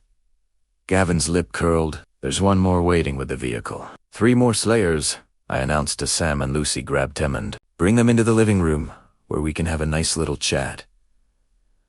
Gavin burst out laughing. "We have nothing to say to you. You're a traitor. You sleep with one of them." I couldn't help the wicked smile that curled my lips. "Oh yes, and I quite enjoy it too. But you aren't here to discuss my likes and dislikes in the sack. So let's table that conversation for another time, shall we?" Lucy's amused snort drew my attention, and we shared a wink before she and Sam vanished into the hallway and headed downstairs in search of the other slayers. I turned my attention back to Gavin. The fight had clearly drained from him, and he slumped against the wall in defeat. "Let's move this party downstairs," I suggested, my grip on Gavin's arm still firm as I pulled him upright and guided him out of the bedroom and into the hallway. Jaden and Josh stood by their room, concern alight on their faces, while Amy stood inside her doorway. "Stay with Gabriel," I told Jaden and Josh. "Just in case this one's lying about how many slayers he's brought. Shout if you need any help." Jaden gave a single nod, then darted into my room, still clothed in her pajamas, but armed with a pair of daggers. Josh returned to their room to grab some clothes, then followed after Jaden, his gaze lingering on Gavin briefly before he stepped into my room and closed the door. "Need any more help?" Amy asked. "Nah. We got this," I said. "Very well. Ensure he understands how much I dislike someone breaking into my home, violently, if necessary." Gavin choked back a sound. Chuckling, I guided him down the stairs, his heavy boots thumping against the wooden steps, a stark contrast to my silent tread. At the foot of the steps, I spotted Avery, whose narrowed gaze tracked Gavin's every movement. She stood with her arms crossed over her chest, her hair just as mussed as everyone else's. A quick glance revealed a rumpled blanket on the couch, where she must have been sleeping. Lucy and Sam soon returned to the living room. Sam had a grip on two slayers, both of whom were women and approximately my age. One had long, dark hair, the other a shorter, red bob that accentuated her face shape. Lucy held the third, a male with blonde hair and freckled cheeks. "Any neighbors see you?" I asked. "Don't think so," Lucy said. We were quiet, and it's still fairly early. I nodded, then shoved Gavin into Amy's favorite chair. Sam and Lucy disarmed their three slayers and dropped their arsenal of stakes and daggers onto the coffee table, then pushed them down onto the couch.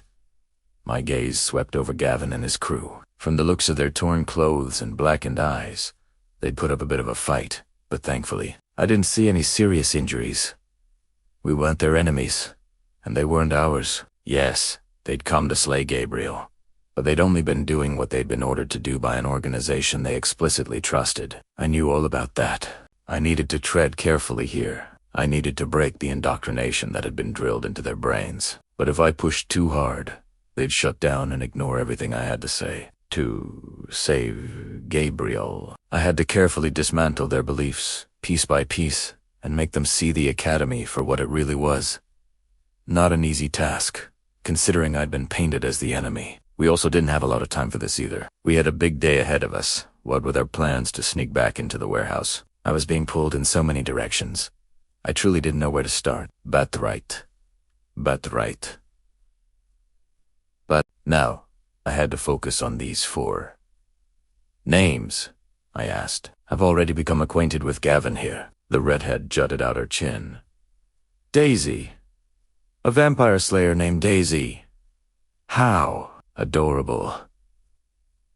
The other woman sighed and rolled her eyes. "Justine." "Mark," said the third. "All right, Daisy, Justine and Mark. You four are here to fulfill a bounty, right? Not to mention, take me down. A supposed traitor who has broken the sacred rules of the Academy." "That sound about right." Gavin shifted uncomfortably but nodded, his eyes narrow slits. His companions, still silent, followed suit. So, he was the leader then. My focus lingered on the other three, one male and two females, all of whom looked pissed and ready to fight. "I used to be like you," I continued, my tone calm and measured. "Things changed for me. And I want to tell you why. I have a story I'd like to tell. If you'll oblige, all you have to do is listen."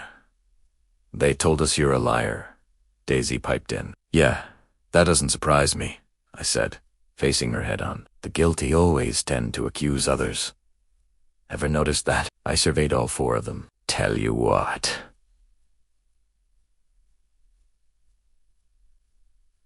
"Tell you what?" "You listen to what I have to say, and when I'm done, you're free to go, provided you don't come back and try to kill Gabriel again. If you do, I can't guarantee you'll leave a second time in one piece. And again, I'd like to remind you how easy it was for us to take you out.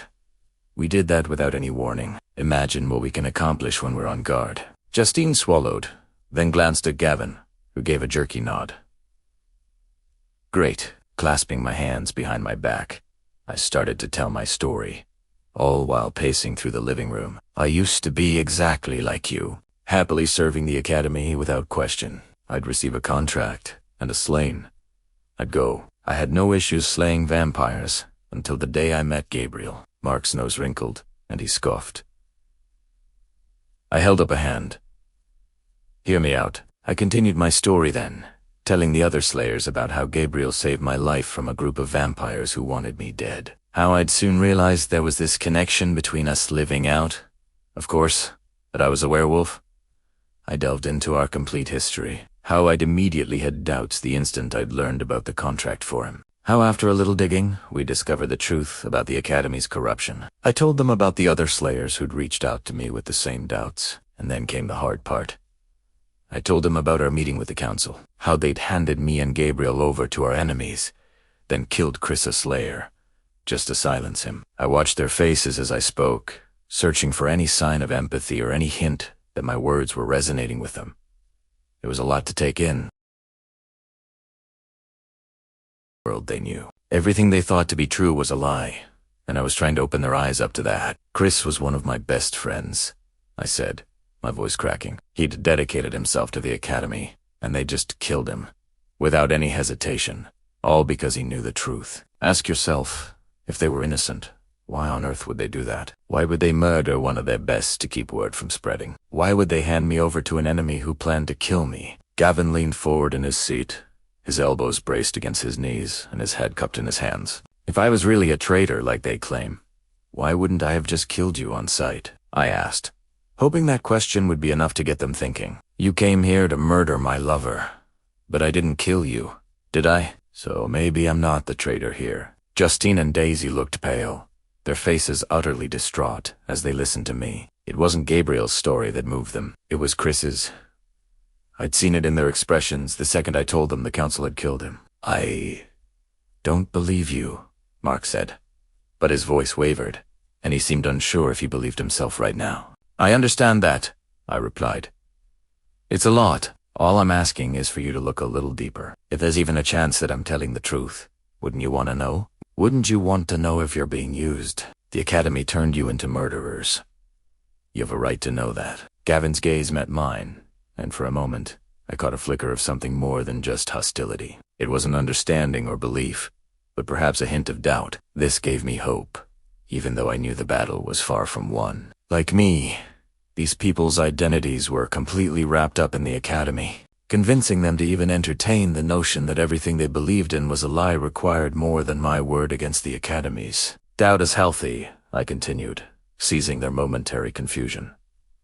It means you're thinking, questioning. That's all I'm asking you to do. Question, especially before you take another life. What exactly do you want us to do? Then Gavin asked, speaking for the first time. If what you say is true, digging for more information could be dangerous for us. We could end up dead like your friend. I took a deep breath and nodded, trying not to let his casual words affect me. That's a possibility. The academy has shown it'll defend itself. Violently so. All I'm asking is for you to look into this for yourself. You don't need to face the council like we did. Leave that to us. They won't quit until I'm dead anyway, so I'll eventually have to bring the fight to them. But you can at least do the research for yourself. Investigate. You know how? Find the answers, then decide for yourself what you want to do about it. Are you the sort who could continue killing innocents? Because I'm not. That's not who I am. I chose the difficult path, because it's the right one. The room fell into a thoughtful silence, each of them lost to their considerations. I'd given them a great deal to think about, and pushing any harder could backfire on me. They needed time and space now to process everything I'd shared. As I said, you're free to go, and I hope, I paused, making eye contact with each of them in turn. I hope you choose to look for the truth.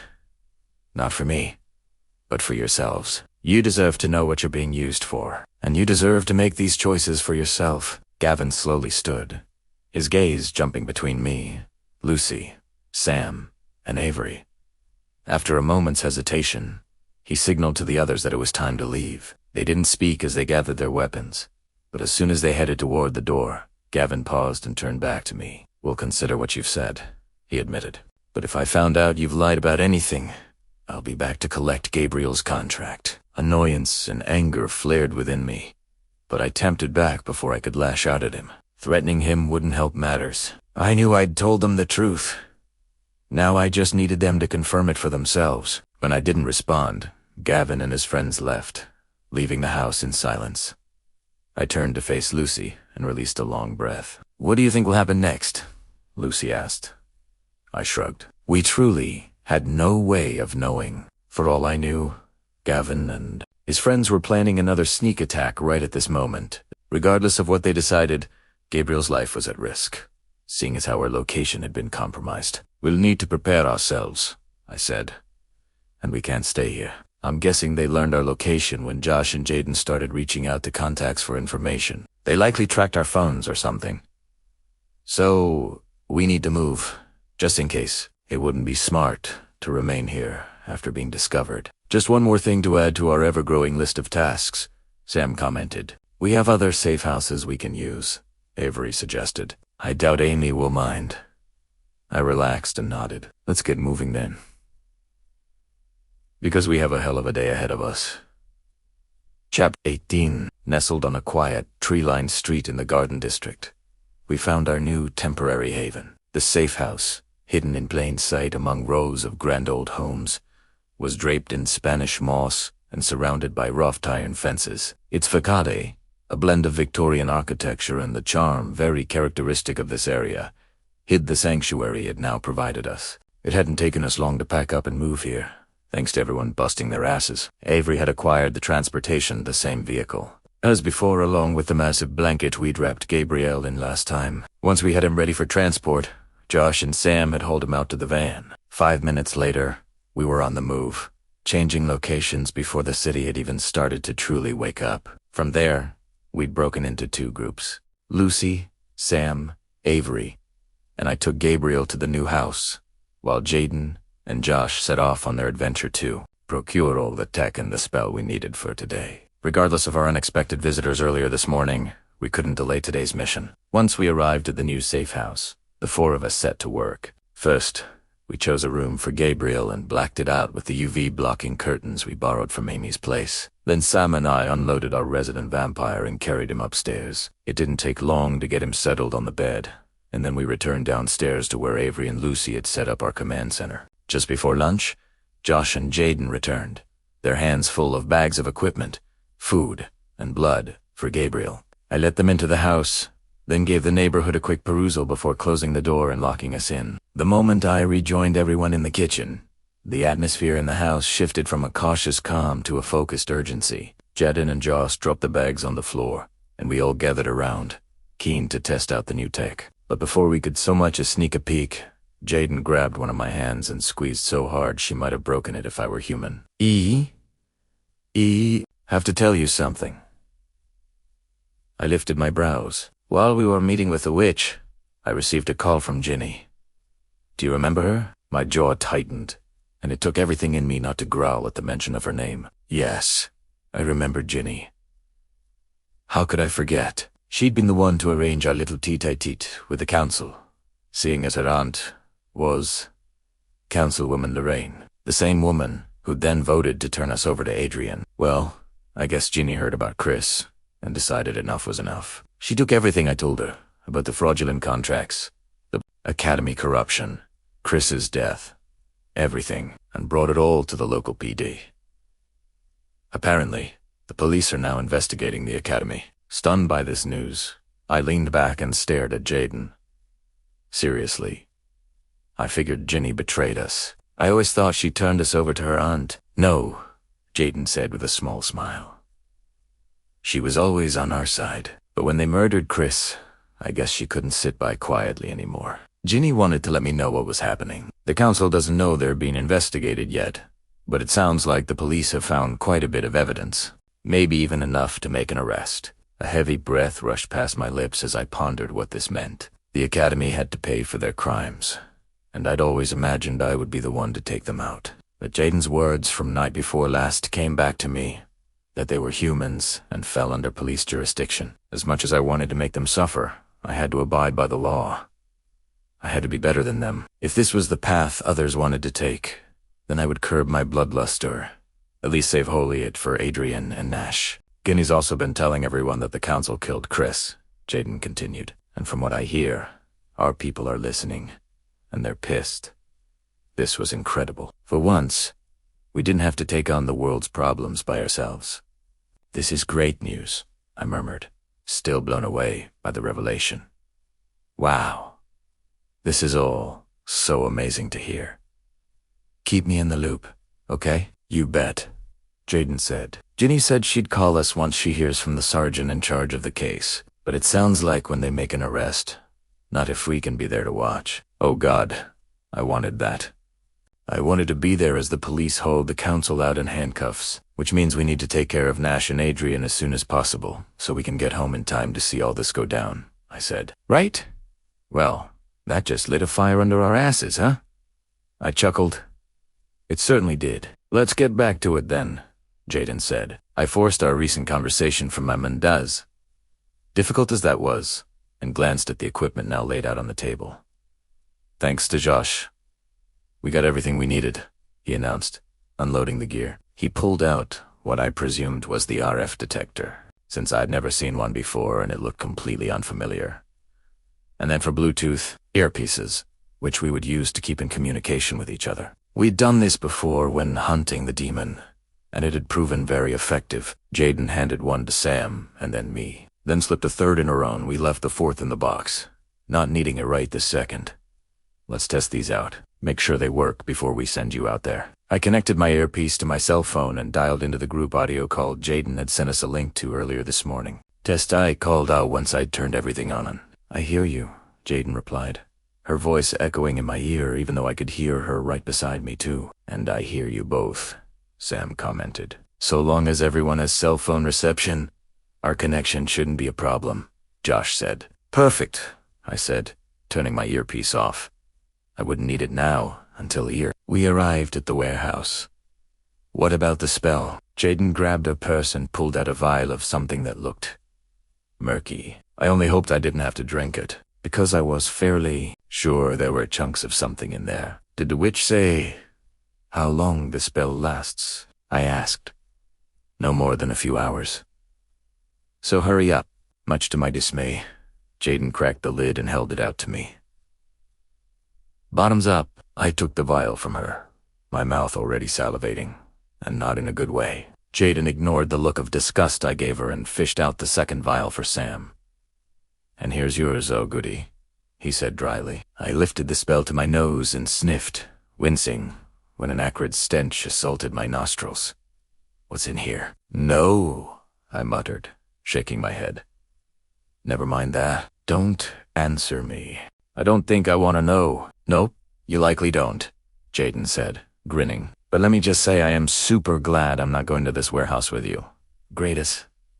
I held the vial to my lips, then glanced at Sam, who watched me with the same unsure expression. "On 3, I asked. "Oh, screw it." He appended the vial and dumped all the contents into his mouth, swallowing quickly. The second it was down, he lowered the bottle and caught my gaze, a challenge glinting in his eyes. Well, hell. Now I had to. I couldn't let Sam make me look bad.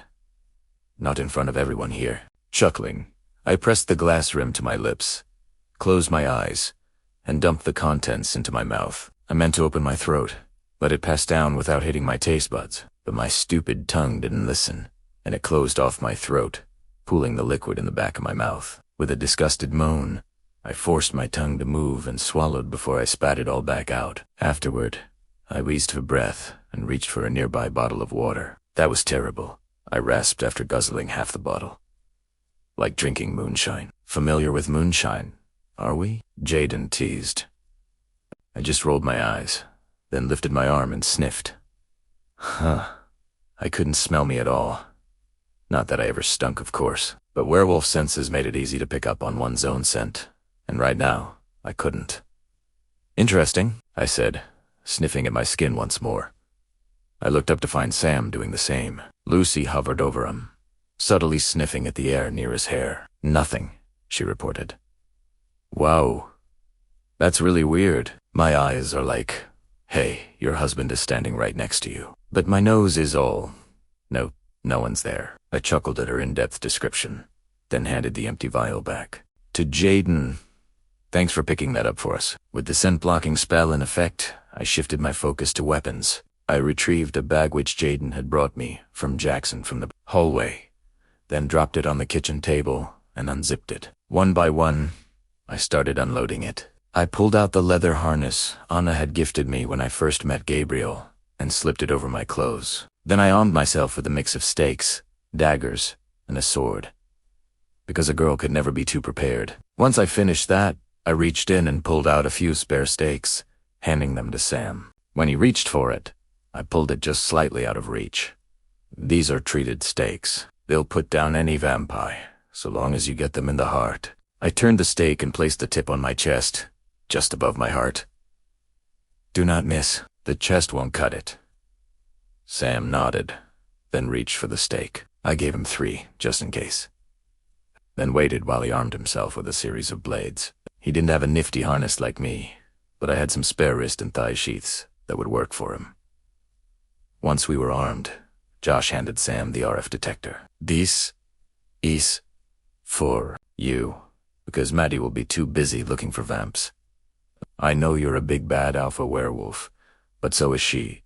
And she's also a vampire slayer, trained specifically to hunt them. You aren't.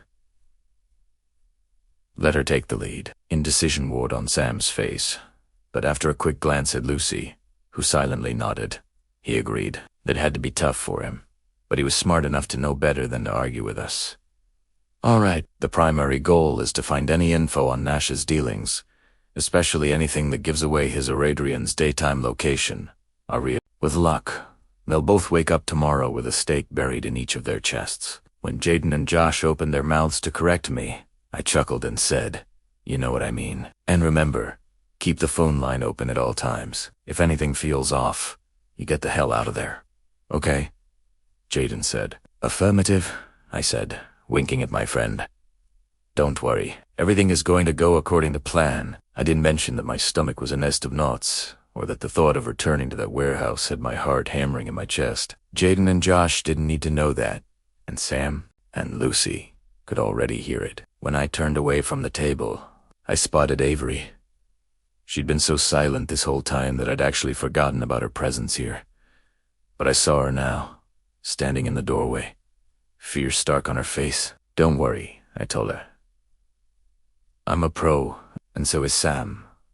We'll be home long before sunset, and Nash will never know we were there." Her head bobbed, though she didn't look quite so convinced. "Be careful." "You bet." I strode forward and placed a hand on her shoulder. "We've got this."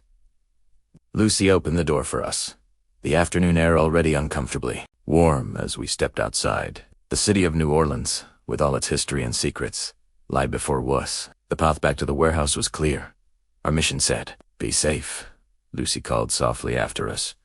I couldn't blame her for worrying. She was sending her sister and her husband into the devil's den. After all, Sam and I didn't look back as we climbed into the van and drove away. The drive to the warehouse wasn't far, but the real challenge would be finding what we needed inside. I only hoped we were successful. As the city passed by in a blur, I steeled myself for whatever awaited us, knowing that this was just the beginning of a much larger battle. Chapter 19. Sam and I didn't speak much along the way. Nerves, I suspected, considering my heartbeat grew louder and louder with every passing mile. I'd thought I could handle this, but my pulse said otherwise. We hit the city's outskirts, and the urban sprawl gave way to the untamed beauty of the bayou. I hadn't realized how badly I would react to all this. Perhaps I should have stayed home with Avery and handed this task to Jaden or Josh. No, it had to be me. They were slayers, yes, but I had the added bonus of being a werewolf. They didn't. And if something happened to either of them, I would never forgive myself. "Hey!" Sam's voice invaded my thoughts. I blinked and glanced his way, noting how tightly he gripped the steering wheel. He spared a glance at me before turning his eyes back onto the road. "You okay?" My nod was too fast, too forced, too jerky. Cramps twisted my stomach, and my hands were clammy and shoulders tight. No, I wasn't fine. But primera, kult NT. Tell him that. I was supposed to be leading this damn mission. "Talk to me," he said, his voice soft. In the years since we'd met, I'd come to think of Sam as a brother, but we'd never exactly had a heart-to-heart before. That had always been Lucy's job. But seeing as how she wasn't here, I bit my lip, then finally admitted, "I'm scared." "Well, I'd be surprised if you weren't," he said. I slid my fingers through my hair, pushing it all back from my face. "I have no reason to be scared. Adrian held me prisoner, sure. But no one hurt me. No one hurt you." Sam swung his head toward me, surprise widening. His eyes. "Maddie, there are other forms of harm beyond the physical. Adrian held you prisoner for 3 days. You barely slept. Tabarelli fed. You maintained wolf form practically the entire time, which is exhausting. And you had to watch them torture your mate. Though, I also need to remind you that they injected you with liquid silver. These people were about to kill you when you escaped. You have every reason to be afraid. I shook my head. His response made sense, logically. But there was a part of my brain that kept reminding me that what I faced was nothing compared to what Avery and Gabriel had gone through. Avery didn't want to talk about it, but I'd been there. I'd seen her room, smelled her blood, and seen the stark terror in her eyes. She'd endured far worse than me.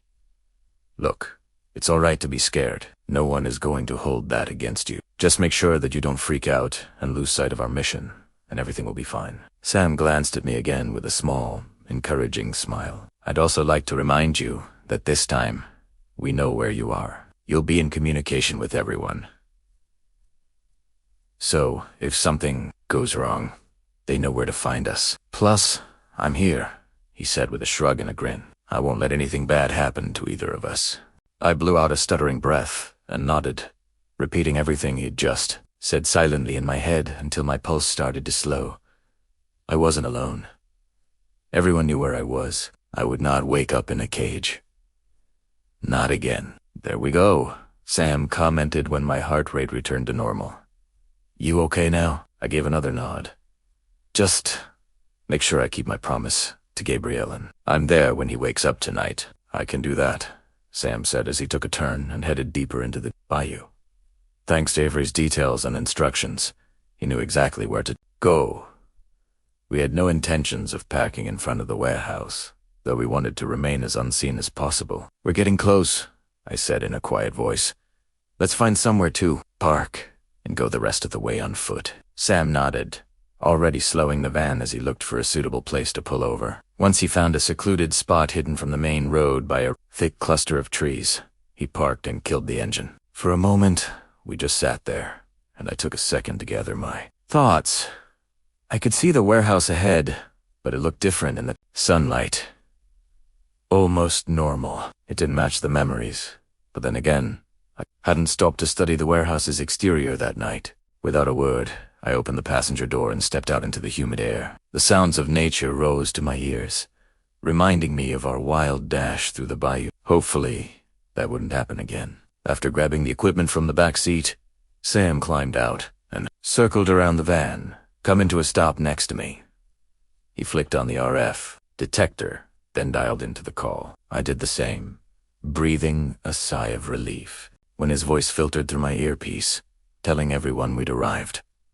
Roger, Josh said, his voice loud in my head. I adjusted the volume, then nodded at Sam, signaling that I was ready. We're approaching the warehouse, Sam reported when we started. Forward, keeping off the road in case anyone spotted us. The ground was soft underfoot, the earthy smell of the bayou mingling with the slight temps of salt water from nearby marshes. From here out, we need to be careful, I said. My eyes peeled on the warehouse. There were at least 4 human guards when Gabriel and I were here. They may have brought them in specifically to guard us, since I'm not a vampire, or they may be regular daytime guards. We won't know till we get inside. How do you want to handle them? Sam asked. I considered his question. They were human, but as far as I was concerned, these humans had signed their death warrants by working with Nash. We take them out if we have no other choice, I told Sam. Sam nodded, his expression grim but determined. We moved silently, using the natural cover to our advantage as we navigated the terrain. The warehouse loomed ahead, its single-door entrance gleaming in the sunlight. Once we were close enough to the building, we paused, taking a moment to survey the area for any signs of movement or security measures. Sam met my gaze, and I tapped my ear, then shook my head, wordlessly, telling him I didn't hear. Anyum. We both glanced at the RF detector to find it quiet, offering a small measure of relief, but I wasn't taking any chances.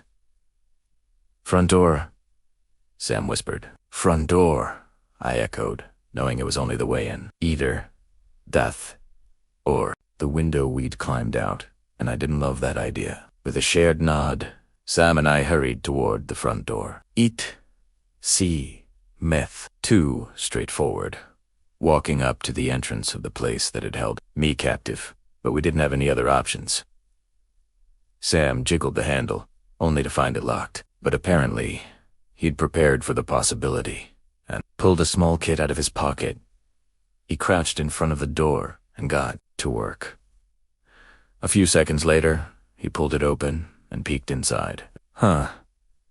Guess my brother-in-law knew how to pick locks. We crept inside the cool and dark interior, and I had to blink to help my eyes adjust. Once I could see again, I took in our surroundings to find that we'd entered the holding cells area of the warehouse. Sam and I stood in the hallway, staring at the many closed doors.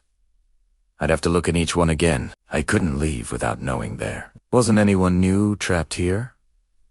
But we also needed to find Nash's office, all while ensuring keeping out of sight of any guards. Sam tapped my shoulder, and when I glanced his way, he pointed to our left, where he'd spotted a staircase.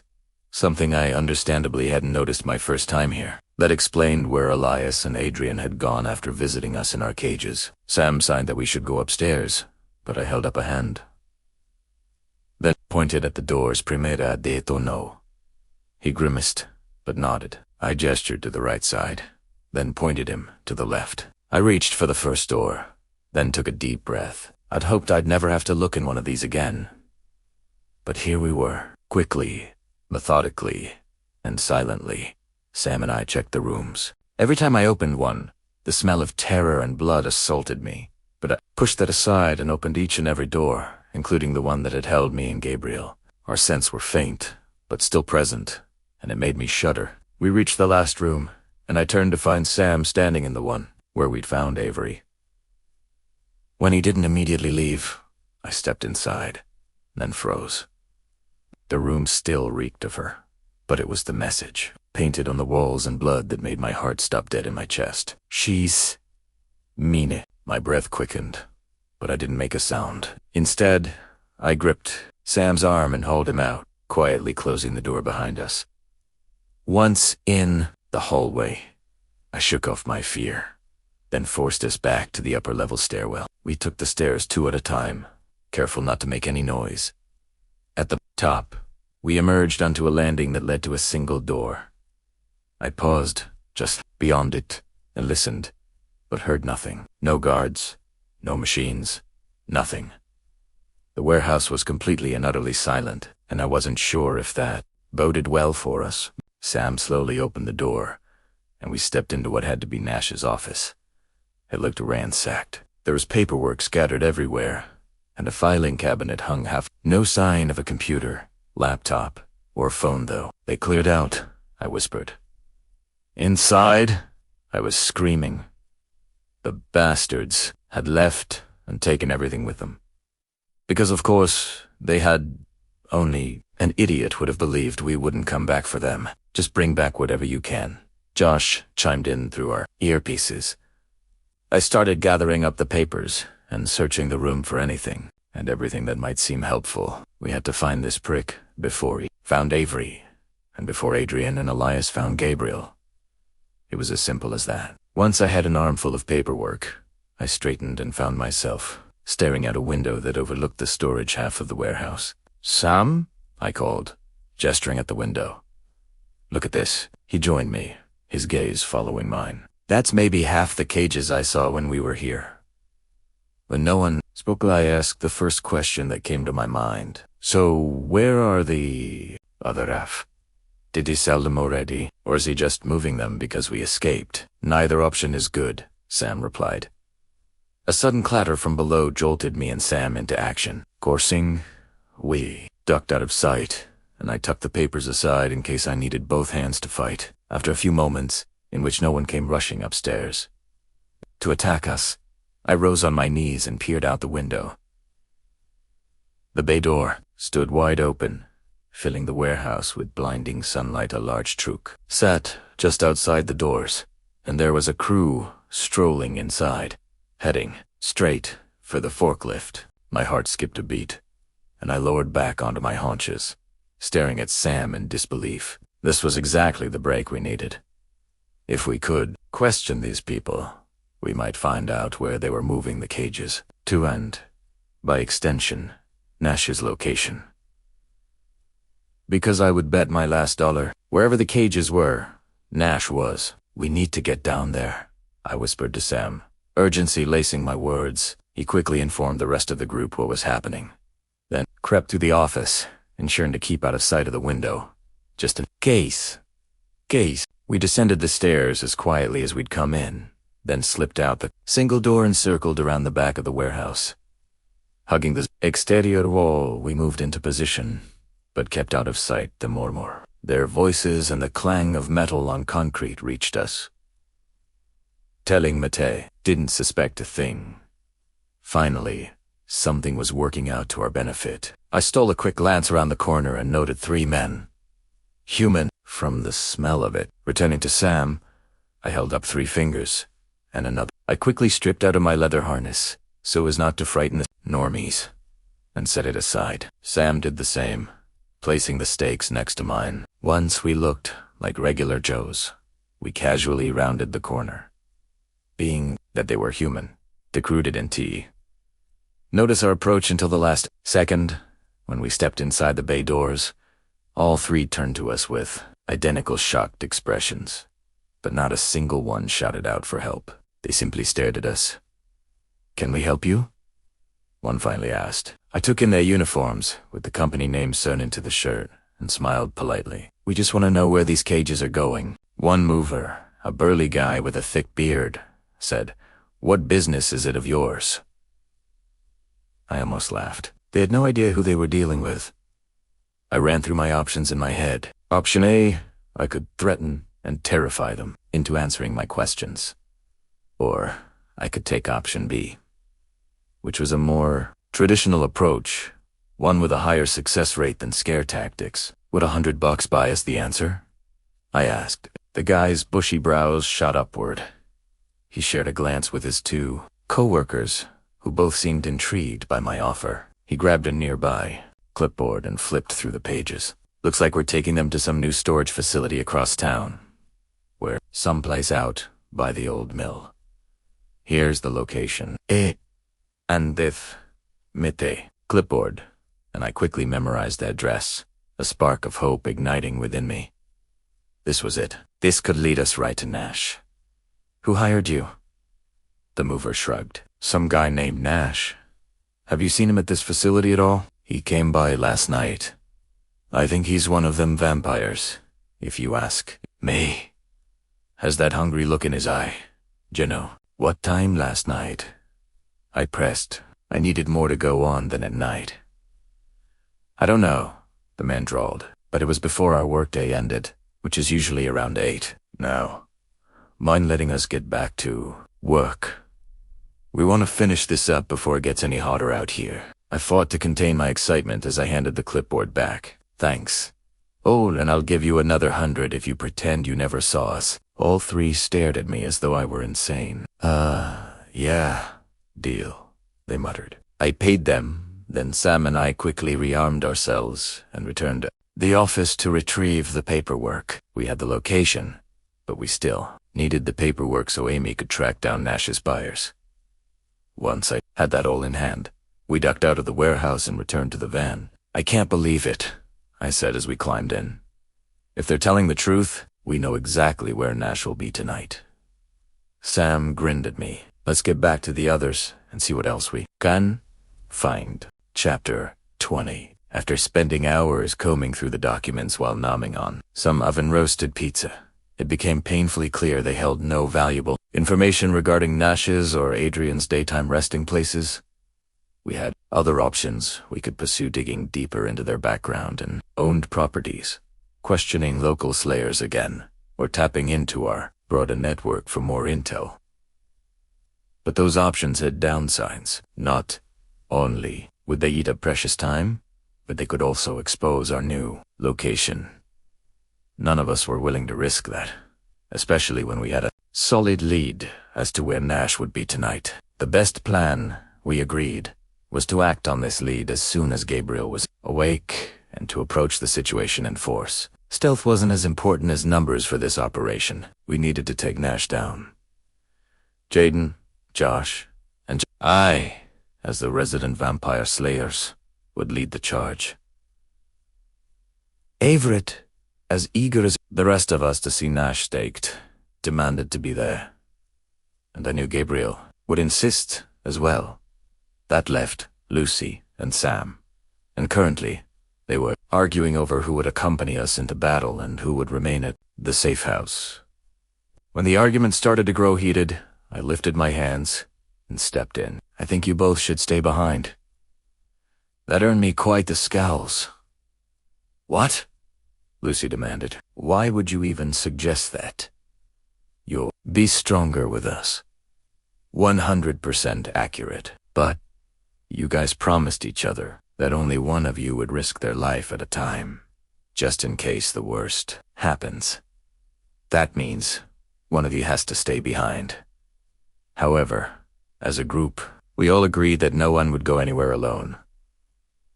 That also means no one gets left behind alone. Annoyance flashed across Lucy's face. If something happens, if we're wrong about Nash's location, if the Slayers, or hell, Adrian, find this place and attack, one of you may need the other's help. We would be stronger with one of you there. Absolutely. But I also refuse to risk anyone's life. These are the rules we agreed upon. So, you're both staying behind tonight to keep watch and protect each other. Maddie, trust me, I told her, pulling her into a tight hug. We've got this. Jaden, Josh, and I could handle Nash by ourselves. We're trained for that, but we're going to have Avery and Gabriel at our sides as well. We've got our bases covered. Lucy sighed and slumped against me. I hate this. I know. But you have to think about your kids. My job is to get you both of you home. I wouldn't be a very good aunt otherwise. Lucy chuckled, gave me a squeeze, then stepped back. Fine. Bud, promise me you'll come back in one piece, she said. I promise, I replied. And we promise too, Jaden chirped. Not that anyone asked that of us. The room burst into laughter, which eased a bit of the tension. Of course we want you guys to come home in one piece too, Lucy said, still laughing. We'll use the phones again, so Sam and I aren't sitting here fretting. I couldn't imagine Sam fretting. More like brooding. But I agreed to her condition. With the plan set and everyone's roles clear, everyone drifted off into their own corner of the house. Jaden and Josh started double-checking gear while Avery paced through the living room, clearly unable to sit still. Sam and Lucy retreated to the room they'd claimed as theirs, likely to Hebe. Everyone else some space to prepare. As for me, I ventured upstairs to wait for Gabriel to wake. Just like I'd promised, I headed into our room and closed the door behind me, sealing myself inside the darkness. I took a seat by the bed and reached for Gabriel's hand. It felt like so much had happened today. He'd gone to sleep in one of Amy's guest rooms, only to wake up in an entirely different house. Not to mention tonight's mission. He had no idea what we had planned yet. I'd have to fill him in quickly before we all left. As I waited for the sun to set, my mind drifted to tonight, with an luck. Within the next few hours, we'd stake Nash, and could close that chapter of our life. We'd never met in person, but he'd quickly climbed to the top of the list of vampires I wanted to kill, along with Adrian, and possibly Elias. With even more luck, perhaps all three of them would be at the storage facility tonight. Doubtful. I couldn't think of a single reason Adrian would be there. But a girl could hope, right? Gabriel's hand twitched in mine, yanking my back from my thoughts.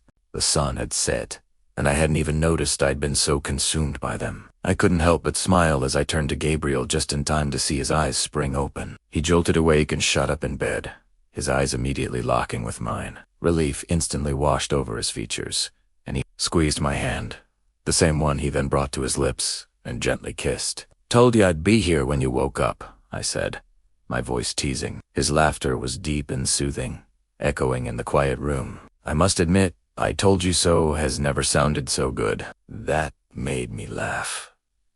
Releasing my hand, Gabriel cupped the back of my head and drew me close for a heartfelt kiss. But before our lips could touch, he paused, his attention caught by our unfamiliar surroundings. Where are we? I snickered at the look of pure confusion on his face. One of the pack's safe houses, I explained. Today's been eventful, to say the least. His brow furrowed with concern. What happened? Are you all right? Everyone's perfectly fine, I assured him. We just had some unwelcome visitors. Turns out, our investigation into Nash didn't go unnoticed. Some local slayers figured out and more importantly, your location. A few came calling, intent on fulfilling the contract on your head. I gave them a stun talking to, made them rethink all their life choices, then sent them on their way. But after that, we didn't feel safe staying at Amy's. So we relocated. Gabriel ran a hand through his hair, his expression a mix of amusement and bewilderment. I must say, waking up in a different place than where you fell asleep is quite jarring. I'm glad you could safely move me around during the day. But yeah, unsettling to say the least. I chuckled, then leaned forward to finally claim that kiss. The instant our lips met, all my worries and fears faded away, leaving nothing but the feel of him against me. The urge to strip him bare and explore his body came upon me so suddenly I had to pull away before I acted on it. Gabriel stared at me, his brow furrowed again. Everything okay? Hummed, while silently ordering my lady bits to calm the EFF down. We had plans tonight. Vampire slaying plans. There was no time.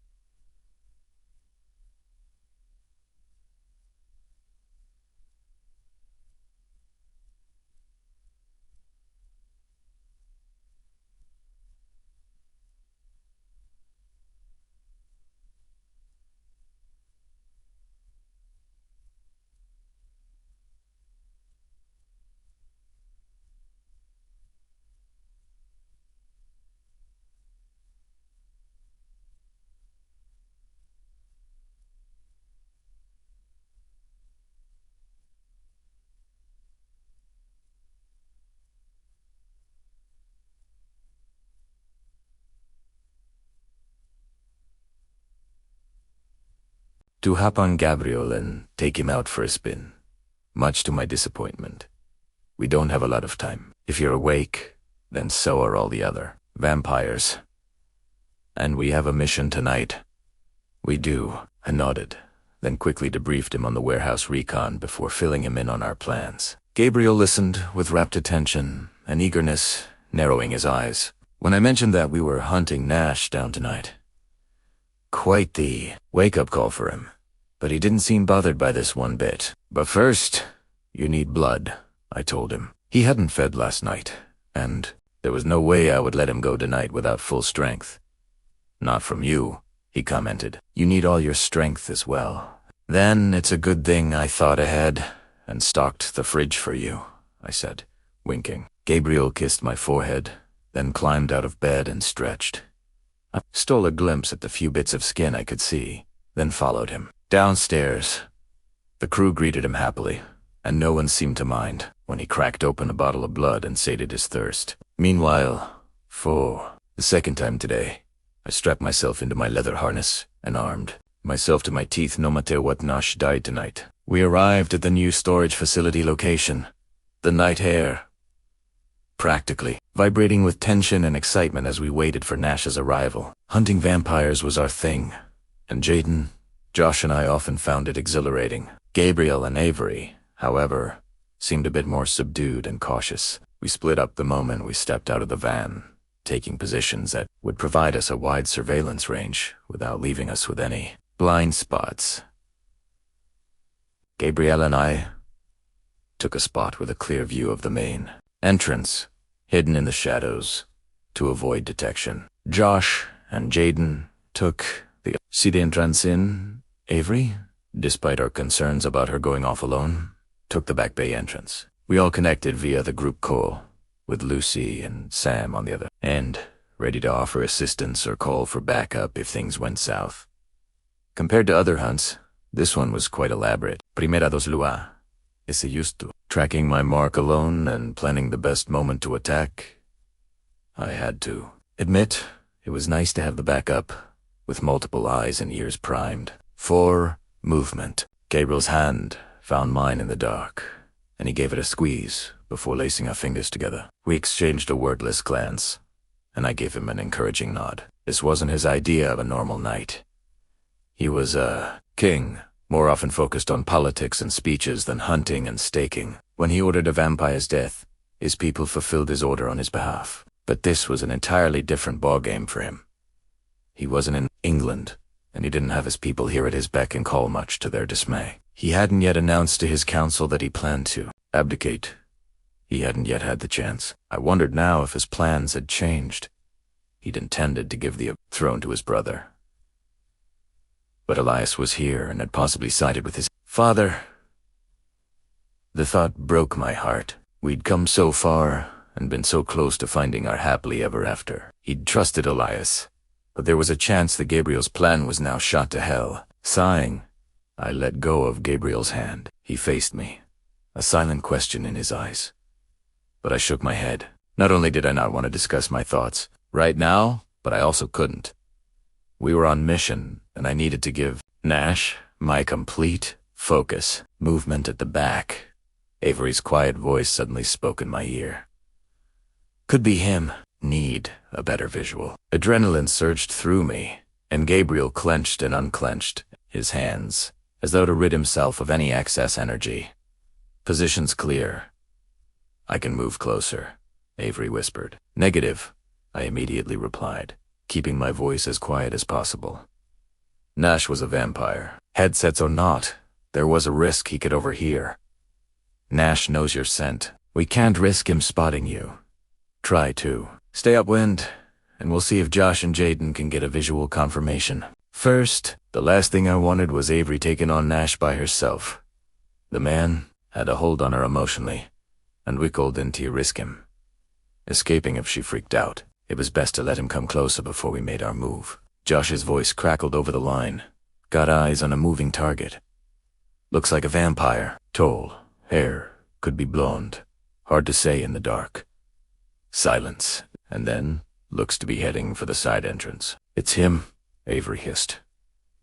I'd know his scent anywhere, and seeing as how she was the only one of us to have ever met him in person, we had to take her word on that. Go, I murmured, giving everyone the green light. Jaden and I are on the move, Josh whispered. Proceeding to the side, door entrance. On my way, Avery replied. I'll cut off his rear retreat. Gabriel and I will come in head-on. I finished. Good luck, came Lucy's soft reply. No one responded, seeing as how we were all too busy getting into position. Gabriel and I darted toward the side of the building, hugging the corner. I held up 3 fingers to Gabriel and silently counted down, just as I'd done with Sam earlier in the day. When I reached 0, we both stepped around the corner and came face to face with the vamp himself, just as Jaden and Josh appeared from the side, and Avery at his back. If I hadn't known any better, I would have thought we'd practiced this. Nash staggered back a step, clearly shocked to see us here. But the moment he realized who we were, a slow cat-like grin spread across his face. I was wondering if we'd ever get to meet in person. He drawled in an incredibly thick Louisiana accent. How nice it is to meet you too. I never had the pleasure of introducing myself while you were all locked up. Great. He was a talker.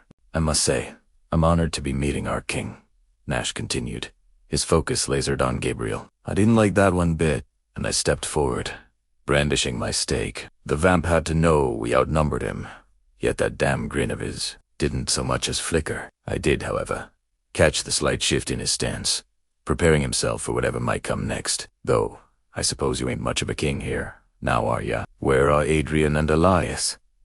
I demanded, drawing Nash's attention. His gaze flicked to me, and a flash of interest brightened his eyes. Yes, the werewolf mate. I would have loved to have gotten my hands on you. He leaned forward and licked his lips. I do so enjoy playing with your kind, as your friend Avery can attest. An inhuman snarl sounded behind me, and before I could stop Gabriel, he snatched Nash by the collar of his shirt and slammed him into the side of the building. Don't even look at her, Gabriel growled. Nash merely sized Gabriel up, then started laughing. So the king does have some teeth. His gaze lifted over Gabriel's shoulder, and he eyed me. You like them fanged, sweetheart. He made a show of flicking his tongue at his canines before fixing a malicious grin in my direction. Gabriel's response was swift and visceral. He slammed a fist into Nash's gut, one that had the vamp doubling over from the force. Yet Nash's laughter persisted, as grating and defiant as ever. Guess the only thing that would shut him up was a stake through the heart, which I was happy to oblige. I sidestepped Gabriel, my resolve hardening just as Josh, Jaden, and Avery closed ranks around Nash, sealing him inside a semicircle of vampire. Hunters, no more games, Nash, I said, my voice steady, despite the frustration boiling within me. Tell me where Adrian is, and I'll make this quick. Nash, clearly undeterred by the threat or this entire situation, smirked. Darling? You should know by now that I don't like doing things quick. I prefer taking my time. His taunt was cut short as Gabriel, with a ferocity that took me by surprise, gripped Nash by the throat and heaved him into the air one-handed. He slammed Nash against the building with a force that shook the aluminum siding. I glanced at my mate, my heart jumping at the sight of him. Hey, look, every inch the powerful vampire king, fueled by righteous anger. Just stake him. Gabriel's voice came out low and threatening, his patience clearly growing thin. I nodded, then faced Nash and shrugged. Guess your time is up. But rather than show fear, Nash's grin only broadened, and his eyes gleamed with defiance. Maybe, maybe not, he taunted, his gaze suddenly shifting past us. Instinctively, I turned to see what had caught his attention. My heart instantly sank when I caught sight of another figure striding through the shadows toward us. A vampire I very much recognized. Elias, I whispered. Chapter 21. The second Elias's name left my lips, the mood shifted drastically. We were already on edge, prepared for whatever might come our way. But suddenly, the suspense cranked up a notch. The sight of Elias striding toward us with such purpose had me tensing from head to toe. Gabriel's hold on Nash loosened a bit as he glanced over his shoulder at his approaching brother. The brother he once trusted, now potentially a traitor. Waves of emotions poured off. Gabriel confusion, anger, pain. Elias. Gabriel's voice cut through the night, his entire body coiled for a fight. I repositioned myself next to Gabriel, with my back to Nash, so I could keep an eye on Elias. I trusted my mate to protect me from any threats behind me, as I would for him. Elias halted a safe distance away, his gaze sweeping over Jaden, Josh, and Avery before fixing on me. The slight smirk on his lips suggested he found something amusing about this situation. Yeah, well, doubtful he'd find it funny when I rammed my stake up his sore in his chest. No choice depended on him and his next move. If he'd come to protect Nash, then he'd join him in hell. Fancy seeing you all here, Elias remarked, his attention flickering. Between me and Nash, I thought I caught a hint of annoyance cross his face for a moment. But annoyance at what? For us catching Nash? Or that he was still alive? What do you want? Gabriel demanded, his back still to his brother as he focused on Nash. I'm here to put an end to all of this, Elias declared. A stug dat. Simple statement told us anything. Spoiler alert. It didn't, it merely created more questions. I readjusted my stance and gripped my stake tighter even. Come down to choosing who to take out first. Elias topped that cake. He presented the bigger threat. Nash could wait another night or two. I'd tracked him down once already. I could do it again. And what? Exactly. Primera pressed. Elias's slight smile returned, and he dared to step closer. A motion that sparked an instant reaction from Jaden, Josh, and me. Within the span of a breath, Elias found himself the target of 3 stakes, all pointed at him by 3 very unhappy slayers. His expression comically shifted to shock, as though he hadn't expected us to react so quickly. He lifted his hands, as though to show us he was unarmed. We knew better. Vampires didn't need weapons to be considered dangerous. Nor did werewolves. Not another step, I warned, balancing precariously on the balls of my feet in case I needed to spring into action. Our eyes locked, and for a second, I thought Elias was trying to silently communicate with me. But since mind reading wasn't in my skill set, his efforts were rather pointless. After a moment, he gave a subtle nod. So, Minimel, I might have missed it if I hadn't been watching him so closely. I angled my head and studied him, trying to puzzle out his purpose here. Elias's true allegiance remained a mystery. He'd told me point blank that he'd come to America to watch Gabriel die, indicating that he'd sided with Adrian. Yet he'd been the one who'd given me the idea to feed Gabriel my blood, which was what we'd needed to escape. I honestly didn't know what to think. Before things went south, Gabriel had believed Elias was loyal, but it was so easy to be blinded by love for someone you cared about.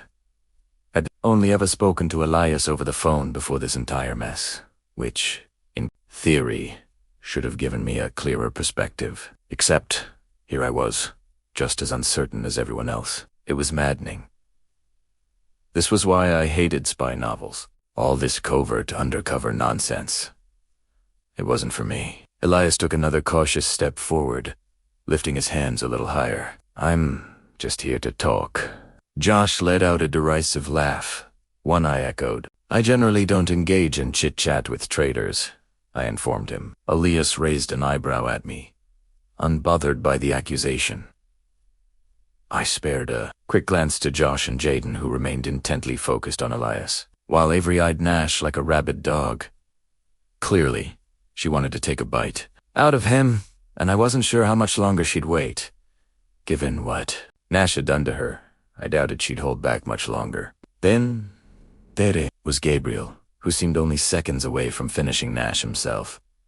We were a powder keg waiting for a spark, meaning I didn't have long to figure out Elias's intentions or where he stood. But then, my eyes met Elias's, and I saw something. Stared at me so hard, like he was trying to communicate with me. I thought I caught a hint of, what? Regret?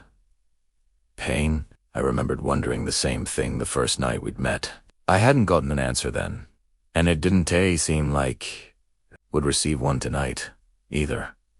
He jerked his chin to the side, suggesting a move. When I didn't, he tried again, his gaze still boring into mine. I blinked at him and nearly laughed aloud. Surely, he hadn't expected me to listen to him. There was no way in hell I'd stray from Gabriel's side right now. Exhaling harshly, Elias's shoulders slumped, and he pinched the bridge of his nose. He muttered something quietly, a word that almost sounded like mates, and then he suddenly vanished into thin air, like full-on disappeared. Chaos erupted in the street as everyone realized that he'd well and truly vanished from sight. I spun in a circle, my keen gaze searching every nook and cranny. "What the hell?" Josh shouted. "Where'd he go? Where is he?" Jaden echoed. "What's going on?" Lucy's voice blared in my ear. "What's happening?" Avery shouted. "Where is he, Maddie?" Gabriel demanded, his attention torn between keeping Nash in check and the sudden disappearance of his brother. "I have no idea," I answered, frantically scanning our surroundings for any sign of Elias. How on earth had he disappeared like that? But then, as quickly as he'd vanished, Elias reappeared, except wasn't standing in the same spot. No, instead, he stood on the other side of Gabriel, with a stake gripped tightly in his hand. My heart leapt into my throat, a strangled cry escaping my lips. "Gabriel!" I screamed, terror seizing me. Every fear I'd ever had of losing him seemed to crystallize in that single, horrifying moment. All Elias had to do was turn and drive that stake home, and I wouldn't be able to stop him. Time seemed to slow the second Elias raised his hand, ready to bring all my nightmares to life. My body moved on, instinct, ready to throw myself at him, between them, anything to save Gabriel. I couldn't lose him. But then, a heartbeat later, everything changed. Elias didn't turn the stake on Gabriel. Instead, With a startling precision, he plunged the stake into Nash's chest. The street fell dead silent, everyone skidding to a stop. He'd staked Nash, not Gabriel. Nash. Nash's expression mirrored my shock. He stared at the stake in his chest, then dropped into the middle of the street, dead. All I could do was stare, still trying to wrap my head around what had just happened. Elias had just staked Nash's. Supposed I'd wanted an answer regarding his loyalty, and now I had it. Relief had me staggering back a step and lifting a hand to my heated cheeks. I felt so faint, my body unsure how to process all this. Gabriel broke the silence with a loud, triumphant, "Ha!" that nearly gave me a heart attack. I whirled around, my hand now cupping my throat, and watched as Gabriel engulfed his brother in a bone-crushing hug. "Knew you were on my side." Elias just chuckled and gave Gabriel a brotherly pat on the back. "You didn't know shit. Come on, admit it. You had no idea what was going on." "Nah, never doubted you for a second," Gabriel retorted, his accent thickening as it always did when he spoke with his brother. "Your girl did," Elias said, laughing. He stepped out of Gabriel's embrace, then turned to face me with a beaming grin. "Had you wondering, didn't I?" "Still do," I admitted, still breathless. I bent at the waist and hung my head down by my thighs, hoping it would help slow my heart rate. "You all right, love?" Gabriel asked. "Just need a moment," I mumbled. The image of Elias lifting that stake would haunt me until my dying day. I'd truly thought he'd intended to use it on Gabriel. Elias laughed, as though he'd just managed the biggest prank in the world. Gabriel's firm hand came down on my back and rubbed in small circles. I accepted the comfort for a few seconds, then straightened to find I wasn't the only one still freaked out. Jaden and Josh stood off to the side, their eyes wide as they took in the developing scene. Avery, however, crouched near Nash, her face stark as she memorized his features. This might have been a heartwarming moment for Gabriel and Elias, but for Avery, it was something else entirely. I stumbled to her side and crouched next to her. "It's over." She nodded, tears spilling down her cheeks. "He can't hurt you or anyone else anymore," I said to Avery, hoping to provide her a measure of comfort, however small. She sniffled, then nodded again.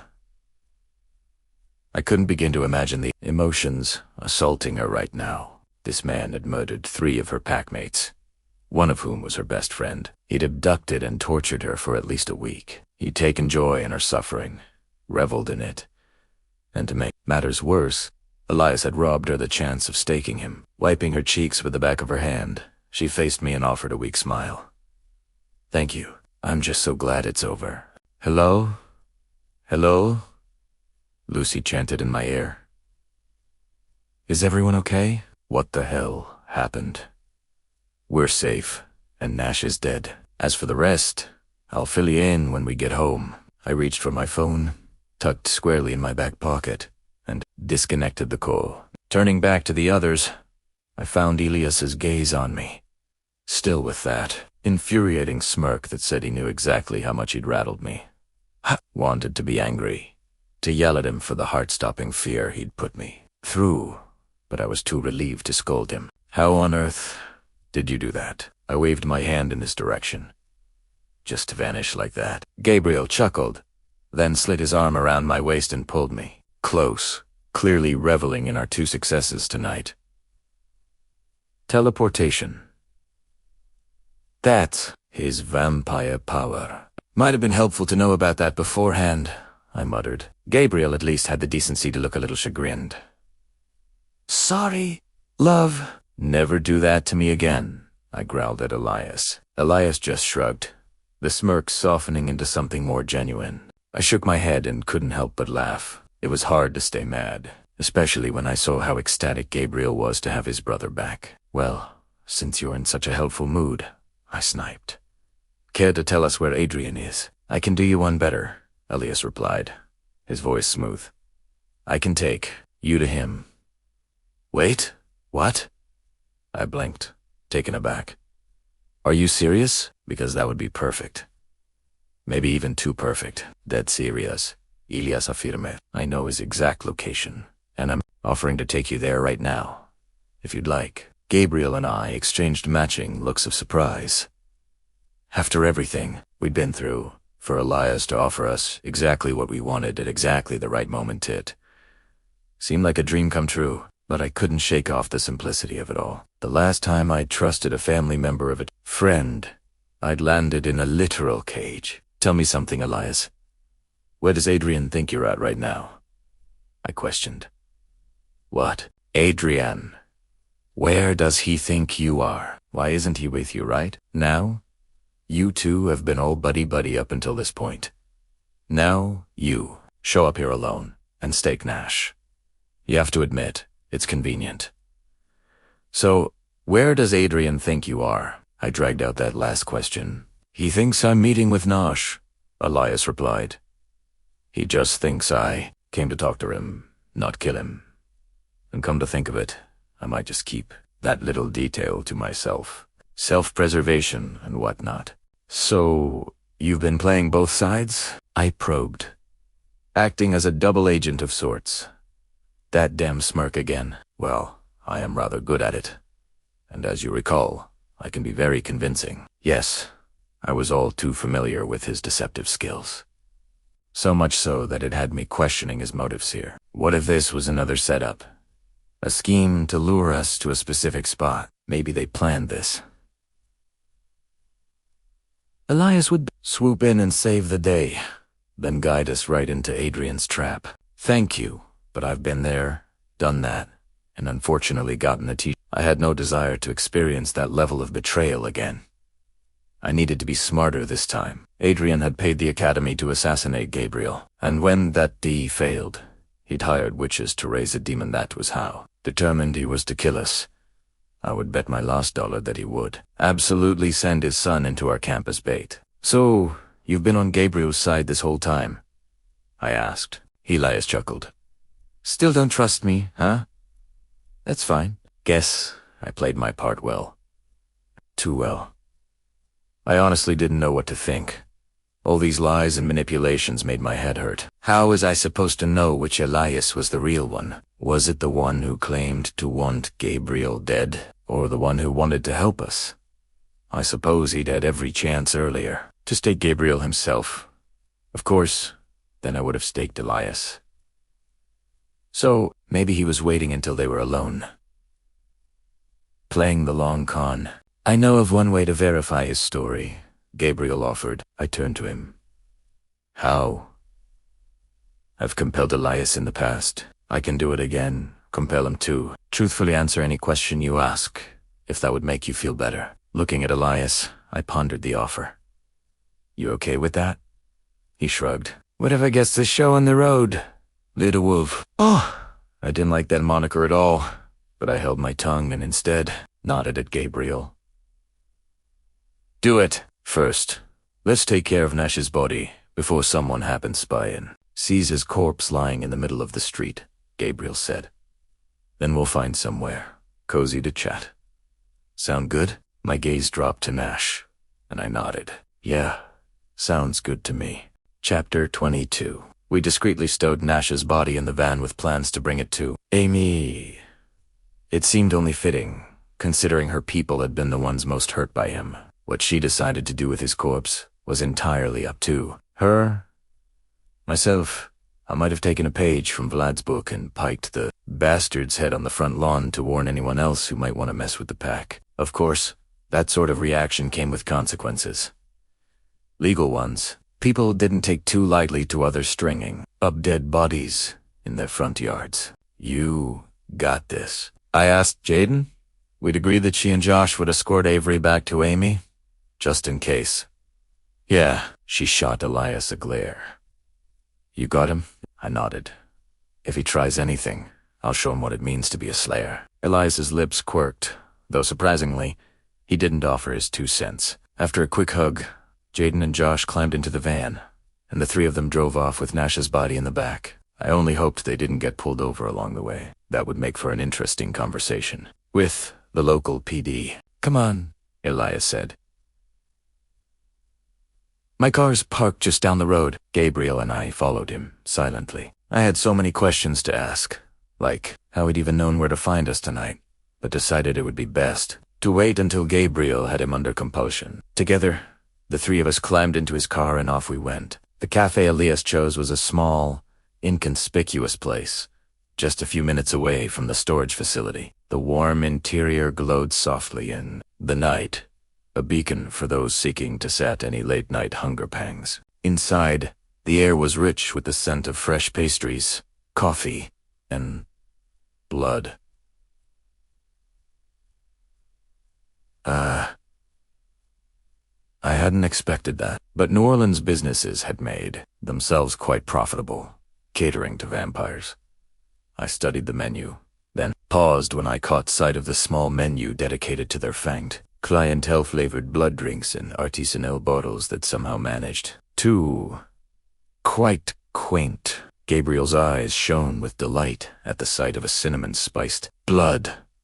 Despite the evening's grim circumstances, I couldn't help but feel a twinge of normalcy as I listened to the two brothers bicker over which drink would taste better, blood with lime or lemon. I chose to abstain when they glanced my way. As a non-blood drinker, I didn't feel equipped even to hazard a guess. Eventually, the three of us settled into a booth near the back of the cafe, me with a strong black coffee and slightly too dry banana muffin, Gabriel with his cinnamon-spiced blood, and Elias with the lemon-flavored one. Gabriel sipped his drink, then nodded at Elias, who nursed his own. "Ready? Hit me," Elias said. Leaning in, Gabriel snared Elias's gaze. Then, in a low, hypnotic voice, he said, "You will answer every question Maddie asks, with nothing but the truth. And when we're done, you'll remember it all." Elias blinked, his posture subtly shifting to obey Gabriel's command, then turned his gaze to me. After a bite of my muffin, I dove in, eager to hear his answers.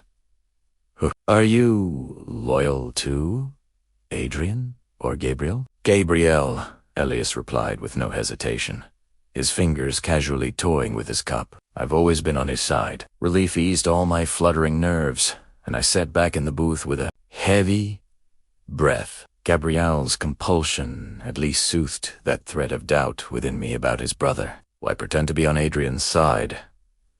I asked, "What did you gain from that?" Elias's expression remained open and unguarded. I had to know what you were up against. I saw an opportunity to get close to my father and learn his plans. Otherwise, what good am I? And it isn't like I could charge in and rescue you two. You saw for yourself how many guards he had on hand. I'm strong, but not even I could take on that many. I did what I could. I told you to give Gabriel blood, which I knew would then facilitate your escape. Afterward, I pulled the guards away and led everyone upstairs to give you the time and space you needed. And Adrian doesn't suspect you helped us. If he does, he hasn't said. "How did you find us tonight?" I continued, quick-firing the questions. A snicker escaped Elias, and he leaned back in the booth. "Would you believe it was a coincidence? I'd actually gone there to kill Nash. Turns out, we had a similar agenda. Vamps like him don't belong in the streets. They belong in the ground. And with Adrian gone, it was the perfect opportunity.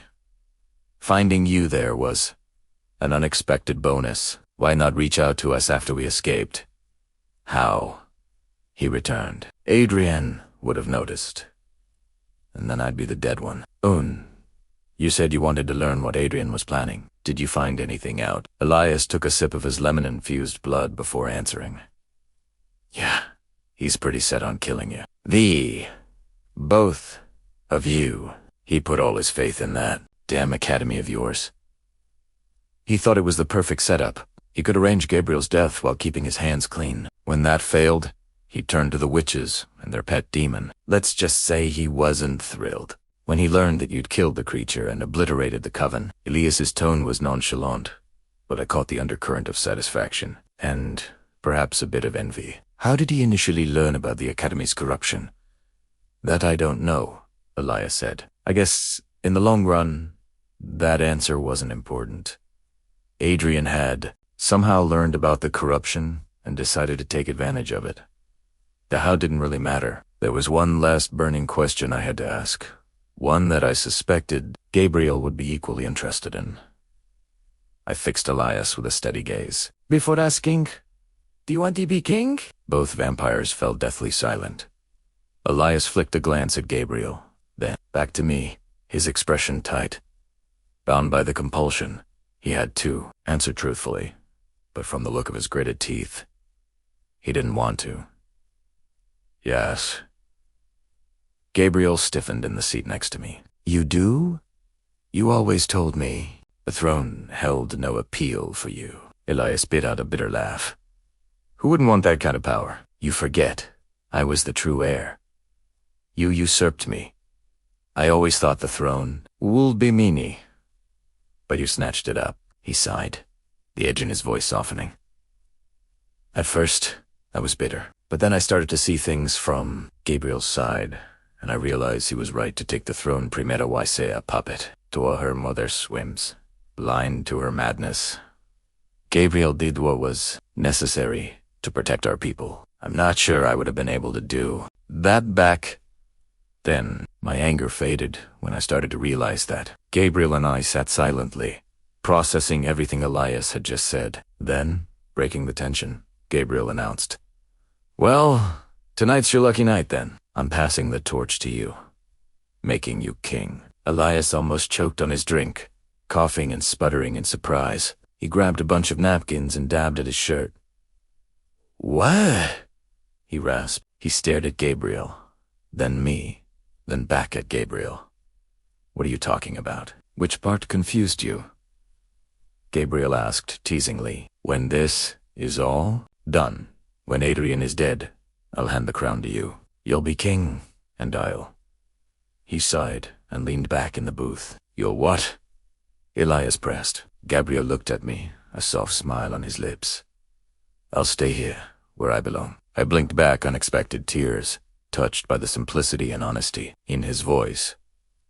"I'd meant to discuss this all with you before Adrian staged his little abduction," Gabriel continued. Elias sat forward in the booth and rested his elbows on the table. His focus lasered in on his brother. "You want to make me the king?" "Absolutely."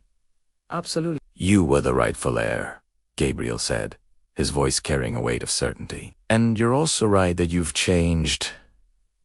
You aren't our mother's puppet anymore, primarily because she's dead. But that's beside the point. You've also proven that you can stand against our father. I don't want to be the king anymore. You do. It seems like the perfect solution to me." Elias bit his bottom lip, his expression conflicted. "Forgive me."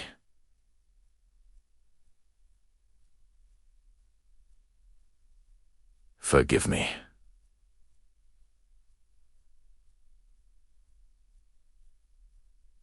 Fug asking this question, but are you only doing this for her?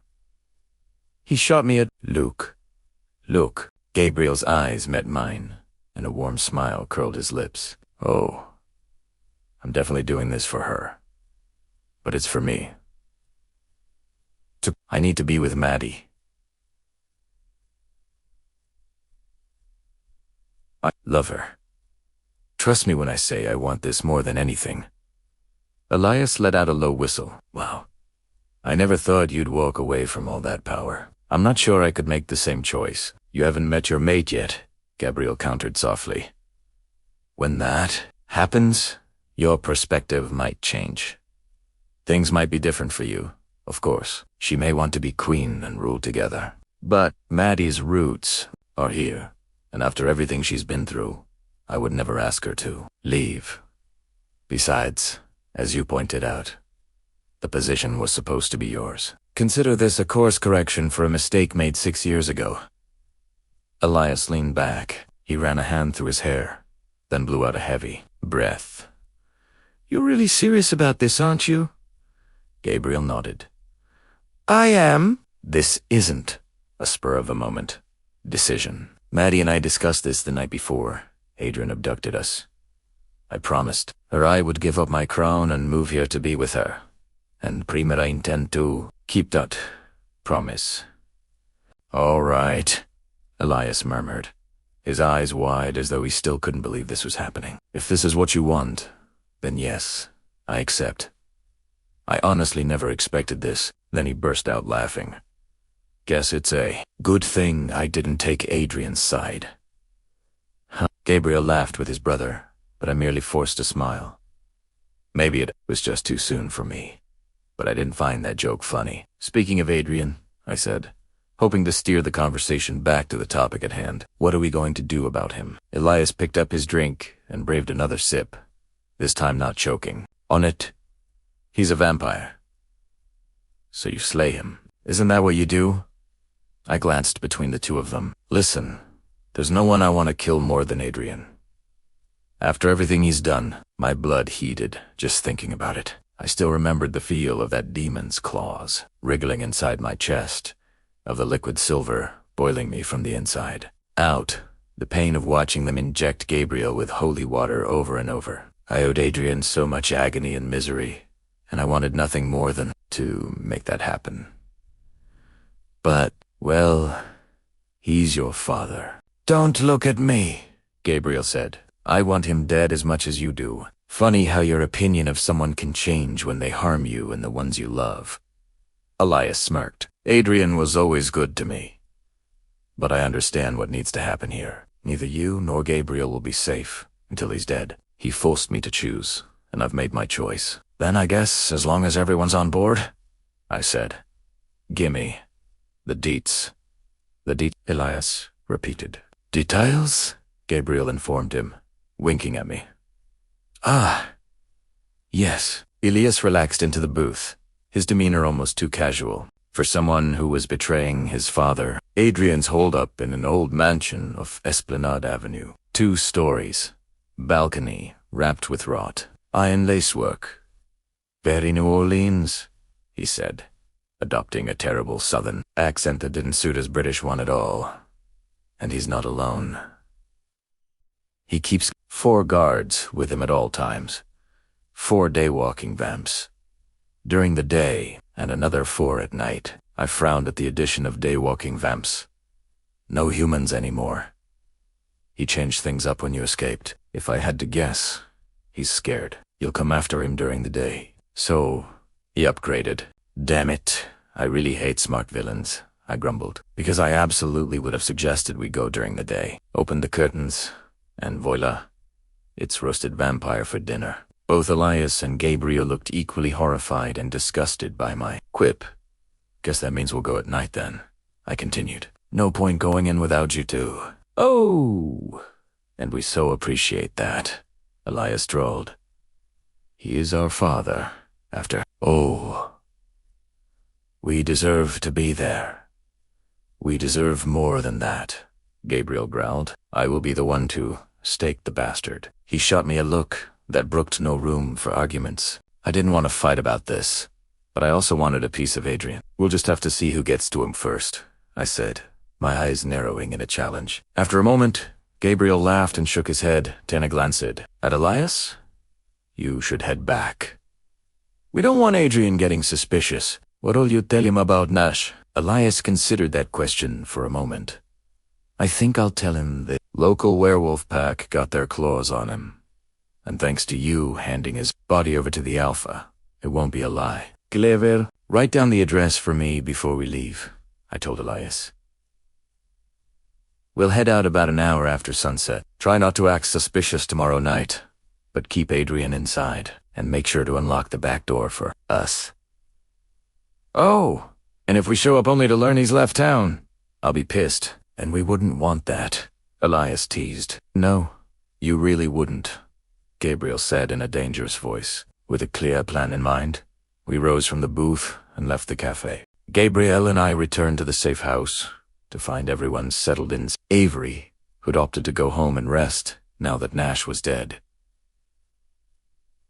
Jaden sat in the middle of the living room floor, surrounded by a new pile of weapons, including one disassembled crossbow she was working to reassemble. Josh sat on the couch with an array of steaks laid out on the living room table like he was inspecting them. And Sam and Lucy sat in the kitchen with 2 steaming mugs of tea in front of them. It surprised me. to find everyone still awake, but they probably hadn't felt right going to sleep before Gabriel and I returned home.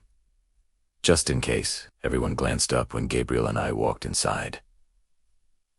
Their expressions a mix of relief and eagerness. Well, Jaden jumped right in. "Can we trust the Fanged Defender?" Laughter rumbled from Gabriel. "Oh, he'll love that nickname." Chuckling, I slumped into the nearby armchair, the leather cool against my skin. "Elias is legit, and he's given us Adrian's location, along with Day. Promised to assist us when we make our move, which will be tonight after sunset." Josh paused and glanced at me. "We're not going during the day. Unfortunately, Adrian has a brain, and when Gabriel and I escaped, he upgraded his guards with 4-day walking vamps." Jaden gave a low whistle. "Clever bastard. Doing it after dark means Gabriel and Elias can assist, so that's something." Clicking the last piece of her crossbow together, Jaden tested the drawstring with a satisfying snap. Amy's way of thanking us for taking out Nash. I replied. I was grateful for the extra weapons. Don't get me wrong, but crossbows had always been Chris's expertise, and seeing one in Jaden's hands only reminded me he was gone. Where I suspected Jaden and Josh were having a similar melancholic moment, Jaden placed the crossbow down and faced Gabriel. "Are you ready for this fight?" He curled a lip, exposing a fang. "More than ready." She studied him, then pushed to her feet and came to stand in front of him. "The first thing they teach us at the academy is to separate our emotions from the job. Can you do that? Adrian is your father, and he's done a lot of shitty things to you recently.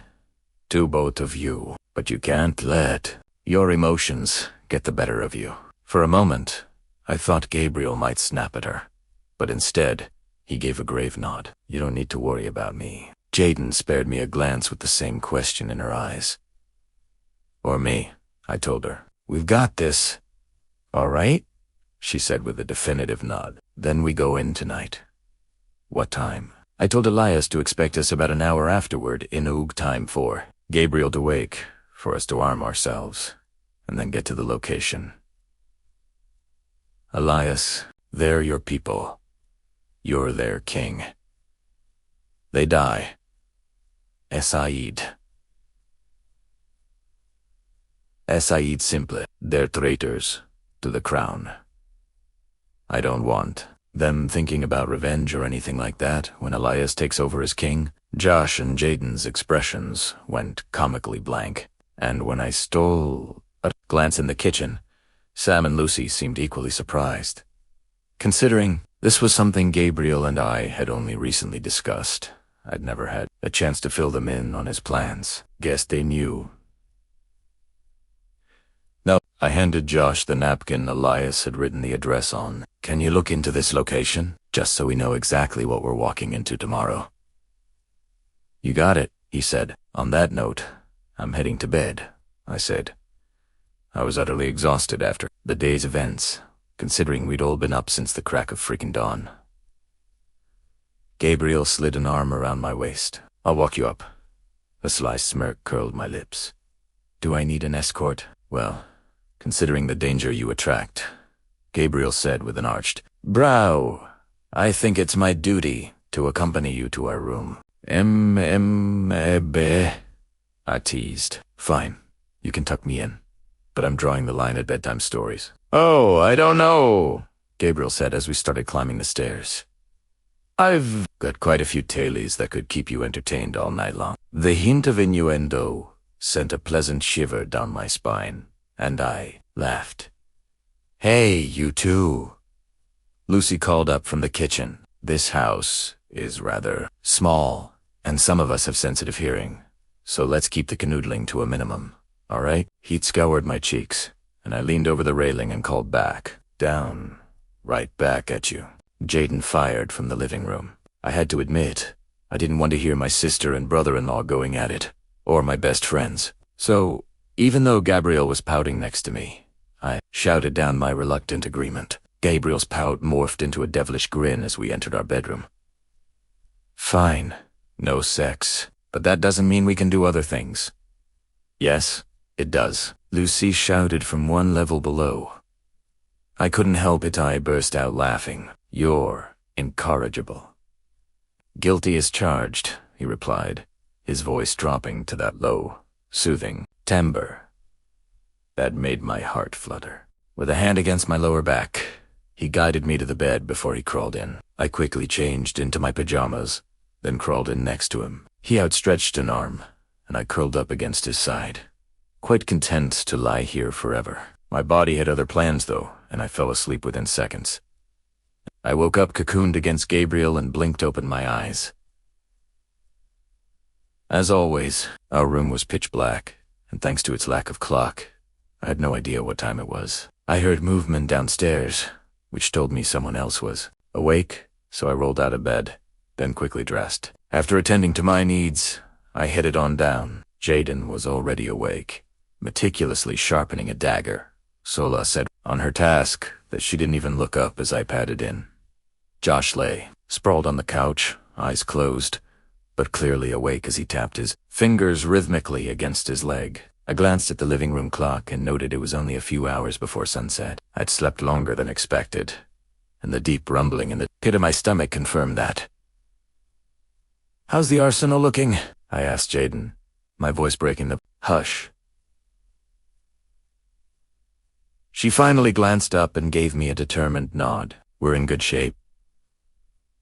Stakes, daggers, the crossbow. You have your sword and daggers, too." I did.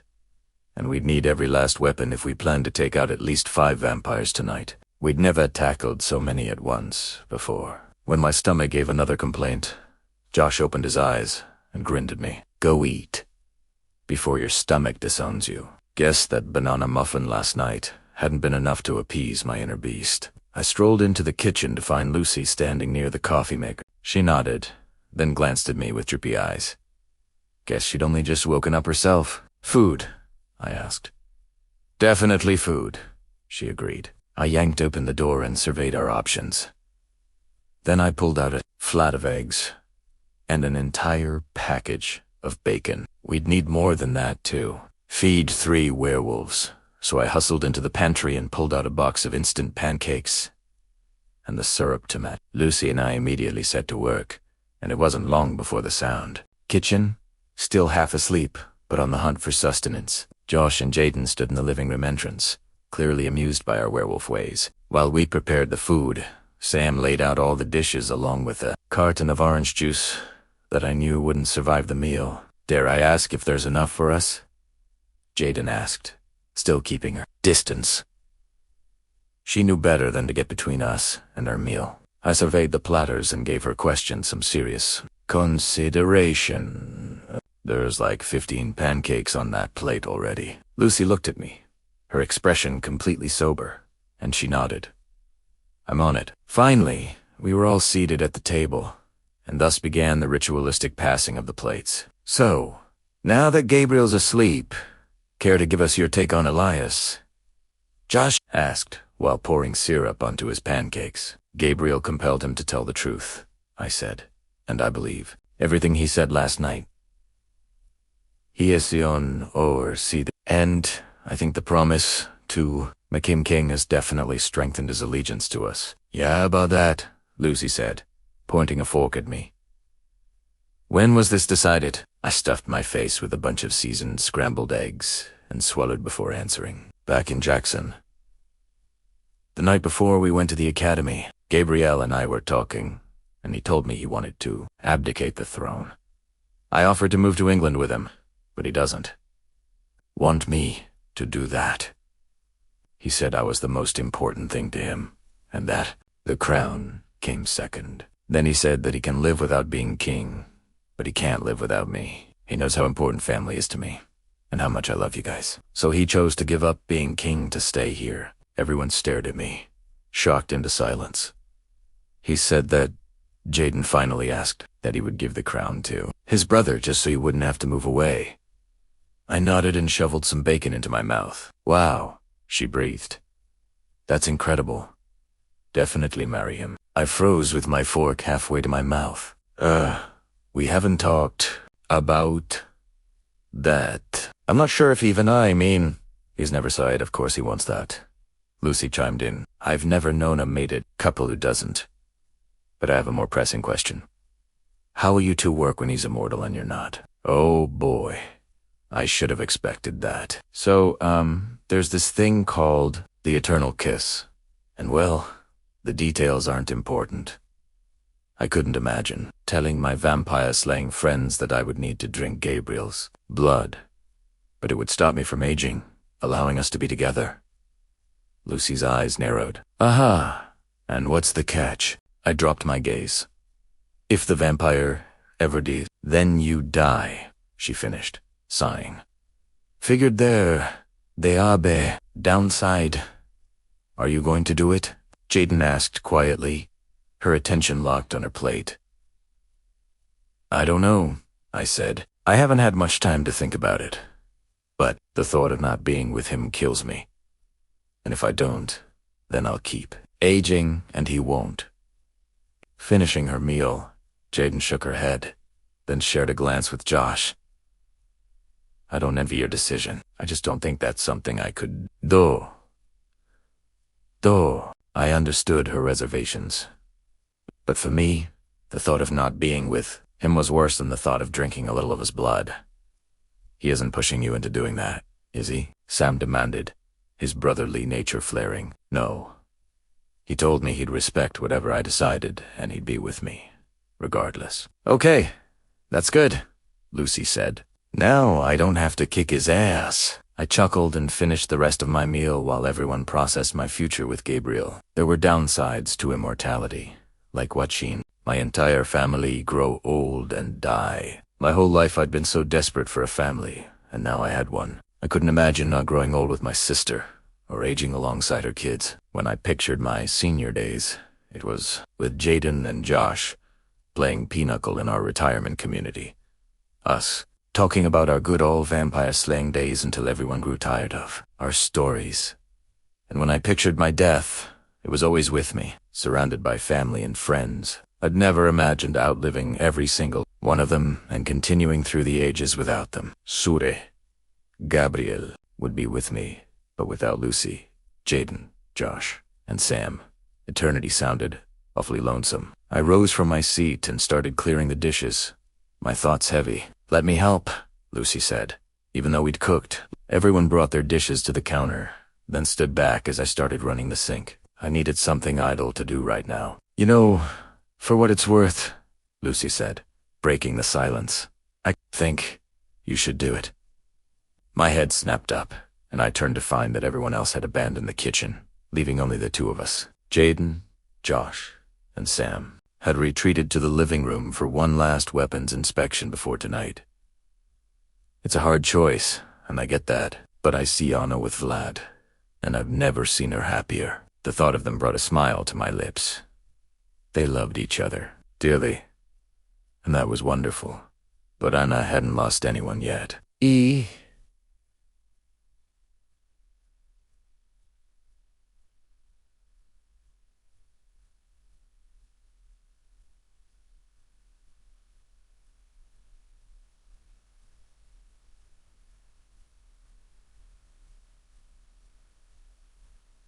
Wondered how her opinion would change when she was the one turning 500 years old. Maybe she'd make new friends, create a new family. But that thought terrified me. I wanted the one I had now, and I didn't want anything to change. But change was inevitable. You don't need to decide anything right this second, Lucy reminded me, stepping forward to dry the dishes I'd washed. You have time. Let's finish this business with Adrian, go home, deal with the academy, and then you can decide when you don't have so much on your shoulders. Yeah, I murmured while sponging down a plate. Thanks, Luce. Why don't you let me finish the dishes? Go play Slayer with your friends and prepare yourself for tonight. You aren't coming with us. She sighed and shook her head. We agreed it would be Sam tonight. I'm the alpha, so according to him, I shouldn't be running into danger unless absolutely necessary. And tonight isn't necessary. I slid an arm around my sister's waist and pulled her in for a hug. I knew she hated being left behind, but Sam was right. This wasn't her fight, and her pack had nothing to do with tonight's upcoming sliage. Involving the Alpha could create some potential political problems between the werewolf and vampire community. Sam was an Alpha, but he wasn't the Alpha, so we had some leeway there. "You've got this," Lucy said, "but you better come home to me tonight, or I swear I'll kill you myself." I chuckled, then quickly kissed her cheek before disappearing into the living room where my weapons cache awaited. Chapter 24, it was officially the sun had set. Gabriel was awake, and we were ready to rock and roll. The five of us stood across the street from Adrian's mansion, hidden behind the dense canopy of a live oak tree, characteristic of Esplanade Avenue. The sprawling branches, adorned with hanging vegetation, created an ideal hiding spot and allowed us to blend seamlessly with the scenery. "Movement in the house," Jaden announced. I nodded. That was expected, seeing as how Adrian didn't go anywhere without his personal guards. Fortunately for us, we outnumbered them.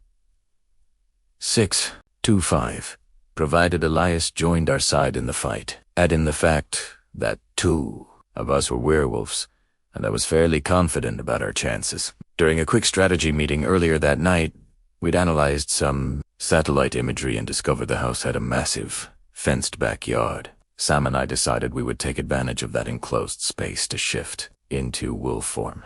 At least back there, the fence would hide us from prying human eyes. It meant I couldn't use any stakes or swords during the fight, but it also gave me more strength and sharper teeth and claws. All the better to behead you with. My dear. Is everyone ready? Gabrielle. Questioned, a chorus of affirmations rippled through our group. Each of us focused on the task at hand. Excitement hummed in the air and sent a shiver rolling down my spine. I lived for moments like these. The adrenaline and the thrill. In my mind, I pictured my wolf anxiously pacing back and forth, eager to run free and hunt some vamps. It was her favorite pastime, after all. We crossed the street under the cover of darkness, our steps silent against the backdrop of the evening's usual hum. Thankfully, no one pointed at us and screamed bloody murder, so that was a win. We mobed quickly and quietly, slipping through the gate and entering the backyard, exactly as we'd planned. Those of us with supernatural hearing kept an ear out for Adrian's people, but no one from inside cried out a warning. Either Elias had kept his word, or he'd betrayed us, and Adrian knew we were coming. Guess we'd find out soon enough. Once we reached the back door, Gabriel tested the handle and nodded when it turned. That meant Sam and I were up. I was just about to strip out of my clothes when Gabriel appeared before me and cupped my face. He stared into my eyes, silently communicating everything he felt for me, then leaned in for a kiss. The soft touch of his lips against mine had me lifting my hands to cup his. When we finally parted, he held my gaze a moment longer before finally stepping back. Sam and I quickly stripped, then immediately shifted, dropping onto all fours. Jaden gathered our clothes and stuffed them into a bag we'd brought for this exact purpose. She tucked it beside the house, so it didn't weigh anyone down while fighting, then gave a thumbs up. We waited with bated breath while Gabriel opened the door. One squeaked, or moan of the hinges would give us away, but thankfully, the door opened without so much as a swish. The dimly lit entryway inside was quiet time to move. Gabriel stepped inside first, sword at the ready, his vampire senses on high alert. Jaden and Josh entered next, leaving Sam and I to pull up the rear guard. We padded silently behind, our keen senses attuned for any hint of danger. We moved as one unit, a deadly procession making our way through the mansion. Our path took us past a grand doorway and beneath sparkling chandeliers, each step hopefully bringing us closer to our target, who I could hear speaking upstairs. Right this second, from the sound of his level and peaceful words, he was having a normal conversation with someone. We were about to turn a corner into the next room when Gabriel suddenly paused and held up a hand, signaling for us to stop. Ahead, the corridor forked, one direction leading toward the kitchen, the other leading upstairs. Adrian was our prime target here tonight. but we wanted to take out the other vampires too, which meant splitting up to check the entire estate. Without a word, Jaden and Josh veered left, their steps leading them toward the kitchen. I nudged Sam and jerked my head toward them. They were excellent vampire slayers, but they were human. Having a werewolf on their side couldn't hurt matters. Sam nodded, then quietly trotted behind them. Gabriel and I locked eyes for a moment, then broke to the right and headed upstairs, where we could hear Adrian's voice. Every step we took, Adrian's scent grew stronger. This was definitely the right direction. At the top of the stairs, I leaned around the corner and stole a glance down the hall. Not a single vampire in view. I didn't love that. It suggested they were all camped in the same room as Adrian, making our job a little harder. Together, Gabriel and I moved forward. Up ahead, a door stood slightly ajar. Light spilling into the hallway. Shadows moved in front of the light, and we paused, waiting to see if they passed. I lifted my head and sniffed the air, immediately picking up on Adrian's, Elias's, and another vampire's scent. 3 against 2 were good odds. We needed to move fast, though, because if I could smell them, they could surely smell us. It was a miracle they hadn't noticed yet. Gabriel approached the door with caution and flattened himself against the wall. He silently counted us down to 3. Then he stepped forward, pushed open the door, and strode inside with me, following right behind. Adrian immediately whirled around, the surprise on his face rather comical. Elias stood next to Adrian, the corners of his mouth twitching with amusement. Guess A. Adden T. betrayed us after all. Much to my pleasure. I'd believed everything he'd said last night, but I hadn't trusted that he wouldn't change his mind after returning here. Luckily, my fears seemed to be unfounded. What? Adrian muttered, before growling at his guards to attack. Guards, plural. I whirled around in time to catch 2 shadows streaking toward us.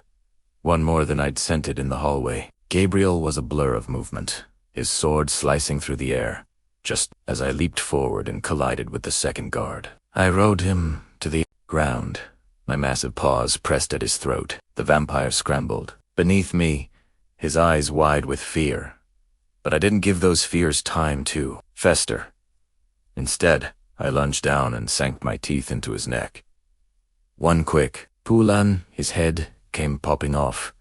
I dropped it to the floor, just in time to catch Gabriel slicing his sword cleanly through the other vampire's neck. In a matter of seconds, we'd demolished Adrian's guards. Apparently, we made a rather effective team. I pushed off the vampire and rose to my feet, stalking toward Adrian. His wide eyes narrowed at the sight of me, and he stepped back, drawing his own small blade, one that, unfortunately for him, wouldn't do much damage to either of us. At the sound of fighting one level down, Adrian paused, then growled something rather uncomplimentary. TSK, TSK, Father Elias quipped in an eerily calm and amused voice.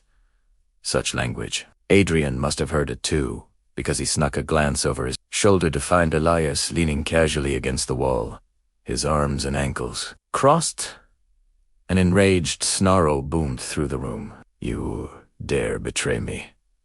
Elias shrugged nonchalantly. I bit back a laugh, knowing it would sound a little too much like a wheeze right now. Lucy had once told me I sounded like a cat coughing up a hairball when I laughed in wolf form. Comparison had always stuck with me. Betrayal's a strong word, Elias commented as he pushed off the wall and started toward me and Gabriel. I prefer choosing the winning side. Adrian's face twisted in fury, his gaze darting between his fallen guards, Gabriel and me. It's over, Adrian Gabriel said, hatred darkening his every word. He held his sword out, pointed straight at his father. No more games, no more running. This ends here and now. I could feel the tension in the room spike. A showdown was inevitable. Adrian, however, seemed to calculate his slim chances, his eyes flicking to the nearby window as if considering an escape. I stepped forward, just in case he decided to throw himself out of it. Suddenly, the room erupted into action. Adrian lunged, not at Gabriel, but at Elias. In movements almost too quick to track, Adrian grabbed Elias by the shoulders and threw him at Gabriel, who still stood with his sword at the ready. The unexpected move shocked us all, but what shocked me more was the sight of Elias stumbling right into Gabriel's blade. Belly first, the sword slid right through him like butter. The room fell into silence for a brief second while both vampires stared down at their predicament. It wouldn't kill Elias, but I couldn't imagine it felt great. Next came the sound of breaking glass. I whipped my head around in time to watch Adrian throw himself out the window, exactly as I'd feared. Cursing inwardly, I bolted after him. We couldn't let him escape. I refused to fail tonight. Adrian died, no matter what. Gathering my strength, I leapt out the window and fell the 2 stories. I landed hard on the grass, my legs buckling beneath my weight, but I didn't pause. Instead, I surged forward, following Adrian's scent, which led out an open gate and into a back alley. I heard Gabriel call my name, but I didn't so much as glance back. Adrian had to die.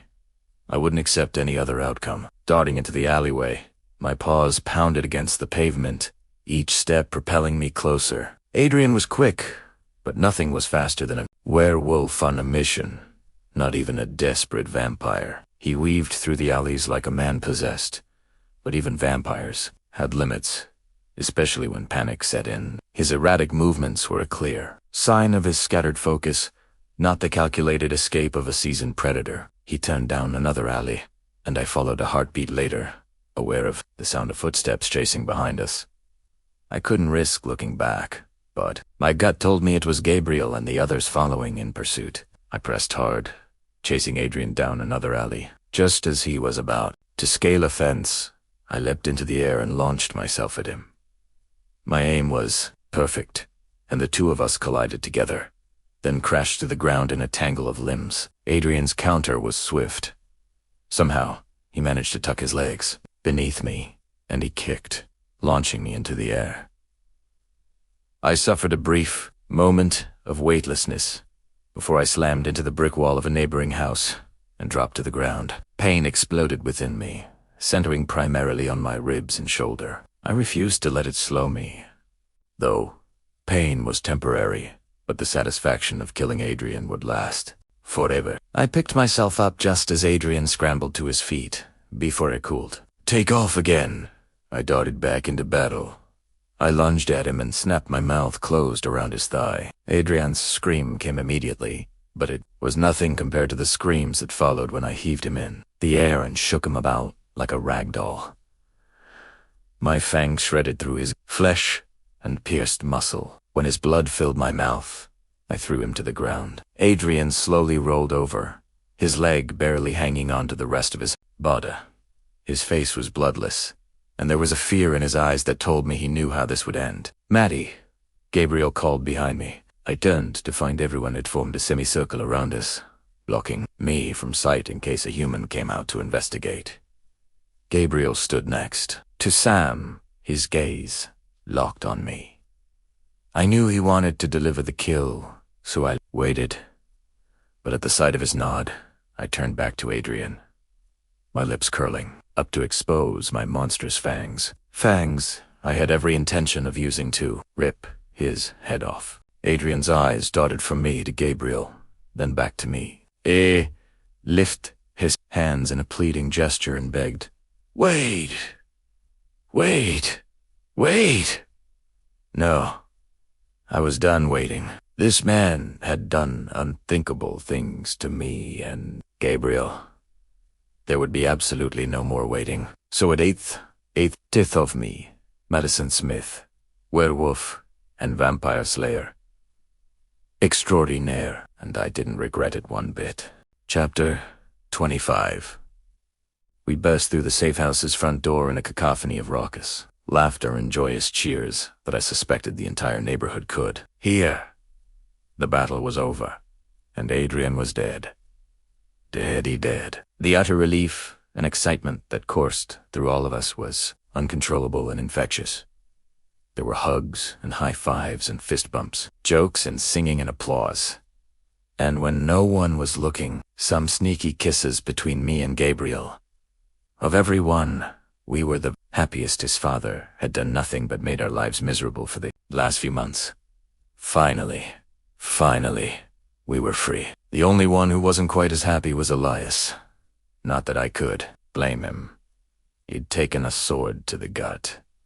And even though he was a vampire, that kind of wound took time to heal. Moving seemed a bit painful. For him, I did find it hilarious that he was the only injured member of our party tonight. Guess we'd have to find him some guards to protect his kingly ass. Lucy stood amid the chaos, her hands cupping Sam's face as she beamed up at him. When she turned to me, a grin played across her lips. "You lot are louder than a Mardi Gras parade." "It's deserved," I told her, wincing when Josh and Jaden started belting out the lyrics to "We Are the Champions." If I thought they were tone deaf, it was nothing compared to Elias when he joined in.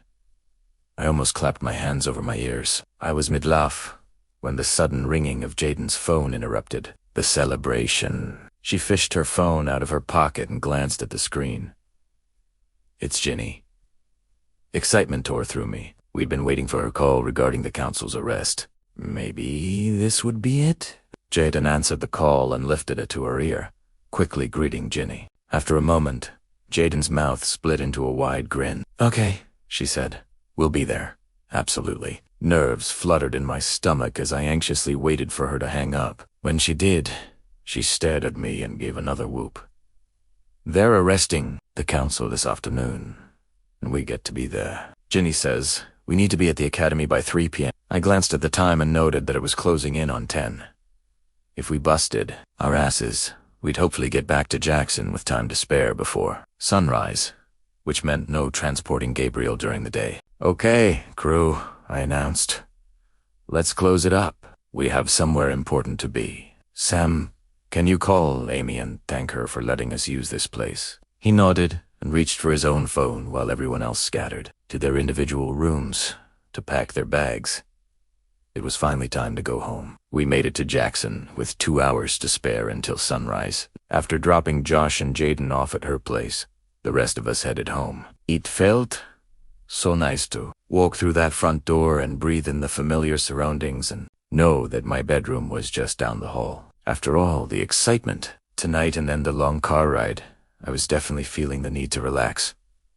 And I wasn't the only one. "Oh, it's so good to be home," Lucy said with a soft sigh as she walked. "Inside." Sam's gruff grunt brought a smile to my lips. I'd say he was too tired to speak, but Sam was just a grunty kind of guy. "I think I'm going to take a shower, then maybe hit the sack," I said. "Bath for me," Lucy said, "in my own tub with my own bubbles." She squealed, then tore through the house. Toward her room where her Tava waited. "Come on," Gabriel murmured behind me. He picked up my bag and carried it into our bedroom, with me following closely behind. The second we stepped into our room, I flicked on the lights inside, happily. There really wasn't anything quite like home. I stepped up behind Gabriel and slid my arms around his waist. He wrapped his arms around mine and held tight. "I can't believe this is almost over," I said. "I wish I could be there to watch the police arrest the council tomorrow." "I'll video it for you," I said, chuckling, because that was a memory I was going to want forever. Gabriel turned and pulled me into a hug.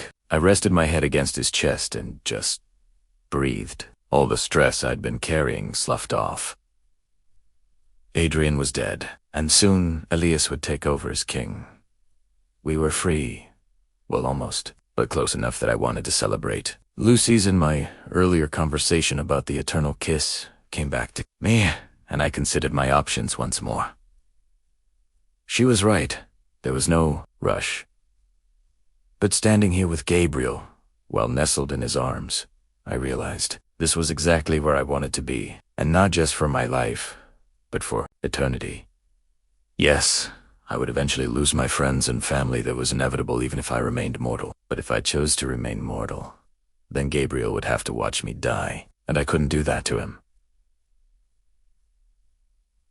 Not when we had a chance to be together forever. "You're so quiet," Gabriel commented. "What are you thinking about?" You, me, us. Gabriel laughed, his body shaking against mine. Well, that's specific. I tipped my head back and gazed up at him, memorizing his face. I was thinking about the eternal kiss, actually. His brows shot upward. I honestly didn't expect that to be your answer.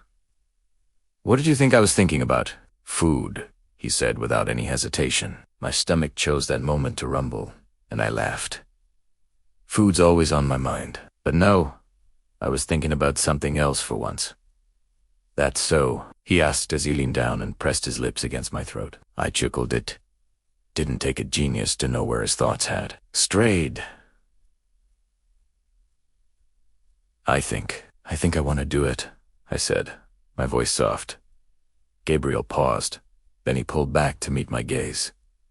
What? I took a deep breath. I've been thinking about it. Lucia and I chatted about it for a bit too, and I think I want it. Excitement flared in Gabriel's eyes, but he didn't move. Instead, he asked, Are you sure? I don't want you to regret this decision, because it is safe. I laughed nervously, then wiped my clammy hands against my thighs. Yeah, it's a pretty big decision, but I'm sure. Gabriel hooked a finger under my chin and lifted my head. You know I would never force this choice on you. The eternal kiss will always be an option. But it isn't something we have to jump on right this second. If you need more time to consider these, I don't, I assured him, finding strength in my resolve. But do you need time? I love you, Gabriel, more than anything. I never thought I'd be so lucky as to find someone I would want to spend eternity with. But if we do this, if we take this step, then you will be stuck with me forever, I said, laughing. So, I guess what I need to know is, do you want this? Do you want me for the rest of your immortal life? More than anything, Gabriel said without any hesitation. I've wanted you from the moment I met you. After Camilla died, I closed myself off. I told myself to keep everyone at a distance for fear of getting burned. But then you came into my life, and you tore down every single defense I had in place. The shape of our future doesn't matter to me, Maddie, so long as it's with you. His declaration resolved my lingering doubts. I pressed closer, sealing my decision with a kiss that spoke volumes, but before he could deepen the kiss, I pulled back and said, Let's do it then. Gabriel blinked. What? Like right now? Right now, I repeated, before I lost my nerve. He paused, clearly considering my words, just when I thought he was going to say no. His expression shifted, and his gaze softened. He murmured. What if we were to wait just a bit longer? Say a year. I frowned. A year? Why so long? He smiled, a hint of excitement playing at the edges of his lips. I want to make it special, and there's one specific night I have in mind, one that would be perfect for us. My brow nodded. What on earth was he talking about? A specific night? In 1 year, he chuckled, his eyes shining with mischief. Trust me, Maddie. Yeah, would give us the time to plan everything out, invite all our loved ones, and do this right. My eyes shot wide, and I stepped back. Wait, you want to invite our loved ones to watch us share blood? I did not love that idea at all. No, not for that part, he clarified quickly, his laughter easing my concerns. I want to invite our loved ones to watch us marry. The blood sharing would happen later that evening on our wedding night. For a split second, my mind reeled, caught in a whirlwind of shock and disbelief. Had I heard him correctly? Or maybe my brain was playing tricks on me. Marry, as in you and me. As in, you want to marry me? Emma, he murmured, brushing a light kiss against my lips. Gabriel Rocher, soon to be former vampire king, want nothing more than to marry you, Medicine Smith, werewolf, vampire slayer, and the love of my life. The question is, will you marry me? The initial shock melted away, and excitement swept through me. I couldn't contain the grin that spread across my face at the thought of marrying Gabriel. A wedding, U.S., standing together, reciting vows in front of our loved ones. The picture that started to form in my head was beautiful, and I couldn't wait to see it come to life. I wanted to scream yes. Bad primera cool danity. Make it that easy for him. I don't know, I teased, tapping my mouth with my index finger. Do you have a ring? Isn't that required in these sorts of situations? I actually do have a ring, Gabriel said, surprising me yet again. You do. The tips of his fangs flashed at me when he grinned. I do. It's just not. Here. It's in England, with the rest of my valuable possessions. Oh, I burst out laughing. For a moment there, I'd thought I actually had one on his person, which would have raised so many questions, like where he had gotten one and when he'd found the time amidst all the chaos and kidnappings to go shopping. So, Ms. Madison Smith, will you do me the honor of becoming Mrs. Madison Smith? Or Roach, if you so prefer. I definitely preferred the idea of taking his name. It gave me a sense of belonging.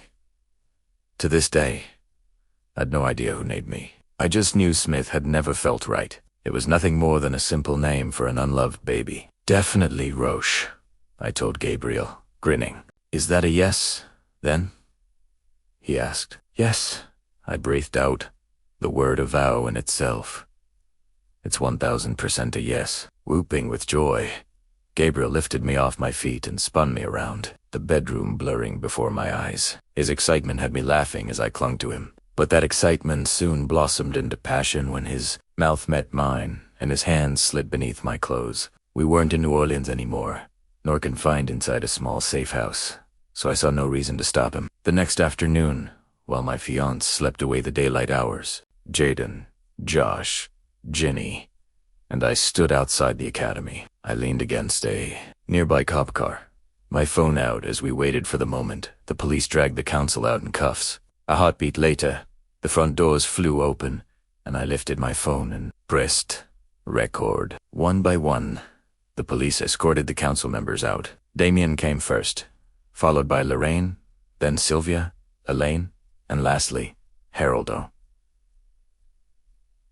It was a beautiful sight, the sun catching off their metal bracelets and illuminating the looks of utter horror on their faces. Seeing them arrested didn't feel quite as great as I imagined killing them would have felt, but I had to play by the rules here. They were human, and the academy fell under human jurisdiction.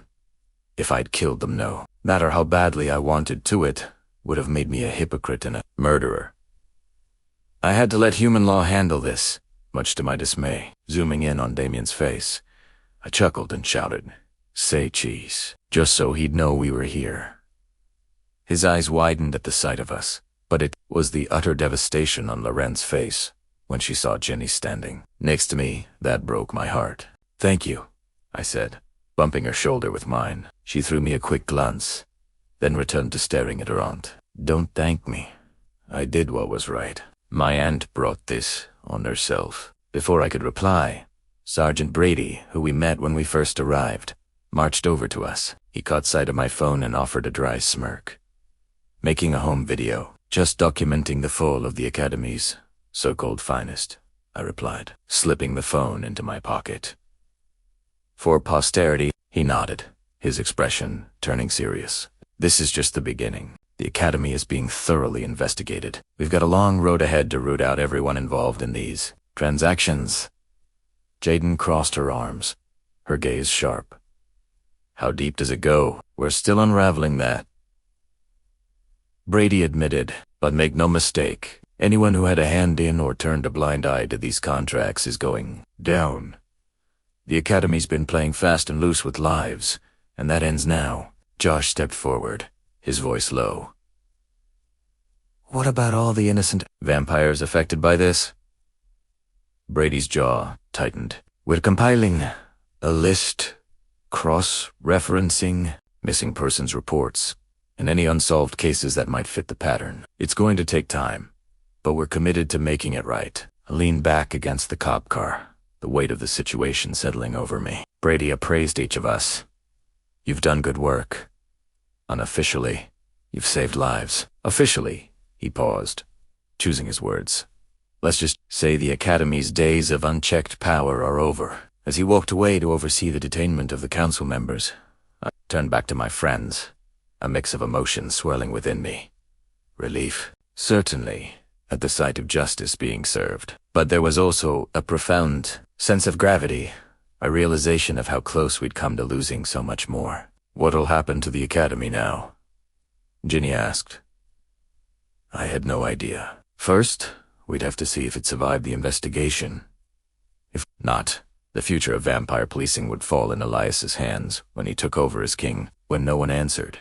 Ginny wished us goodbye and vanished into the surrounding crowd. The council's arrests had attracted quite a few onlookers. Come on, let's get out to here, Jaden said, slinging her arm around our shoulders. I'm craving ice cream. I shot my two best friends a grin and said, that sounds delightful. And maybe you can help me start planning something. Oh? Jaden asked. What are we planning? Nothing big, I assured her, my smile widening. Just my wedding. Jaden's deafening squeal echoed through the streets in my ears. Laughing, the three of us walked away from the Academy, perhaps forever, and toward our unknown future. Chapter 26. 1 year later, my bedroom door burst open and startled me awake. I bolted up in bed, with a gasp, and nearly screamed at the sight of two women charging inside, with a third little lady skipping in behind them. Before I could so much as take a breath, the three of them screamed, "Happy wedding day! Good grief!" I guessed, my hand flying to my chest. It was a good thing Gabriel slept like the deadlift. At least, day. Oh, thank goodness I had slept in pajamas last night. As a werewolf, nudity didn't bother me, nor did it bother my sister or niece our little. Miniature werewolf in training, but that didn't mean I wanted them gawking at my naked ass, especially since they'd already dressed in their bridesmaids' gowns. Move it, move it, move it. Lucy barked like a drill sergeant, herding me into the living room by slapping me on the butt in the middle of the room and started tugging at my clothes and hair. Give me a second to wake up, I begged. Maybe take a shower? Nope, Jaden announced. No time for anything like that. Sunset is in an hour, and we have a lot to do. Twilight was upon us, the deep blues and purples darkening the sky. I wasn't a vampire, but I definitely kept the hours of one. Joys of living with and loving a vampire. My clock was more nocturnal than the average werewolf's. Why didn't you wake me earlier? I demanded. Lucy snorted as she disrobed me. Before I knew it, my nightmare from... I thought back to this morning and nodded. Last night's hunt was a tough one. The bastard kept eluding me. And then you stayed up, making sure everything was ready for it tonight. I nodded again. I think it was around 11 a.m. when I finally hit the sack. Laughter echoed through the room as Lucy and Jaden shared a conspiratorial glance. Sure you want. Even Annalise, my dear sweet niece, laughed. At my playful glare, she lifted her stuffed bunny to her face, muffling her laughter. Traitor, I mumbled. I wrestled myself into the lingerie, then pulled on the silk robe Jaden offered me. Barely a second later, she plopped me down onto a chair and aimed a spotlight right at my face. I winced and shielded my eyes from the light, only for Jaden to smack my hand down and continue inspecting me. Then she declared war on my face at least. That was how it felt. She poked, prodded, and tweezed wherever necessary. Hair and makeup came next, followed soon after by some more taping of my boobs to keep them, in Lucy's words, perky. Here I thought my 28-year-old boobs were plenty perky. We good? Jaden asked when she finally stepped back, allowing Lucy's critical eye a final sweep.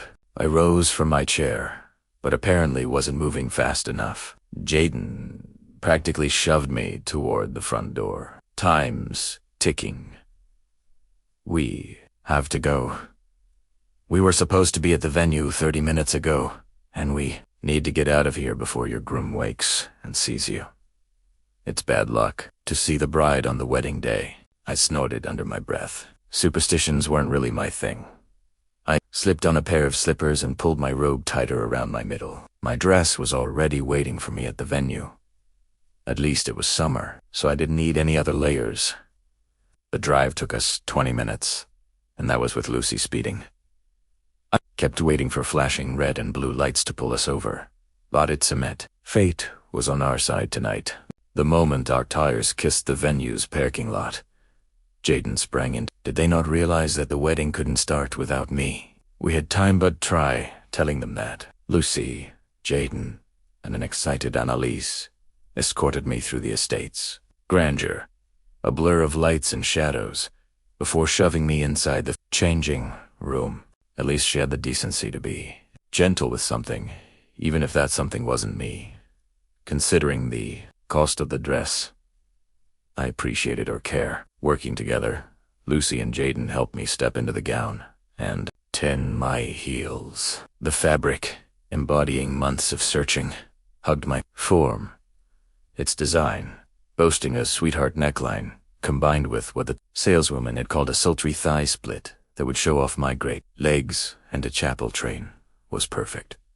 When I'd mentioned that I was looking for something I could move around in and kick a little vampire ass, if necessary, the saleswoman had paled. Guess she wasn't used to slares and her line of work. It's too bad you didn't hire a photographer. I shrugged. It had seemed silly to pay thousands of dollars for someone to snap photos when Gabriel wouldn't show up in them. One of the cons of being a vampire. Let me take a few pictures of you, Lucy said, pulling out her phone. Trust me, you'll want them later. I indulged them, our laughter mingling as they put me in a series of ridiculous poses. A knock brought an end to our revelry, and all three of us glanced up too, find Anna standing in the doorway, her smile a beacon of warmth and joy. Is it time? I asked. She nodded. Gabriel is downstairs with Vlad. Are you ready? I pressed a hand to my stomach to settle my nerves. Definitely. Let's, though, these arms locked with Lucy's and Jaden's, we left the room and started for the stairs, Annalise trailing behind me. Every step down had my breath hitching and my heart racing. I knew this was just a drop in the bucket, compared to the eternity I would spend with Gabriel. But my excitement was hard to contain. I couldn't wait to see him standing at the end of the aisle, dressed in his tux.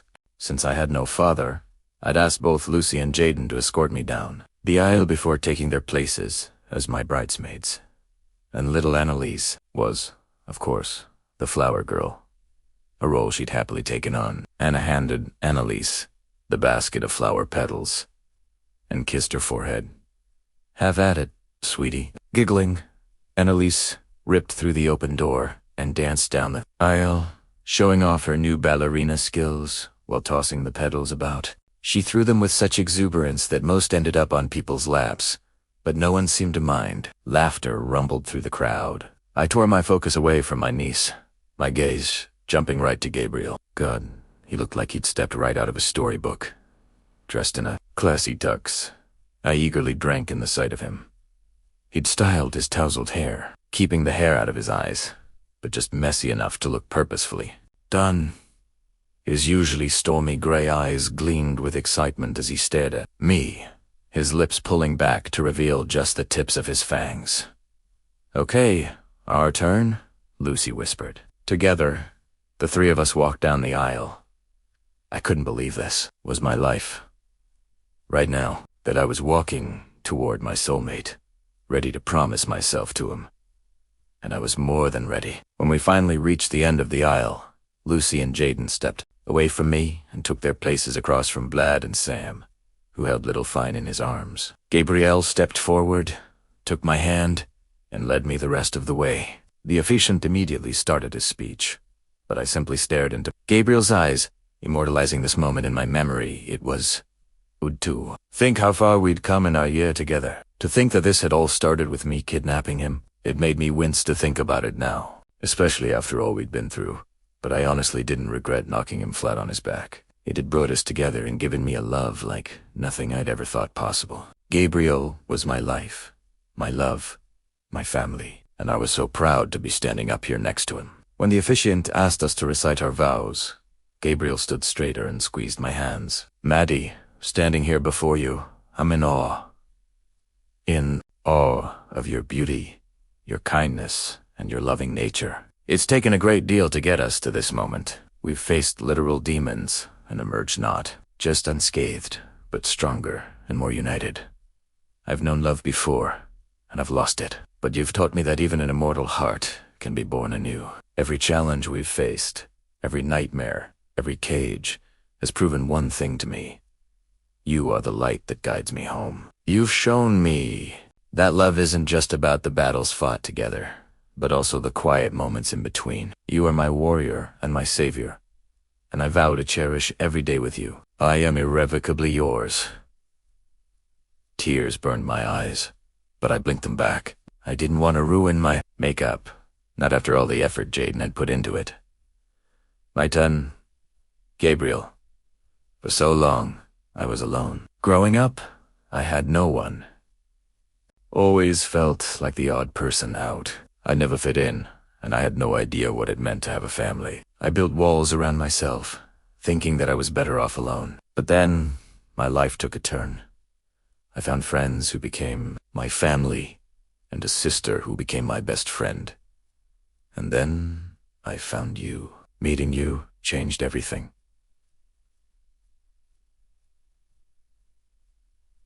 Suddenly, there was a light in my life that I'd always known was missing. You found the kind of understanding and connection I'd always hoped for, but never believed I'd find. You've taught me that home isn't a place. It's a feeling, and my home is with you. You've given me a sense of belonging I never thought possible, and I promise to spend every day making sure you feel as loved and cherished as you made me feel. I love you, and just as you are mine, I am yours, forever and always. Gabriel watched me, love pouring off him in waves. I knew he wanted to kiss me, but he had to wait until the end. He gently took my hand and slid my wedding ring on my finger, his promise to me now symbolized in a circle of gold. I did the same with his ring, my hands trembling slightly as I slid it over his finger. Our eyes locked, and we shared a soft smile. By the power vested in me, I now pronounce you husband and wife. You may kiss the bride. Gabriel did more than that. He wound his arms around my waist and dipped me backward, his kiss landing on my throat a silent promise of what awaited us tonight. The room erupted with applause. When Gabriel helped straighten me back up, I cupped his face and kissed him properly, his lips soft against mine. I love you, I whispered when we separated. Gabriel smiled and kissed me again. I love you too. Always and forever. Epilogue. Phew. What a wild ride. To think of everything that's happened in such a short amount of time, and there's still more for us to deal with.